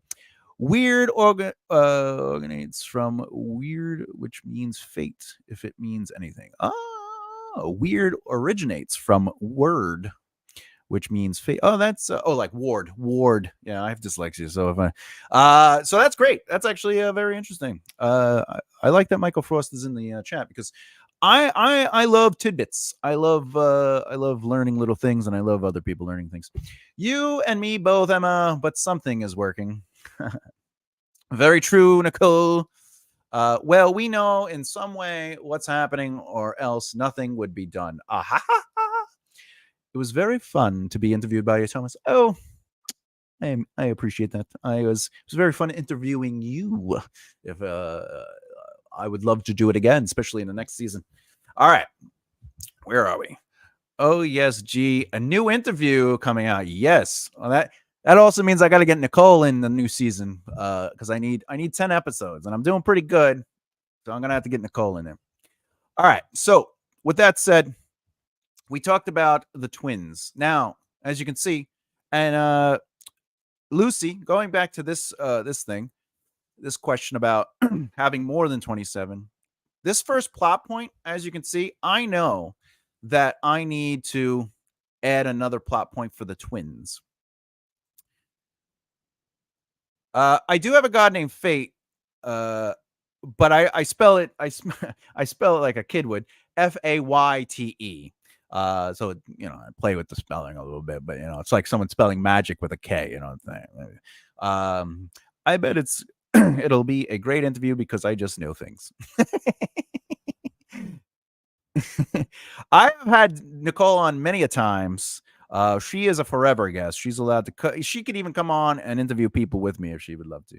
She's desperately, not desperately. She's definitively entwined in my circle of influence and my good friends. All right, going back to the outline. So again, for Lucy, if you're still watching this, here's an example of a plot point getting two, because this plot point needs to have the first plot twist, which is they meet Fate and Luna. Now, again, when I outline, I do a general outline. I don't really like to get too specific when I'm just kind of brainstorming. But now that I wrote this is the other part why I don't write out full chapters anymore, like prose out a chapter, Prozac a chapter. Because if I write like 18 pages or 5 pages or even 2, 3, 4 pages, and I come up with new ideas, going back and adding them in, it's a lot of rewriting. And I like to sort of limit that kind of part of it. So this allows me to say they meet Fate, and I know that they fall into the tunnel of darkness. So why don't I have it where a purple light ignites and leads them down a tunnel, whatever, or down into the cavern. All right, and I know I can end the chapter there because that would lead to what is going on. That creates like a woo, and then it turns out they're gonna have their meeting with Fate and Luna. Now, if anyone's been following from the very beginning of the outline, you can tell that the twins are going to be something of a foil to what's going on. But I'm also trying to make the Akid character pretty much the antagonist. But it looks like these characters are going to be the antagonists. However, that's where it could be misleading. Oh, and then what do we got here? I know you have. I watched the interviews. I could never get enough buttercup. Yeah. I like that the highlighted text in your templates are in your branding colors. Well, Oh, shucks, Emma. You too. All right. Thank you for the interaction, the comments, the love. All right. So now that the first plot twist happens, or pinch, by the way, one of those is an emotional reaction and one of them is a physical reaction. So, a pinch usually is an emotional, pushes the characters into an emotional movement outside of what they were comfortable with or were aware of, whereas the twist is something like, the cave is missing. Or in this case, not the cave is missing, that because the cave was missing, they find a path that leads up because they feel magic leading them, whereas the twins are being in a position where they meet Fate and Luna. If anyone knows the stories, they know Luna has a history with Azagoth, who's not a fun character. He's a pretty evil man. All right. So because of the twist or the pinch, depending on what you want to use, they are pushed into the new world. And the way I approach this plot point is that something is leading them to make a choice, which then will turn them into moving forward. So in this case, I need to have 2 chapters again, because the narrative has technically split off. The twins left the 3 people, right? Because you have Haverin, the elf, and the Akid, and they went one way to find the cave that ended up not being there when they went back. And then you have the twins. Again, I only have names for Haverin right now, who's the main protagonist, and the twins met Keluna. I actually want to add to this a little bit. I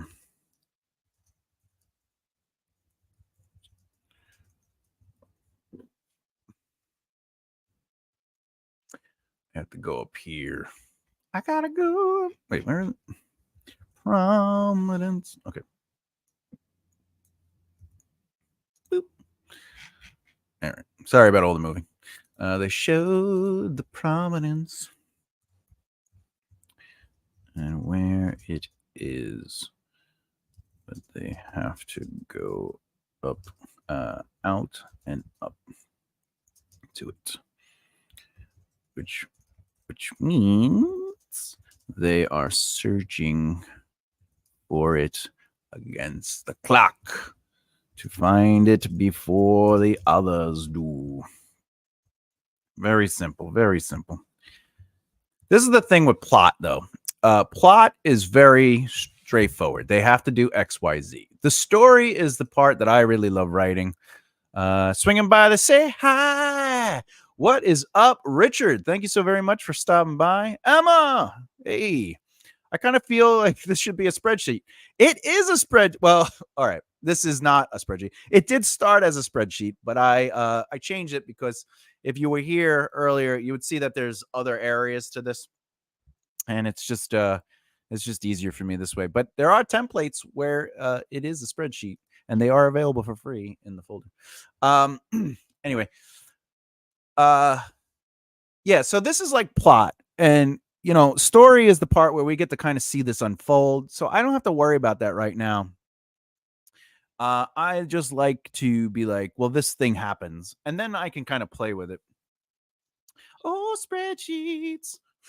Spread the love. Oh, spread the love, Mr. Richard.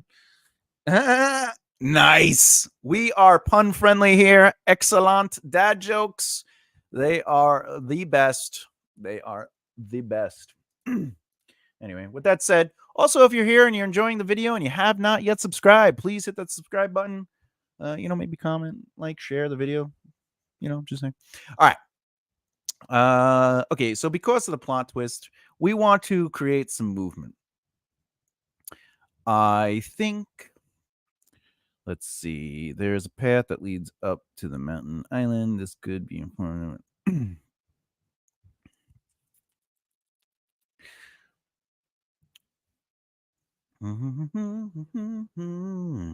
All right, now this is where we get some fun. Okay. Haverin. It's supposed to be capital H.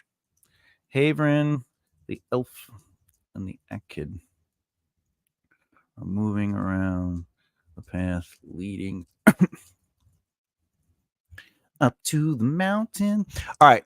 Just for anyone who's watching, sometimes when you're working out the outline, you realize that some beats might be happening too late or too early. In my opinion, this is technically, or rather, this is technically the new world. This path, there is a path. Oh, there is a path that leads up to the island. This could be informed by. Okay. So the way I would do this, I would actually take this and put that here. I would take this and put that here. And the cave is closed up, to me, is the twist. So I would take that and put that here. So brave and bold to be outlining on a stream. This is story generation, the hardest part, in my opinion. That's actually why I'm doing it. I want to show that, with work, with practice, and by developing this skill, this is what I have to do for my job, where people are like, I need you to create a story, or can you help me with my story? And I'm showing how you could develop it. I'm showing my mistakes in real time because I just had to move some things. It's okay to be working through the process and not have to develop it perfectly in a first run. This is a story that I may end up writing. It's something that I'm doing as an original idea on the fly. I did, since you're new to the stream, the only thing I thought of before sitting down was the character Haverin. I want to write about wizards, and of course, fireballs. I could not outline without Google Sheets. Oh yeah, I use Google Sheets. I use Google Docs. I use Google everything. Google is a lifesaver, Lucy. It really is, because you could do it wherever you want. Like you could be out and about and be like, oh, let me write. I'll just open up my phone and there it is. All right. So now I got to figure out what the stress and pressure is. Haverin and the elf head off to find the others and inform them. We already did that. They do, and hey, listen. They find them and they say, hey, we got to go here. All right. Do.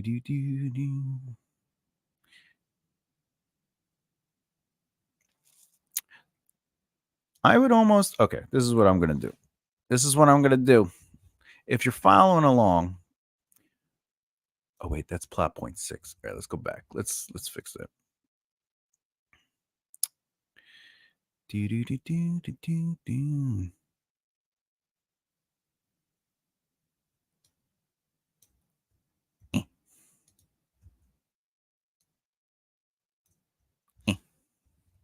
Boom. All right, there we go.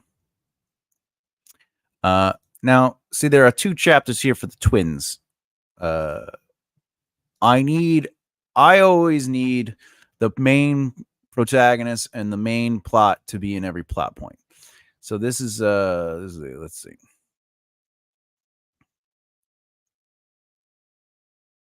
They want to explore the cave with them, and now there's a bit of infighting with the twins.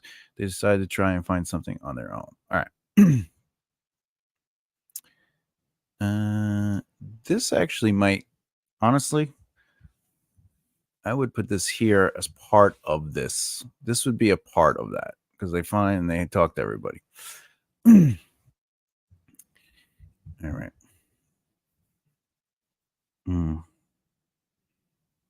Okay. Haverin and the 3. Oh, and Haverin, the elf, and the kid are having trouble finding the cave and location, ending up getting lost and then finding something that reminds them of the location. Okay, there we go. That's fine. They find the cave and realize that it is closed. All right, so there you go. So now, what do we got? Oh, hey, Rich. Excelente. So as you can see, now the first act is technically set up. All right, so 14 chapters for a first act. I don't think that's a lot, especially because we don't know how long the book is going to be. So before we can start thinking about that and like cleaning things up, I personally don't think about that stuff. I don't worry about how many chapters something is or how many chapters are in a plot point. I personally like to just, on the first run of dealing with the outline, see where it goes and then, work from there. But let's just look at it real quick. All right. So it starts off with a shipwreck and a storm, and the boat is destroyed. Then they get on the island. Then they realize we have to find shelter. And then there's some movement on the island. We get to explore it and find out what's the deal. Who got Richard started on spreadsheets? Probably butter or margarine. It depends on what his liking is. Hey, all right. It was because he was saying that the template that I'm working on right now should be in a spreadsheet instead of what it's on. All right. The inciting incident is that the elf and Haverin are searching the area and they find basically the cave, and they're like, oh, the cave. The cave. Then they go in the cave, and in the cave they explore it, and they find some crazy stuff. This will be the cave where they feel or are introduced to. I think I should do Azila here. Azila. To Azila. But she doesn't show her form. In spirit. She's the goddess of the purity in the eyes of the wizard. She's what created magic in the first place as a goddess. Emma, once you pop your Excel cherry, you just don't stop. I want to be like, hey, but at the same time, I'm like, more, you know? All right, with that said, so I'm just going through it just to do a once over to make sure the first act is working. So they discover that, and now Haven is like, we got to really talk about this. Should we tell them, etc., etc.? And they're like, we should. So then they head off to find the others, and they run into some trouble, and they end up finding the twins. So that's good. I ain't popping anything for Excel. And then this leads them to actually finding the kid. They have a little story, which is great. Excel is too much. Well, you know, we shouldn't really judge on their looks. And then I deal with it at work, and that's it. So then let's see. Now the direction changes. So the pressure is that they're having trouble finding the cave, and the twins are searching on the other side of the area. Plus, there has been tension because the groups have split up. Okay, they're continuing to split up. The plot twist is that they can't find the cave, Haven, and the twins actually find another cave. Another cave. And then, of course, there's a path that leads up to the mountain, and they're like, this is Azala showing them the way. But the Akid, an elf, the Akid is not permitted into that cave because of his soul. And basically what that is because each goddess has a particular kind of person they want involved in the process. So there you go. I deal with docs at work, so I get PTSD thinking about it at home. They'll be coming around the mountain when they come. Listen, we only do Peter the wolf and the wolf. Do I have my flute? Where's my flute? Anyway, how long do you anticipate this book to be, Thomas? 1 chapter. I'm not thinking about that right now, honestly, Richard. The way I do it is I first map out the very basic Eddie is would you like cake or death? I basically, Richard, to answer your question, I map out the general idea of the story. I figure out what kind of chapters I would need. And then, you know, when it's all mapped out on the outline, I can say, do I need more chapters, less chapters? We're not even worrying about word count yet. Then what I do after this is I start actually breaking down this into smaller chapter beats. I go to a chapter and I say, what needs to happen here? And what I discover there is basically, is there too little or too much? If there's too much, I got to split the chapter into 2. And then from there, you know, it might expand the book and so forth and so forth. And then at the end of the thing, though, I'll be able to dictate how many words just that is. Just the the chapter breakdowns, because I keep track of that as well. And then that tells me, is this going to be a big book or a small book? But ultimately, ultimately, I have to dictate. Well, I have to figure out, do I want a book that's more, cell friendly, or is this book for me? If it's for me, I don't care how big it is. I'll be honest with you. But if there are restrictions, I do. But I could do all that work before I start writing out the first draft.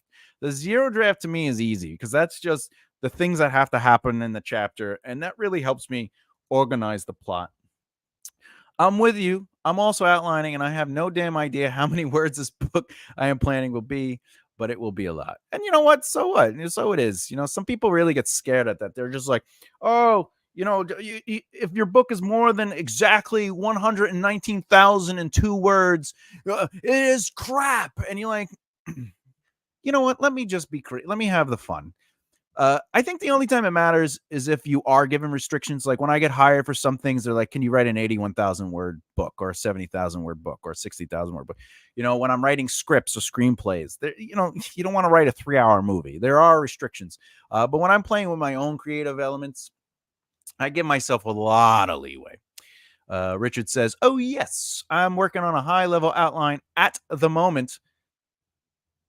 I'm so glad that I did not let my pun brain or my bad brain take that to where it should have went.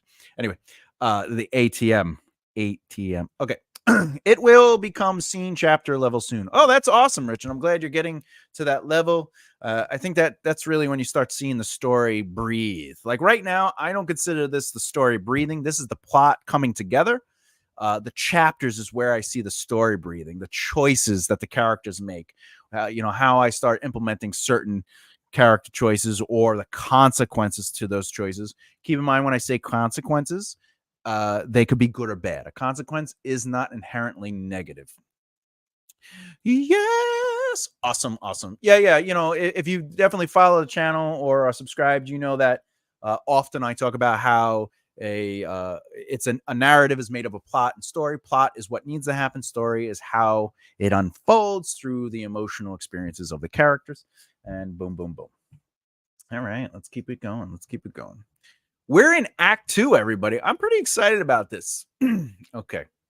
So we now have the twins heading up the mountain, and we have Haverin heading up the mountain.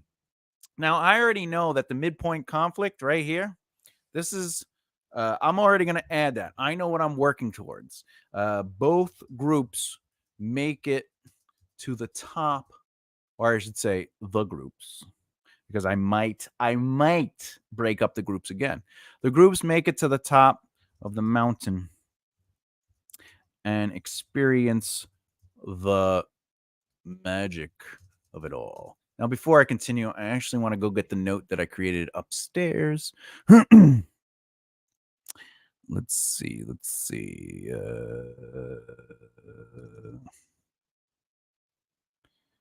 Yes. Okay.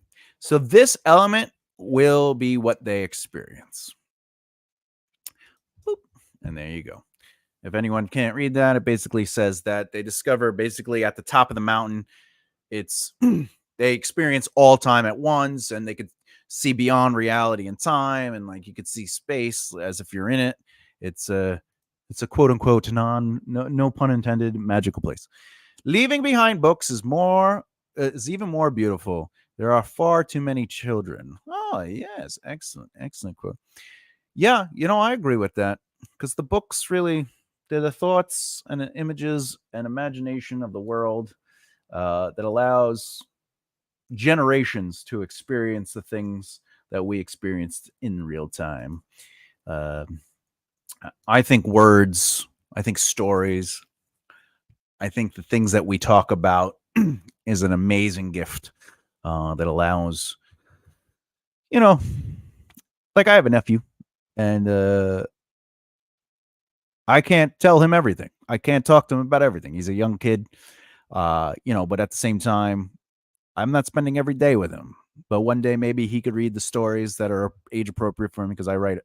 Not when I say adult epic fantasy, I don't mean like they're erotica. They have heavy subjects, from trauma to, PTSD, war, death, things like that. I don't write explicit sex scenes though and stuff like that, but but they are adult. And when he gets to the age when he's much older, I want him to be able to read those books and maybe see or learn something through my philosophies or thoughts. And not that I put my thought and philosophies are right. I like to challenge even my own philosophies or my perspectives. And I have characters with different perspectives or different positions on those philosophies. And, maybe the books help him think. And it's sort of like if I'm ever gone and he's still here, that he reads those books, and it's sort of like I'm still teaching him, still adult, eh? Polish my wand, please. Is that adult fantasy? That is adult fantasy for sure. That's erotic adult fantasy. Now, well, Game of Thrones is an adult. Like, you don't want, a 7-year-old reading Game of Thrones. Holy crap. Ride me like. How are you watch hours now? Oh, how are you watch hours now? Oh, let's see. Let's see. Live. This video has reached, it's saying 17 watch hours, but I think it's much higher than that. Because it's even oh, okay, now it's saying 22, but I still think it's higher than that. I think it's higher than that. Oh dear. My overall watch hours in the last year, though, are pretty good. Where are we at? We're at 3,620. That's good. I'm pretty happy with it. All right, let's do it. That's right. Okay. So this is where we're working towards. I already know that they're going to experience the top of the mountain. It's going to reveal the truth of the lie. Everything they believed in life and understood in life will now be completely challenged. We all laughed. Admit it. I admit nothing. All right. Okay, so let's do it. Let's do the opening of Act 2. Act 2. We now have new information. The ordinary world was that they were on the island. They were exploring the island. I might add more chapters of the POVs of the other characters for the first act, but that's not what we're focused on right now. We're focused on the main plot. In this situation, we now have to explore the new world. The new world is that they have information that is about the prominence, which is up high top on the mountain. And they have a belief that maybe the magic will help them escape. Maybe it'll help them with something. Now, what is the truth of the lie that's revealed? Is that everything they thought was a concern or a worry or et cetera, is ultimately being challenged. But my brain is already in overdrive. So what I'm thinking is Haverin, remember, became he evolved into an Amalus Valus, which means he's the High Council. And the thing that he didn't like was that he had to lead.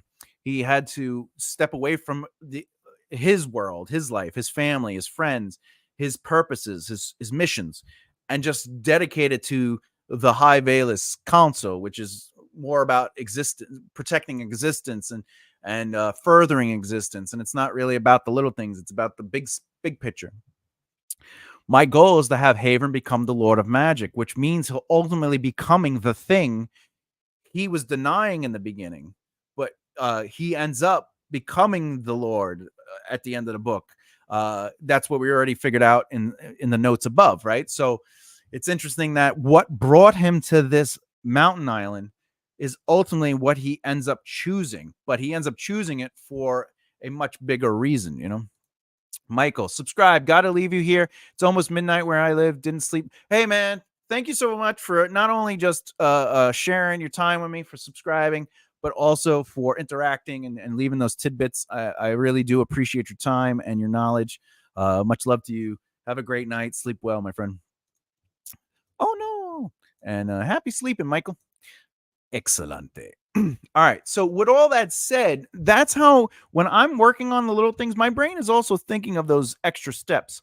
And I like to add quote unquote layers. And Haverin's story you would think ends where it began, but he learns something and he's going to end up embracing the prominence and embracing that role and embracing it all and realizing that there is more. But the difference is when he was with the Velas, we'll learn through flashbacks and stuff like that. It was more, he was forced to give up that life. He was forced to give up his friends and family, his missions. And they were like, nope, you're now an Amulet and you must do these things. In this situation, he gets to make the choice to do what is necessary to protect magic, to protect from it doing something beyond, and he's given that from the goddess of magic herself, and he accepts it. That's what's going to happen at the end of the book. I don't mean to give it away, but we already kind of decided that at the very top in the very beginning. Anyway, with that, all right, Haven the elf and the Akid are moving around the path leading up to the mountain. What do we got? Oh, I've been told I have to react to Richard's terrible jokes. So ha. We must explore in the narrative new elements the higher they get on the mountain. Reality changes slowly. Things become more abstract. And the world around them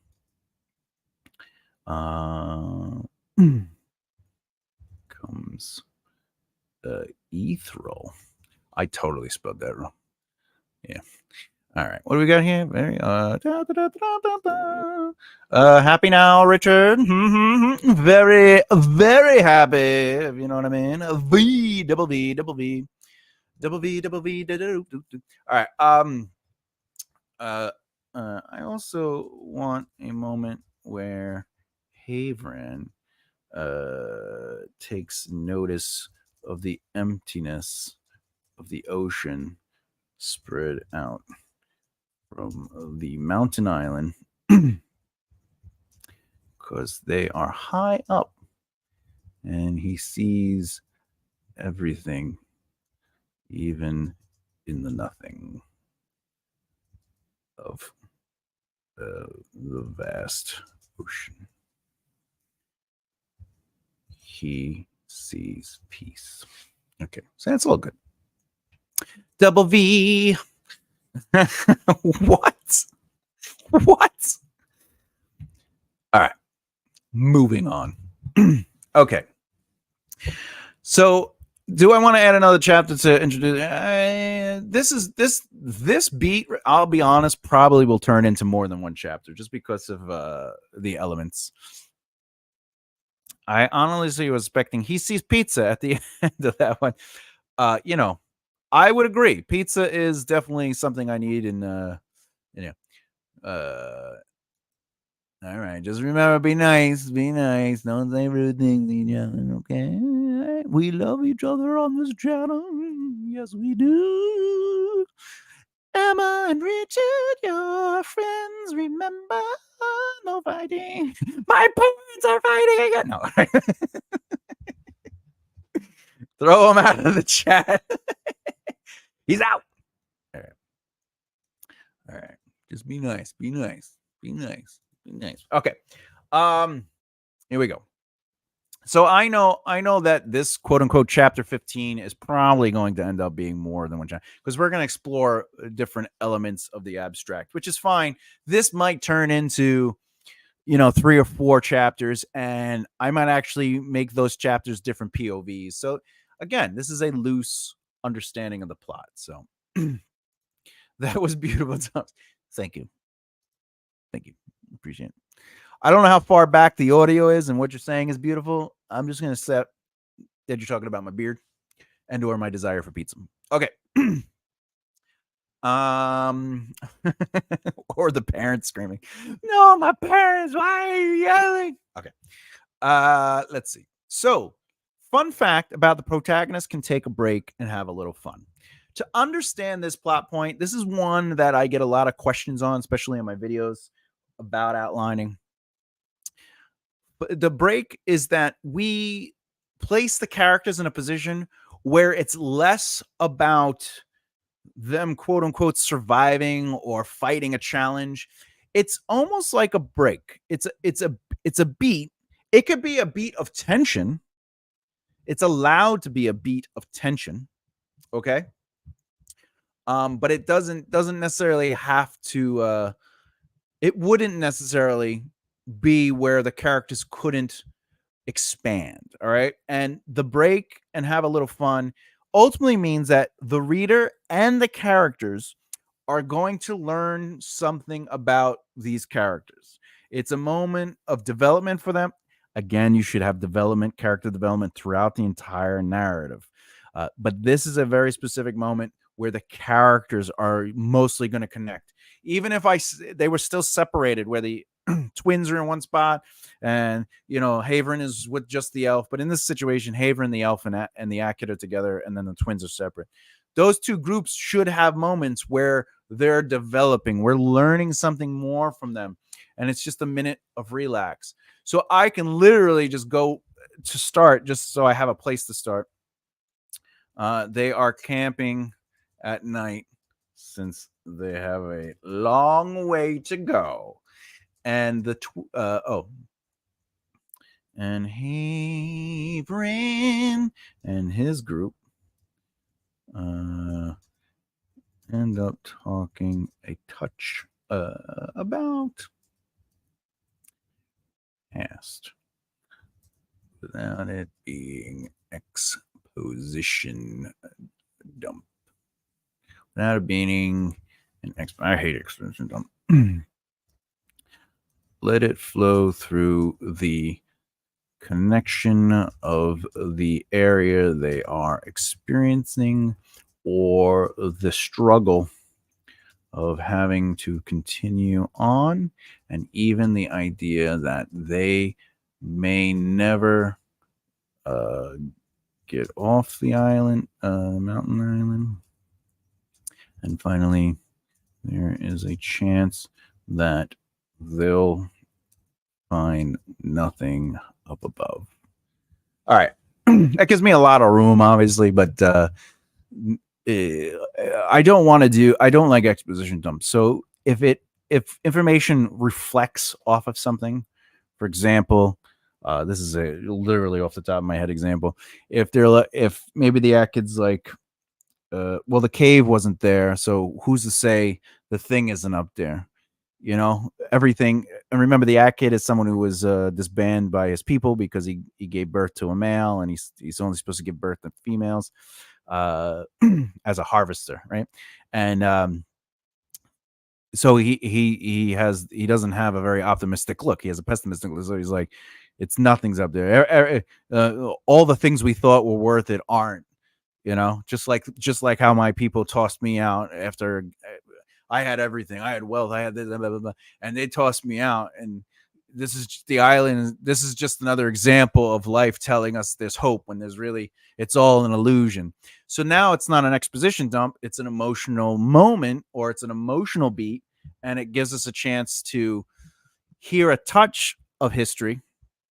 But at the same time, now the characters' positions are being influenced, because the way we look at the character, the way we understand the character, the way Haverin looks at the character, etc., etc. Everybody is sort of exploring without someone going, "Oh yes, my people, they were horrible to me. Let me tell you something," right?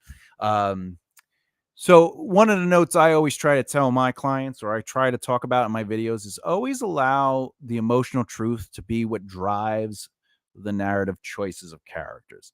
And if it comes down to exposition, it's okay to write an exposition dump when you're just kind of like working out on the chapter. But at the end of the day, if it's like a paragraph long, like a huge passage, or it's two passages, or it's a page long, or if it's just a scene to give this background information, my personal advice is, how does it influence that moment emotionally through each beat of expression, each beat of letting it out? Sometimes it doesn't. And if that's the case, you just look at it and you go, what information is there? And how do I break this up and just seed it? How do I go back into the narrative and just seed little moments, little reveals? And now I could actually lead this reveal even further into the narrative. And it allows you, I call it seeding, where you just kind of seed these little things. It's not foreshadowing. Foreshadowing is literally dictating the result of something, right? But seeding is earning the emotional value of something, the emotional truth. So that's why I wrote that there without it being an exposition dump. Exposition dumps for me work only when there's emotional depth to it and it's coming from the choices of characters. And it's going to influence positions. Positions are what characters believe in. A great example, I like the Giants, they like the Jets. So anytime the Giants and Jets are discussed, those positions are challenged and there's emotional responses to it. Even though the Jets are not that good, and the Giants are the only team you should be watching in football. Okay. Except for the Dolphins, go 1972, 1970, 73, only team to ever go undefeated. All right. Plot point 12. The protagonist compares our current world to how things were at the beginning and old juxtaposition. Okay. Now you might say, but Thomas, if they talk about their past a little bit in the little fun and the break, isn't that technically a juxtaposition? No, because the juxtaposition is where they were at the beginning, which is them getting on the island. It's them dealing with the shipwreck. It's them trying to find, basically, I'm going to scroll up. Everything that happened in this ordinary world is what the juxtaposition is. It's looking at this truth differently. I don't know if that helps, but it is a good way to approach the juxtaposition. So, by the way, they also don't have to verbally say things. So in this situation, hey, Brian, is with the elf and the Akid. Now, remember, one of the character arcs was that the Akid and elf are going to become friends. This should be a moment where the shift in the elf and Akid's friendship becomes clear. So that's one element that's important for this. That doesn't mean they're like, you're my friend and you're my friend. It just means that on the page, I want to make sure that is clear that they're being more friend-esque instead of having any tension or animosity towards each other. The other element, so that would reflect theirs, because in the beginning, they, even on the ship, I'm going to have them sort of like saying things to that, and then they don't want to work together, in the beginning. Because remember, Haverin and the elf took off and was looking for something. They found the cave, and then they went fine, and they found the twins, and then they found the Akid again, and they were like, all right, we got to work together. So that is a juxtaposition. Again, I'm not specifically mentioning it. It's just by showing the difference between the beginning and their current circumstances, that becomes a representation of the old juxtaposition. Okay. And for Haverin, I think what might be interesting here.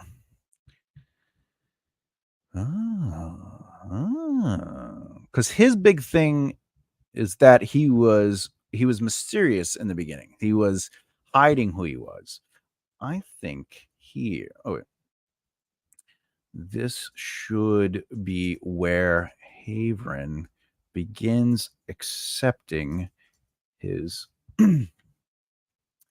his true false. You got to trust the false. All right, 1 second. I'm just trying to find the thing. Because I want to spell it correctly. I hate when I spell it wrong. All right. Boop. Oh, that's right. Amylin. I changed the spelling in the species things. Accepting his Amylin truth and his position in the world begins, but not completely. I think that's important too. By the way, if anyone's watching and you have questions about your story, how to approach it, outlining, character development, any questions on writing in general, please ask. I'm absolutely happy to shift from what I am doing to answer those questions. That's what this video is about. It's about me outlining in real time, but also answering your questions on writing. I do have to do something though. Emily. Look at that. Doot, doot, doot, doot, doot, doot. There we go. It was only 3. Okay. All right. Going back up to the top. Sorry about that moving around. I apologize. Let's see. Don't you want somebody to love? Don't you need somebody to... Yeah, Emilio. That's right. That's what they're called. Emilio. All right. Okay. I was making sure. Emilio. His Emilio truth. Emilio are the high Velas. If you don't remember from the beginning. I'm always singing, Richard. I made a career in singing, and then I jumped, and I do take requests. You want some show tunes? You know, lost in the darkness, silence surrounds you. Once there was morning, now endless night. I will find the answer. I'll never this anyway. All right, moving on. So thank you. I appreciate it. It's the song I love. That's my favorite song. He takes requests. Of course, I know a lot of Black Sabbath songs too. So here we go. Haverin is with the elf and the Akid, and he starts the shift to accepting his Emilio truth. And we need that there because at the end of the book, what happens is he's ultimately going to be like, I am going to accept this. I am making the choice to accept this position. That is my goal. That is my purpose as an Emilio, is to watch over existence and the survival of life on the grander scale, and how better to do that than through the prominence and at the bequest of the goddess of magic, etc., etc. All right. Also, you might be saying, has anyone used magic yet? No. But there has been magical elements from the gods, from the island. It's the mountain island itself. Some of the animals. Like I said, there is elements of magic. I assure you, though, the idea is that from the midpoint conflict, that's when we get to play with magic, and I guarantee you there will be a fireball, at least one, by the end of the book, because fireball. It's the only. If anyone's ever played role-playing games or Dungeons and Dragons, fireball. I don't care how small the hallways are or how many people are clustered into this little room. I cast fireball. All right. If anyone plays Dungeons and Dragons, Okay. So now that we have that juxtaposition, we have to do the elves. So they're not the elves, the twins. They are definitely going to get whatchamacallit. They're definitely going to get an opposition.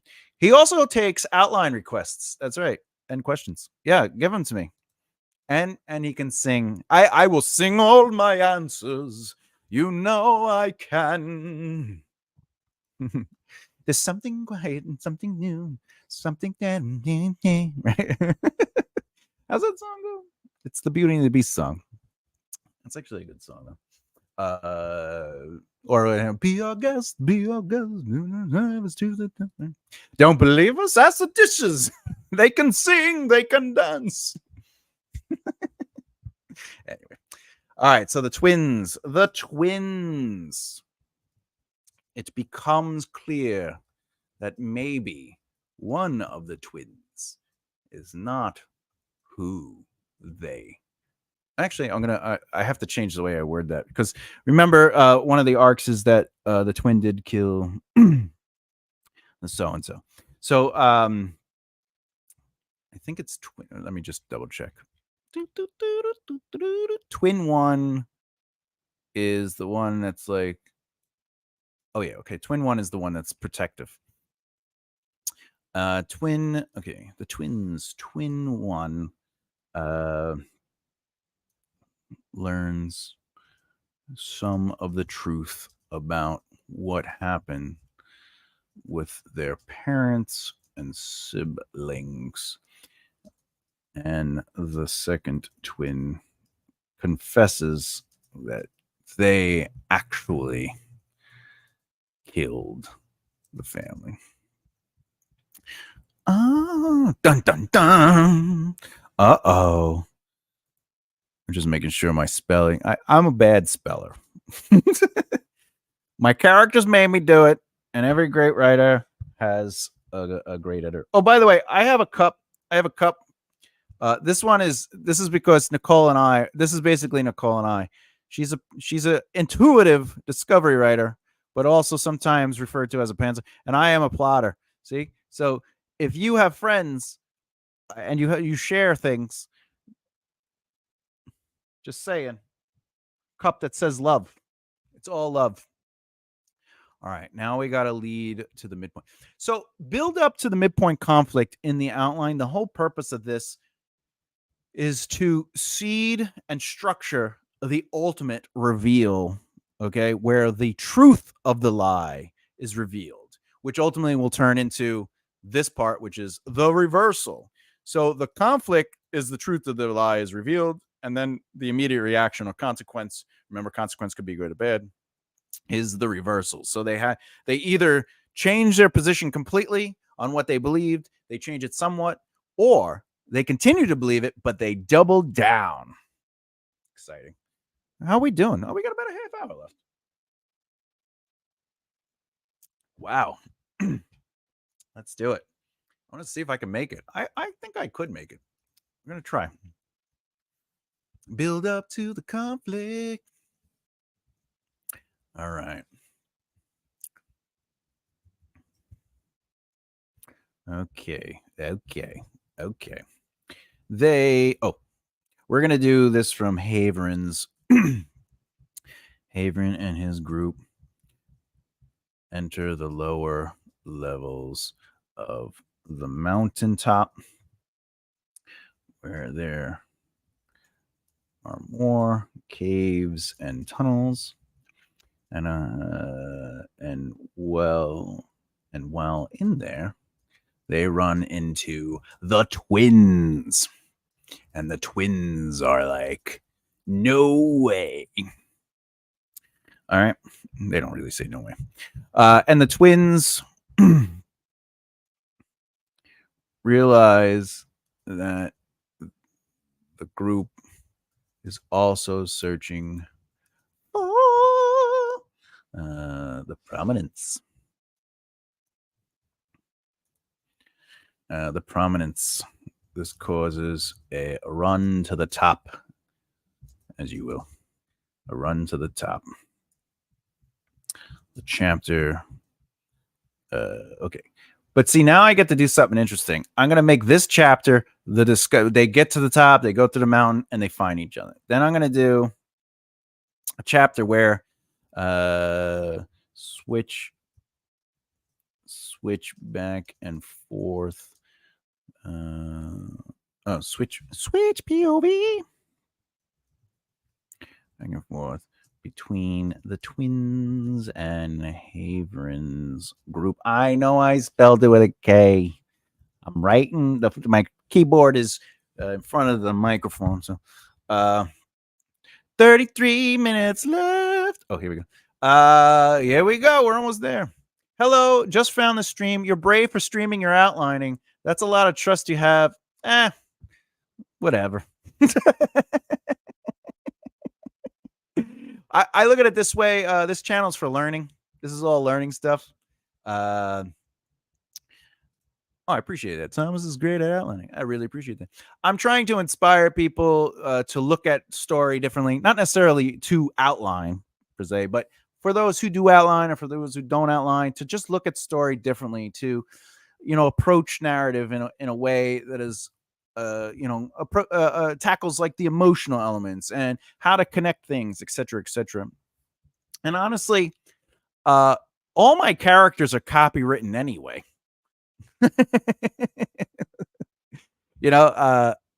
These characters and the world are 30 years old, if not older.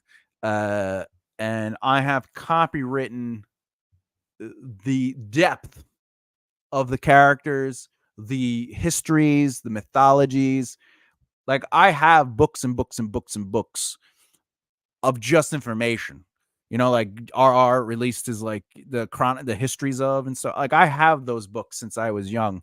And when I was 25, I copywrote it all. It was just the collections of and the because I was actually working on a game, a role playing game, since I was 18. Because I almost worked for TSR, which was before Wizard of the Coast took them. I was in negotiations for that, but then they sold the company. Because I think they went bankrupt. I forget why they sold it, but anyway. So I had this, but I continued to work on it, and then I was like, maybe I should take this seriously, and so I copywrote everything, and I trademarked some stuff. But at the same time, no one's ever going to write a story like I'm going to write the story, even with the same plot beats. We all have different voices. No one's going to be better, whatever. It's just we look at things so differently that every story is going to be completely a different ride. And when you copyright, what you're actually copywriting is the words themselves. As far as the characters go, well, the characters are trademarked. So that, good luck. Where are we? Oh, Nicole says, you can tell from all his cool as F videos on this channel. Look at Nicole really shouting me out like that. Nicole, you already know I love you more than anything. But I'll accept more. I appreciate it. I could use it. I could use it. My low self-esteem says I could use it. Oh, thank you. Yeah, thank you. But I do 100% I agree with you. Like, sometimes it's very scary and to be like, here's my thing, and but this is your first time on my channel. I have restrictive lung disease. I beat cancer, and I might not have that long to live anyway. I have a couple things going on. And my whole goal in life was always to help people, elevate people, to give them what was needed to see their dreams. And again, if you know me, you know that I have a nonprofit called Team Rise Together, which was about bringing people together so they could work, grow, and rise together. My theater was a nonprofit that allowed people to just use the stage for free. And I just, if these videos can help people even just choose the right, it's been worth it for me to use that time. But more importantly, what is life without connecting to people, without sharing ideas and stories? And you know what? Maybe somebody does see this and inspires them to write it, but maybe it also inspires them to write their own story, or whatever the case may be. Thanks for answering about the is anyone going to steal my idea thing. No problem. And wow, this got deep. Well, hey, listen, I'm okay being honest about stuff. I have nothing to hide, and life is too short to be afraid of the truth. And as Nicole says, I am deep, but that's only. I had a joke. The pun, I lost it. That's deep motivation. Instance. Oh, thank you. Oh, I really thank you for that. Absolutely, from the bottom of my heart, I truly appreciate that. Wow. Seriously, thank you. Awesome. All right, so let's see. We got less than a half hour left for this stream, and let's see if we can do it. Can we get to the end of Act 2, at least the end of Act 2? Switch the POVs back and forth between the twins and Haveren's group as they work to reach the top of the mountain. Now, this is where I might be like, have situations that challenge their efforts to make it to the top, and also challenge their positions and choice, personal beliefs. All right, challenge. Oh, I spelled that right. That's good. Challenge situation. Okay, that's good. What do we got? We got more. We got more. Boom. I looked at your videos and they look so helpful for my own writing. Oh, well, yeah. I have everything from, character development to outlining to terminology, and I do real time lessons too. So I explain the thing, and then not all a lot of the last year, I'd say, because I've only been doing this for 2 years. So the last year of videos are very much like actual lessons. So it'll be like an explanation of the thing, and then I'll do physical real time examples of it, so you can see the effort. And I do that with pretty much all the videos. And then I have like these. I don't have a lot of them, but I will start working on more of them, where there's sort of like random videos about anything writing, and from analyzing a story to my top 10 XYZs or whatever the case may be. But mostly it's an educational channel for writing. So I hope the videos help you and you find something from it. Hey, I love your name too. Great name. Great name. I love names. Except I like to just throw letters at the screen and say, this spells out Haverin. But it does. It does. AI is hey. Like, hey. Like say. All right. Anyway, doesn't matter. Hello. Is it me you're looking for? I can see it in your eyes. I can feel it in your. All right. Okay. So these two chapters would be going up to the midpoint conflict. We get to switch back and forth between the two POVs. I would do the switch in one chapter because I want to give the tension of the back and forth, the who will get there first. And I think if I broke that up into two separate chapters for each of their POVs, it would slow down the pace and the tension. So again, that's the other benefit of, for me, when I outline, the benefit is that I can see the narrative pace before I even start writing pages and pages and pages. I'm already seeing that. Like, I could have, without doing this, I might have written 2 chapters, and then I would have had to read it and experience it in the whole kit and caboodle to be like, oh, the pacing feels a little slow here. But now, just looking at that, because I've been doing this for so long, I can easily just be like, oh, all right, I know if I split this into 2 chapters, that instantly would just slow the pace. And I want to keep it high octane. You know what I'm saying? All right, I don't even know what I'm saying after that. All right. And then, of course, we already know what the midpoint conflict was going to be, because we wanted to reveal the truth of the lie and show them that there's more to this existence than anything. But mostly this, I'll put this in, mostly this is revealing the truth of the lie for Haverin, because remember, he is the main protagonist. He is starting to realize his place in all of this and why he was born. Just I have it. Boom. And again, for anyone who's just catching on, Amy Lou is this is basically the Velis. All Velis are born Chem, which is basically a common Velis. They're a made up species. And Chem, they cocoon every 100 years. So if they can make it to their 100th year, they cocoon, and then they're reborn younger. And the first time they're born, they come back as a 10-year-old, but they remember everything and all the experiences.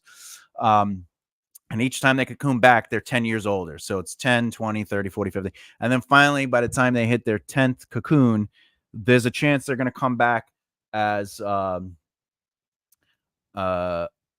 Elakuta, which is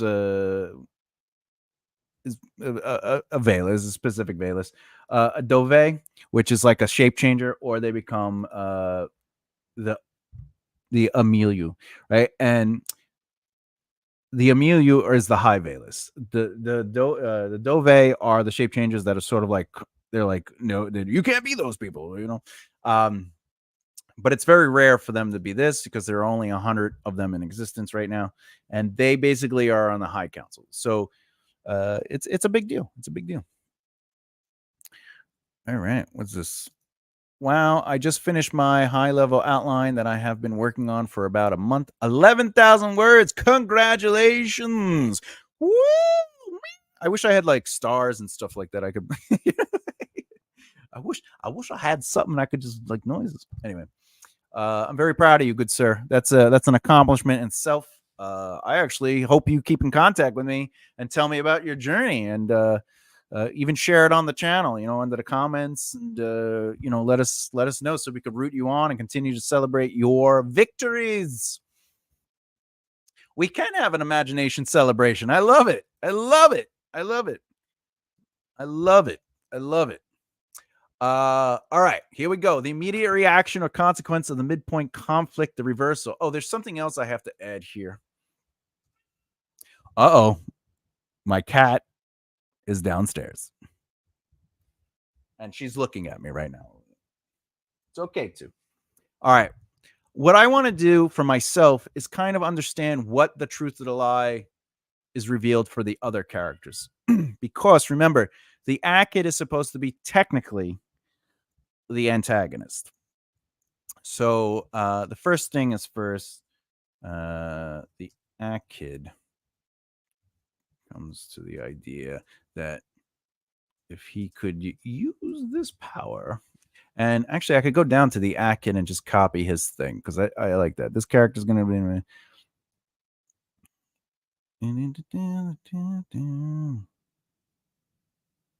Here it is. Boop. Then we go back up. We go back up. We go back up. Comes to the idea that if they... Whoop, why is it small? I don't know what happened there.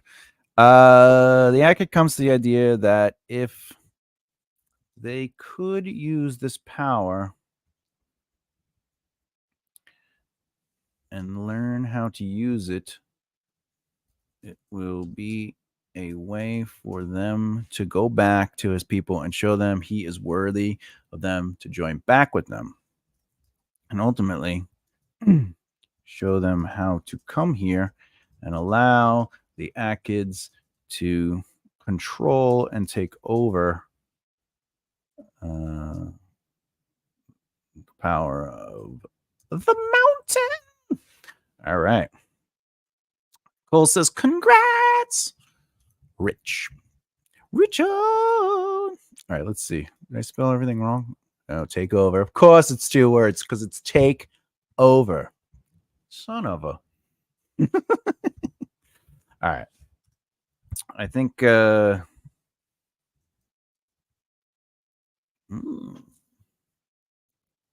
going to say the elf is afraid of the magic and the whole concept.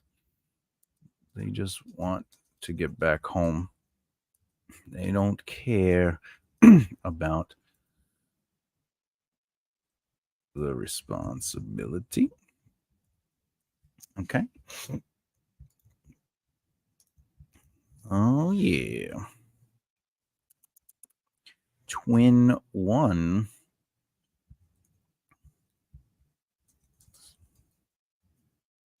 Might be worth trying. Things happen. They are whatchamacallit? They are going to end up following fate. Do, do, do, do, do, do, do. What we got? Ooh, The vibe of the stream, oh, so fun. I love. Oh, thank you. Yeah, I try. I try to sing a little bit. I try to make some jokes. I try to make it calm. I like to talk through everything. I really appreciate everyone being here as they have. This is I want to cry. I'm an emotional dude. I'll be honest. I got not the my parents passed away not too long ago, and my dad passed away the most recent. And Modern Family, by the way, if anyone hasn't, I haven't watched the show, but I watched clips of it, and like the emotional elements of like that show are so deep in these like quick clips that there was this moment where uh the guy who played Al Bundy. I can't believe I can't remember his name. But anyway, he plays the father, and he's doing a speech. He's like, when when I broke my collarbone, my father said, "Man up and get back in there." And it took me 2 more downs before I passed out from pain. And then, my first girlfriend broke up with me, and he's like, "Man up, get back out there, get back out," right? And then but he's telling his family, because they're like, you're allowed to feel, and he's like, you're not allowed to feel, you're supposed to keep it in, all right? And he's like, well, my dad, I didn't even cry at my father's funeral. And then he like paused, and he's just like, but he knew, right? Like he knew I loved him, right? And then like, his wife gets up and he holds him, he's like, of course he knew, and then like everyone's like, it's a big profound moment for him. And in that moment, I'm watching this damn clip, and I just start bawling because at my father's funeral, I was like, he asked me before he passed. He's like, try to make everybody laugh. Don't keep it from being like he was a good man, And he's like, just tell jokes. So everyone knew that I was going to be there telling jokes on his behalf. So it wasn't like a shock. They weren't like, "What are you doing?" They were prepared for my stupidity, and so I was just telling jokes the whole time. But then we got to the funeral place, and he was a veteran in Vietnam. He got blown up in Vietnam, whatever. And they're doing the whole thing, and shooting, the gun sound and stuff like that, the sticks or whatever it's called. And anyway, they stand up, they fold the damn flag, and they're approaching me, and I'm sitting down, and I'm like, oh, I gotta stand up, just to show my respect, Soon as I stood up and grabbed that damn flag, I couldn't stop crying. And my family and people were there, and I'm just sitting there in my on the bench, just like I'm falling apart. And my nephew's next to me, and he's a little kid, at the time he's definitely a little kid, and he thinks I'm joking at first, so he's laughing, and he's like, he's standing up, and he's like patting my shoulders, and he's like, Uncle Tommy, Uncle. And but then he realizes I'm crying, so then he starts crying, and then like other people start crying, and I'm just falling apart. So I'm watching this clip, and that whole scene hit me, my whole real life moment, and I'm just like, man, I needed that good cry. Sometimes you just need a good cry, but it was nice to remember my father and everything like that. But anyway, what we got here? Let's just what a change in yes. Yeah, 25 minutes left to go. Gotta update us on all things when it hits the 0 moment. Oh yeah. Please keep me. Oh yeah. Well, I'll let you all know how this. I might even continue to do other lives to just show this book being written. Just in general, just so you can watch the whole process. We'll see. Crying is very healthy and should be absolutely. Just to add to that, when my nephew does or has cried in front of me, I go, what do you don't have to stop it, let it go, keep it going. And I think crying is really healthy. Like when I was crying at my dad, I didn't try to stop crying. I just let it out. I was like, this was meant to be. It is what it is. I've only ever been shamed for my crying once, and I was in a relationship. And it wasn't that she was like, man up. It was more like, why are you crying over this? And it was because I was crying. My aunt, she had just passed away from cancer of the lungs and the brain. And she was like my second mother. Like she helped raise me with my mother and stuff like that. But I had both my parents, and they were together. It's just we had a very big Sicilian family, so a lot of people were close. But my Aunt Susie was like very much a part of my growing up, my development. And anyway, and I was watching that movie. I can't remember the name, but it's about a guy who gets cancer, whatever. But then he ends up getting the cure. But he's using his cancer to pick up women. Like it's a comedy that's like really a drama, you know. But then like he finds somebody he loves, whatever. But then he beats cancer. Anyway, I don't know I have no idea what it was about the movie, other than potentially that it had to do with the cancer. And I just started crying. And they were disgusted at it. They were just like, "What are you doing? It's just a movie." And I'm like, "I'm not crying at the movie. I'm crying. There's my aunt, you know, she passed away. Yeah, but it was like, you know, what, 3 months ago?" And I was like, "What is happening right now?" Anyway, there you go. That's the story. But yes, crying is very healthy. I agree with that. And this is an important part of, I think, crying is an important part of love for yourself, love, appreciation for yourself, and you know, whatever the case may be. I don't know, my brain's thinking about 1,000 things here. More lives, absolutely, Richard. I'm gonna get back to doing lives every Saturday. Potentially, I just got to figure out the time.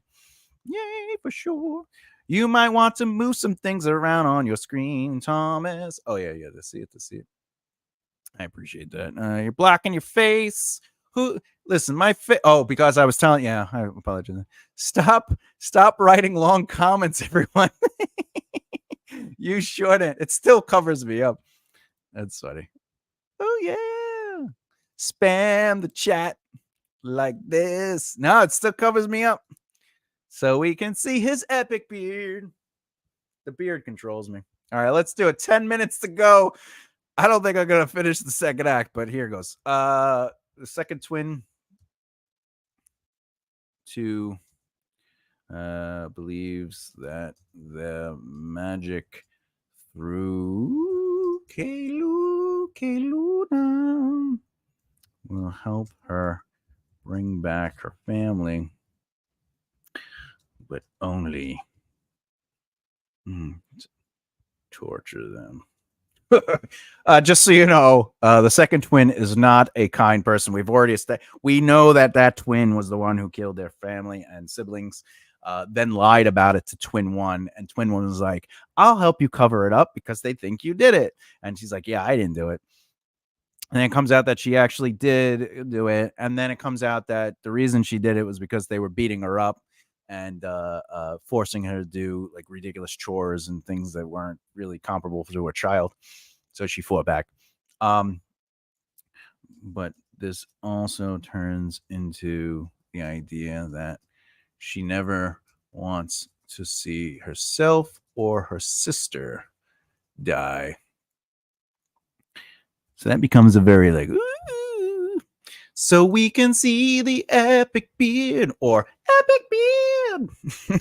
My voice wasn't as tired as it is.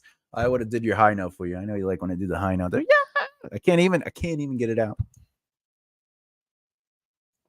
All right, now we have the truth of the lie being revealed for all 5 characters. We have these 4, and then of course, I could technically just do this because this is less of a note now and more of a reality. All right. Thank you. I appreciate that. I do have music up on the internet. I have acoustic music, and I also have heavy metal.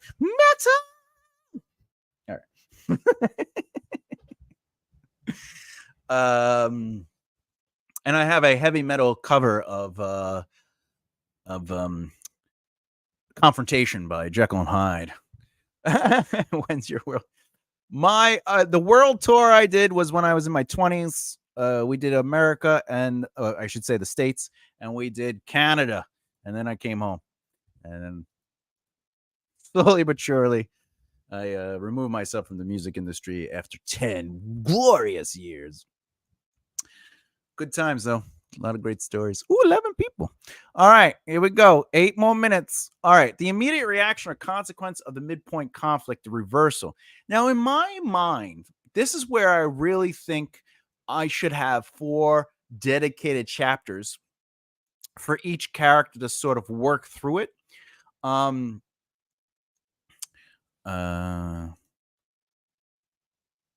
That's right. After I published. Now, actually, one of my best friends, who I was in that band with, my original band, he bought me a guitar.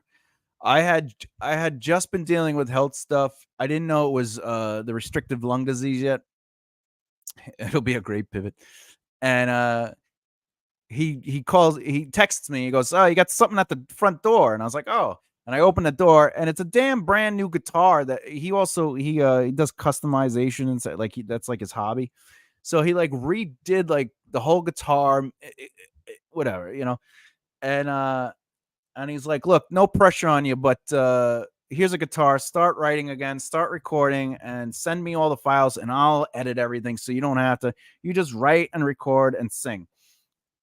You do the guitars, you do whatever you want to do, but just do it. And I promise you, I'll edit everything." And I was like, "All right." I did a couple of songs, but I got pretty busy with work stuff. Anyway, I bawled so hard on the phone with him. I'm like, "Why would you spend this kind of money on me? Like, this is crazy." And he's like, "No, it's not crazy, because you should be writing music, and the way your songs, there's something to them." And not that I believe that, but to hear him say that, now I have you can't see it, but the guitar is right there behind my curtain, on the hook, so I can grab it at any time and fiddle faddle. But anyway, having good friends in your life is so damn important, because as someone who lives with chronic depression, just to have that love, it makes it so easy to just be like, wow, people are amazing. And I don't know, I love big, anyway, what do we got here? Oh, can I request "We Built This We Built This City, we built this city on rock and roll, we built this city." That's it. I don't know all the lyrics. Yes, go Thomas. Yeah. Damn, I have that song stuck in my head.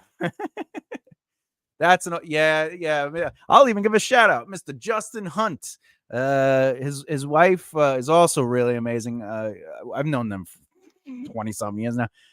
She owns a food business, and she's an amazing cook.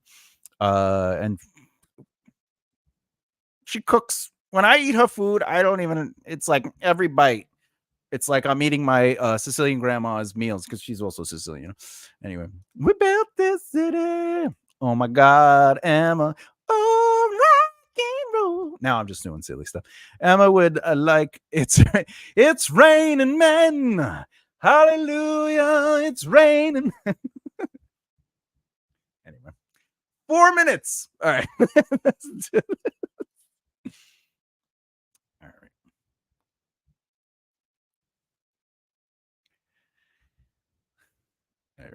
All right.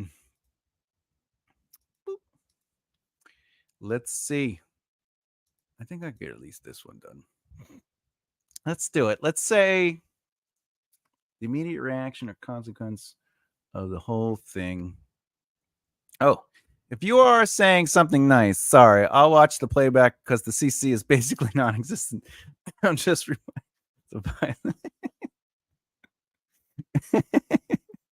that is true. We spent many of the time goofing around in the best ways. But yes, watch hours. I'm in the living room. All right. What do we got? All right. I think honestly, the immediate reaction to it is the battle, or I should say fight.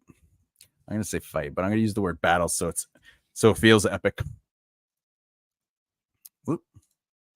The fight against the Akid and Havren begins, causing major issues and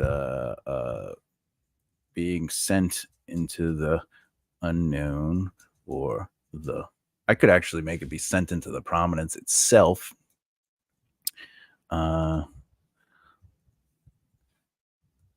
which turns into their tests. Ooh. Too bad I cannot read lips, or else I'd know what's what. This is interesting. This is interesting. I'm actually going to take this and I'm going to bring this to...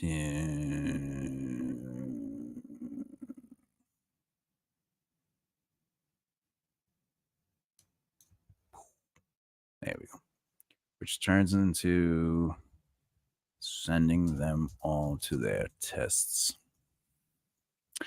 Is a battle against the ant kid, and Abram begins. Maybe have the others fighting along, causing them to be sent to the tests. Oh yeah, I like it. I like it. I like it a lot. All right. 1 minute remaining. All right, we'll call it a NA here. Non-existence. All right. Bloop. There you go. Too bad I cannot read lips. Oh, we already heard that. Oh, we're in the green now. I like the colors. Oh, yeah, thanks. I do that so yeah, you want to see it? Yeah. I do this just so I know when I'm in Act 1, Act 2, Act 3, and makes it easy. Anywho.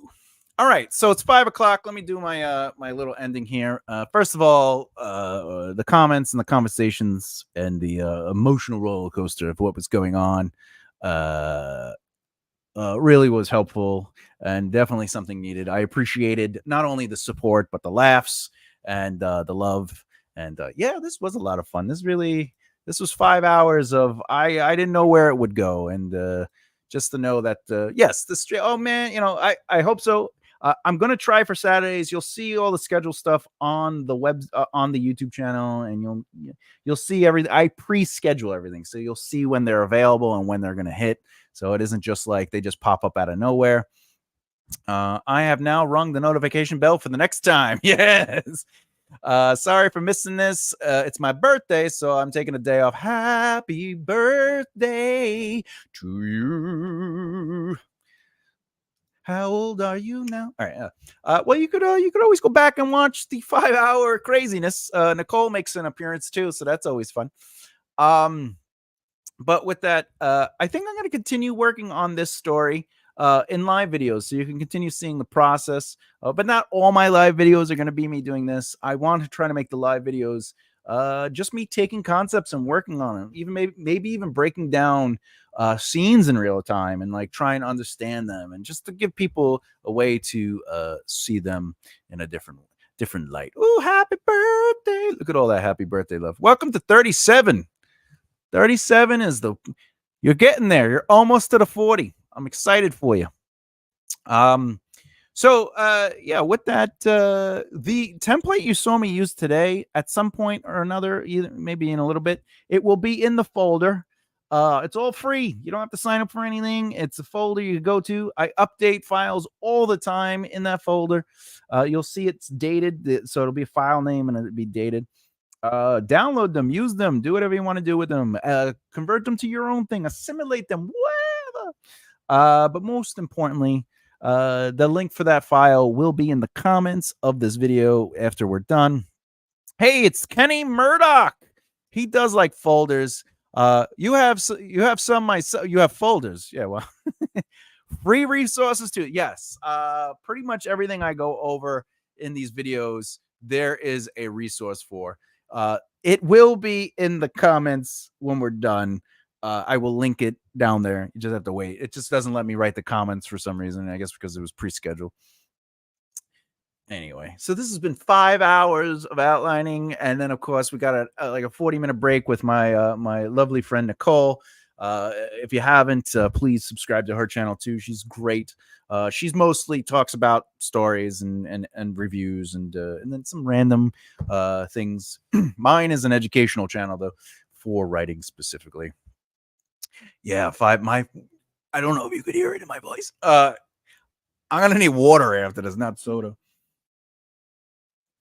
But there you go. I hope you were entertained, and more importantly, I look forward to seeing you on other things. Oh, one other thing to everybody who's new here. Every Wednesday at 2:00 Eastern Standard Time, a brand new video is posted. It's a pre-recorded video, but it is a premiere. So I sit and watch the video in real time and I answer any questions. So, if you want to speak along, I'm there. Yes, Thomas. Yes. I'll take it. You rocked. Listen, I rock. Some people paper. I've seen a few people. What is the scissors? Is the other one? Rock, paper, scissors. Lizard, Spock. Right? You can do the Spock. Okay.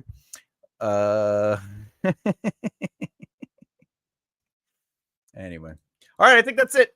If you have questions about stuff that I talked about in the video and it comes to you later, just add them in the comments. I answer the comments, and sometimes I give a deep analysis of an answer. Because again, this channel is here just to help and educate people, because I want to see people be able to tell the stories they want to tell and create stuff. So can't wait for the videos. I already have some saved to watch. Awesome. That makes me feel so good. Bye. See you later, Richard. Thank you again for stopping by and adding some puns. Well done, Thomas. Thank you, Emma. Can't wait till your video is released of your interview. I loved interviewing you. And see you all later, lovelies. So with that, I'm Thomas J. Bellezza. Thank you for watching The Right Mindset. And as always, keep developing the right mindset. I'll see you next time. Bye.